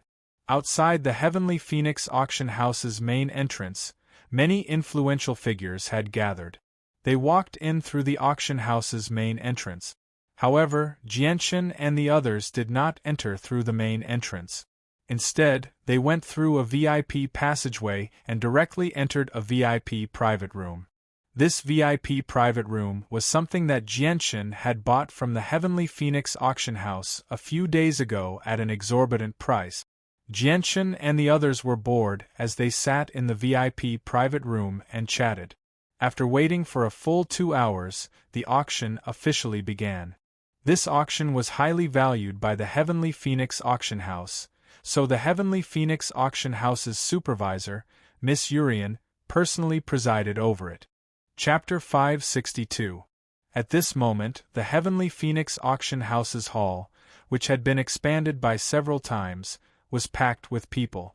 There were over 10,000 people in the hall. The commotion caused by the Heavenly Phoenix Auction House's Magic Beast Corpse was indeed huge. This time, even if the Heavenly Phoenix Auction House didn't charge the auction fee, they would still be able to make a huge profit from the entrance fee. However, this wasn't the most important thing. The most important thing was that, after experiencing this auction, the Heavenly Phoenix Auction House's fame was something that couldn't be measured with money. auctioning 2 magic beast cores at once was something that was hard to come by even in the large auction houses of first-grade cities. However, the Heavenly Phoenix auction house had done it. After experiencing this event, although the Heavenly Phoenix auction house was still far from becoming the #1 auction house in the Blue Wind Kingdom, it was still a lot stronger than before. Over 10,000 people crowded the large auction house to the point that there wasn't a single empty space. As far as the eye could see, one could only see a dense crowd of people. At this moment, the entire auction house was silent. Everyone stood on their tiptoes with their eyes wide open, trying their best to look forward. They all wanted to see the appearance of the magic beast cores. Magic beast cores were extremely precious, but they were all in the hands of powerful forces. It wasn't something that ordinary people could get their hands on. Moreover, this was the first time a magic beast core had appeared in the Phoenix Sun City. This made many people who had never seen a magic beast core before extremely curious. They all wanted to see the appearance of a magic beast core.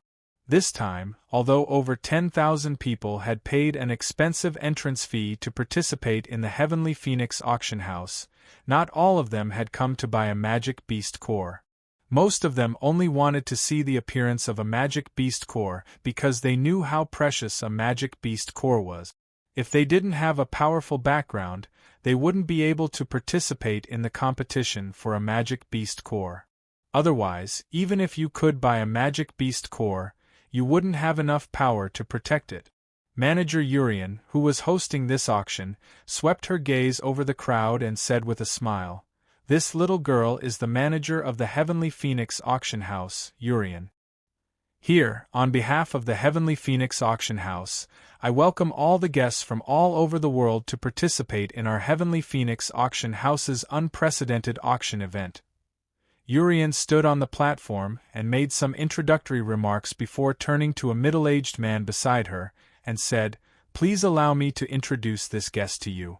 Due to the fact that Class 5 monster cores are far too important, in order to protect them from being stolen by someone with ill intentions, the Heavenly Phoenix auction house asked for help from the City Lord's estate. We invited an Earth Saint Master expert to guard these 2 precious Class 5 monster cores, and this Earth Saint Master expert is the guest standing beside me, the esteemed Mr. Buchan." Urian's actions were only meant to intimidate some of the people present and dispel the evil thoughts in their hearts.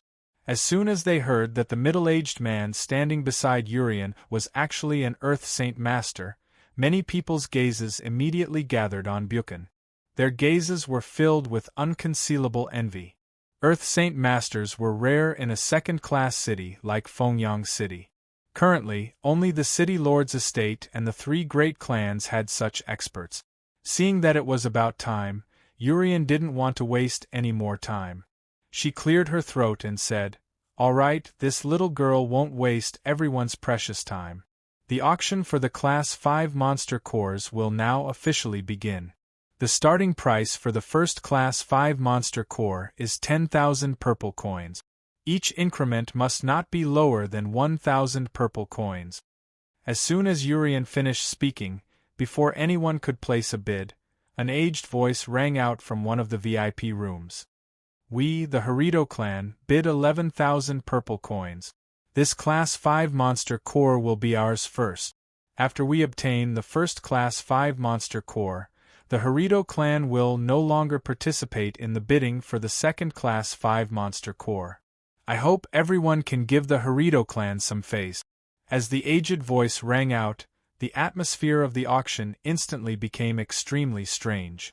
Everyone's gazes gathered on the VIP room where the voice had come from. Many people's eyebrows were already deeply furrowed. The various organizations that were originally prepared to bid all shut their mouth. Their faces were filled with helplessness. Urian frowned slightly as well. She glanced at the Harito clan's VIP room with great displeasure. Class 5 monster cores were not cheap on the Tianyuan continent, yet the Harito clan had actually threatened the various organizations to not bid against them. They wanted to purchase a Class 5 monster core for 11,000 purple coins. This was too much, and it made Urian very angry. In one of the VIP rooms, a young man said with an indignant expression, "This Harlador clan is too much, aren't they? They actually want to buy some Class 5 monster cores for 11,000 purple gold. Humph, to think that the Harlador clan can't even take out such a small amount of money, despite being a prestigious family." A middle-aged man sitting beside the young man sighed and said, "Although the Harito clan keeps a low profile, their strength is too great. No one dares to offend them. Now that the Harito clan has said so much, it seems that this Class 5 monster core will be sold for the lowest price in history. The Harito clan has really gotten a bargain. A Class 5 monster core costs at least 100,000 purple coins on the market, and it's a price that has no supply."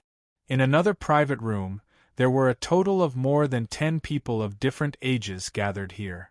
If someone who had some understanding of Phoenix Sun City saw them, they would probably be so shocked that their mouths would drop open. This was because these people represented the 4 strongest forces in Phoenix Sun City. They were the City Lord's mansion and the 3 great clans. Moreover, even the City Lord of Phoenix Sun City and the heads of the 3 great clans were here. This time, in order to successfully obtain the Class 5 monster core, the 4 most powerful organizations in Fengyang City had already joined forces. The City Lord of Fengyang City crushed the expensive teacup in his hand into powder as he spat out, "This Harito clan has really gone too far. They actually want to buy a Class 5 monster core for 11,000 purple coins." This time, not only have our Fengyang City gathered all the organizations within a 1,000-mile radius, even the organizations of the first-class cities further away have joined in. I believe that there will be some organizations that are not weaker than the Harito clan. This time, the Harito clan wants to monopolize the Class 5 monster core. I don't think it will be as easy as the previous auction for the Class 5 monster core. The Patriarch of Hades said in a deep voice. "That's right. The Harito clan is indeed something that we are very wary of. However, there are many organizations in the Blue Wind Kingdom that are stronger than the Harito clan. They have nothing to fear." In another luxurious private room sat 4 men. They were a teenager, 2 middle-aged men, and a white-haired old man. "Grandpa, this Haliter clan is going too far. They actually want to bid for a Class 5 monster core for 11,000 purple coins. How could a Class 5 monster core be sold for such a cheap price? We can't let them get it," said the youth who was in his teens with dissatisfaction. The white-haired old man smiled and said, "Tong we shouldn't offend the Harito clan. They are not as simple as you think they are. It's said that the founder of the Harito clan is still alive today and has already reached the peak of the 6th cycle of Earth Saint Master. He is only a step away from becoming a Heaven Saint Master. He still has 100 years before the end of his life, so there is a very high chance that he will break through the Earth Saint Master realm and reach the Heaven Saint Master realm." The teenager said in surprise, "That means that in the near future, the Harito clan may become one of the most powerful organizations in the Blue Wind Kingdom?" The old man nodded and said, "That's right. However, whether or not the Harito clan can become one of the most powerful clans in the Blue Wind Kingdom will depend on whether or not the founder can break through." In the Heavenly Phoenix auction house, after the Harito clan bid, no one else was willing to bid higher than the Harito clan. This included a few clans from first-class cities. None of them were willing to offend the Harito clan. Urien stood on the stage and waited for a long time. Seeing that no one else was willing to bid, she couldn't help but sigh inside. She thought to herself, "Looks like this Class 5 monster core is destined to be sold for the lowest price in history." Urien calmed herself down and said, "The Harito clan bid 11,000 purple coins. Is there anyone else who wants to bid higher? 11,000 purple coins going once." Jianchen, Mingdong, and Yu were leisurely chatting on large, soft chairs. Only Tai Ta, who had never seen such a grand scene before, couldn't hold back his curiosity. He leaned against the window alone and excitedly looked outside. The windows of the VIP rooms had been specially treated. Those sitting in the VIP rooms could clearly see what was going on outside, while those outside would not be able to see what was going on inside. 11,000 purple coins for a Class 5 monster core? This Harito clan is too stingy. Jianchen sneered as he sat on the soft chair. Yu Yu was sitting beside Jianchen. When she heard this, she turned to look at Jianchen and said, "We can't let the Harito clan get away with this. If they really buy this monster core for 11,000 purple coins, we'll suffer a huge loss. Of course, I'm not selling these 2 Class 5 monster cores. I don't lack money." Jianchen sneered. 11,000 purple coins going twice. Urian's voice came from outside again, but again, no one was willing to bid higher than the Harito clan.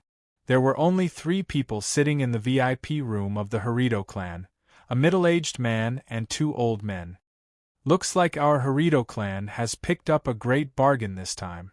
We actually managed to buy a Class 5 magic core at such a low price. Kazaler, you are indeed smarter than me." A skinny old man chuckled. He was very happy. The old man sitting beside him also nodded with a smile and said, "This is indeed a gain, but it's only a small gain. When the auction is over, there's still a surprise waiting for us." "What kind of surprise is it? You've been hiding it from me all this time. Even now, you won't tell me?" the skinny old man asked curiously. Kazaler smiled mysteriously at the skinny old man and said, "I'll keep it a secret for now. You'll know later." "Forget it. Since you won't tell me, then I won't bother asking. However, this Class 5 monster core is not going to run away. Although our Harito clan keeps a low profile, there aren't many people in the Blue Wind Kingdom who would dare to offend us," the skinny old man said. However, just as the skinny old man finished speaking, a voice came from the VIP room opposite them. "I bid 20,000 purple coins." Chapter 563. The sudden bid shocked everyone in the auction hall. After the Harlador family had made their bid, no one dared to bid. Many people in the auction hall understood just how powerful the Harlador family was. They were a family that not even the powers from a first-grade city dared to offend. But now, someone had actually made a bid that exceeded the Harito family's. It was clear that they were not giving the Harito family any face. Anyone who had the guts to do so definitely had the strength to not fear the Harito family. The sudden bid caused the originally quiet auction hall to be filled with a buzz of discussion. Since the bidder did not state which faction they belonged to, no one knew which powerful family was opposing the Harito family. Everyone was discussing this matter curiously. As for the representatives of the various forces sitting in the VIP rooms, they all turned their curious and surprised gazes towards the room that had made the bid. Currently, in the Blue Wind Kingdom, even if the Harlador family was not one of the top families, very few people dared to offend them. They were also curious about this mysterious person who openly went against the Harlador family, and they wondered what kind of powerful force this person was. Inside the Harito family's private room, Kazaler and the skinny old man's expressions turned ugly. Just who is that person? How dare he oppose the Harito family? The skinny old man said in a deep voice. He was in a very bad mood. Originally, he was still feeling excited about being able to buy a 5th-rank monster core at a very low price. However, he did not expect that when he was about to succeed, someone would actually interfere. Kazaler quickly calmed down and said with an indifferent smile, "Ensky, you shouldn't be so impatient. Buying a Class 5 monster core for 11,000 purple coins is indeed unfair to many people. Perhaps some people just want my Harlador family to pay a little more." Hearing this, the skinny old man called Ensky felt that it was reasonable. He laughed dryly and said, "That's right. Buying a Class 5 monster core for 11,000 purple coins is really too unkind. If this monster core was taken to a first-class city to be auctioned, I'm afraid it would fetch at least a few 100,000 purple coins, or even higher. If it was sold at such a low price, I reckon that the seller of the Class 5 monster core would be angered to death." Whatever, my Harlador family doesn't lack money anyway, so I'll just give you a little more. At this point, Ensky thought for a moment and directly doubled the price, shouting, 50,000 purple coins. Being interrupted like this made Urian very happy. She was also very unwilling to let such a precious Class 5 monster core be won by someone else. The Heavenly Phoenix auction house did not waive the processing fee for these two Class 5 monster cores. If the transaction amount was higher, the Heavenly Phoenix auction house would earn more money. Although the entrance fee and reputation from the auction of these two Class 5 monster cores was enough to make the Heavenly Phoenix auction house a lot of money, no one would complain about having too much money in their pockets. Urian looked gratefully at the VIP room that had bid 20,000 purple coins. Although it was only an increase of 40,000 purple coins, it was still much better than 10,000 purple coins. The Harito family has offered 50,000 purple gold. Is there anyone willing to offer a higher price? Urian shouted at the top of her lungs. Her gaze was fixed on the VIP room that dared to oppose the Harito family. Her eyes were filled with anticipation. In the entire auction house, it was likely that only the person in that room dared to compete with the Harito family. 60,000 purple coins. This didn't disappoint Urian. That private room raised the price by another 10,000 purple gold, which increased the price of the Grade 5 magic core by several fold. 60,000 purple coins. Is there anyone who wants to bid higher? Urian shouted excitedly, announcing this to the entire auction house. Now, the gazes of the tens of thousands of people in the auction house were all focused on the VIP room that dared to compete with the Harito family. Everyone was very curious about the identity of the person in that VIP room. Ensky and Kazaler frowned again. They had just bid 50,000 purple coins, and the other party had already raised the price to 60,000 purple coins. Furthermore, the calmness in the other party's voice made them feel a sense of foreboding. After a moment of silence, Ensky raised the price again. 80,000 purple coins. However, just as Ensky's voice fell, the other party raised the price even higher. 100,000 purple coins. 100,000 purple coins. 100,000 purple coins. Is there anyone who wants to bid higher? All of a sudden, Urian became very excited. She no longer had that gloomy look on her face. Compared to before, the price had increased by several times. In the VIP room of the Harito family, Ensky and Kazaler's expressions had already become somewhat gloomy. It seems that things are not as simple as I thought. This person must be purposely going against our Harito family, Kazaler said in a low voice. Ensky did not say anything. After a cold snort, he raised the price again. 110,000 purple coins. This price was already beyond their budget, but if they could buy a Class 5 monster core, it would not be a loss. 120,000 purple coins.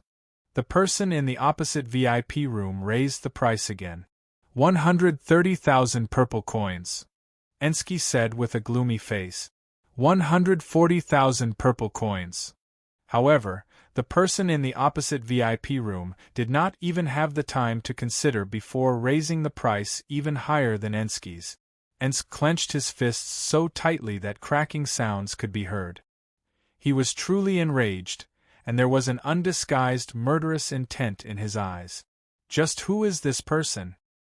He dares to go against our Harito family, Ensky said with a gloomy face. Kazaler's gaze also became incomparably cold. He snorted and said, Our Harito family does not lack money. Since he wants to fight, then let's fight. 150,000 purple coins. 160,000 purple coins. 170,000 purple coins. 180,000 purple coins.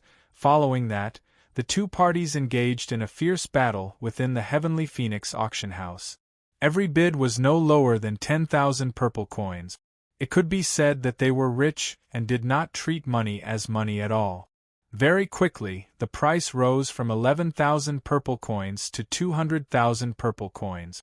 Even Urian, who was hosting the auction, was overjoyed. She was extremely grateful to the mysterious person in the VIP room. When the price reached the high price of 200,000 purple gold coins, Cazalor finally couldn't hold it in any longer. His deep voice resounded throughout the auction hall. "Friend over there, may I know which faction you belong to? Why are you making things difficult for my Harlador family? Why are you being so aggressive?"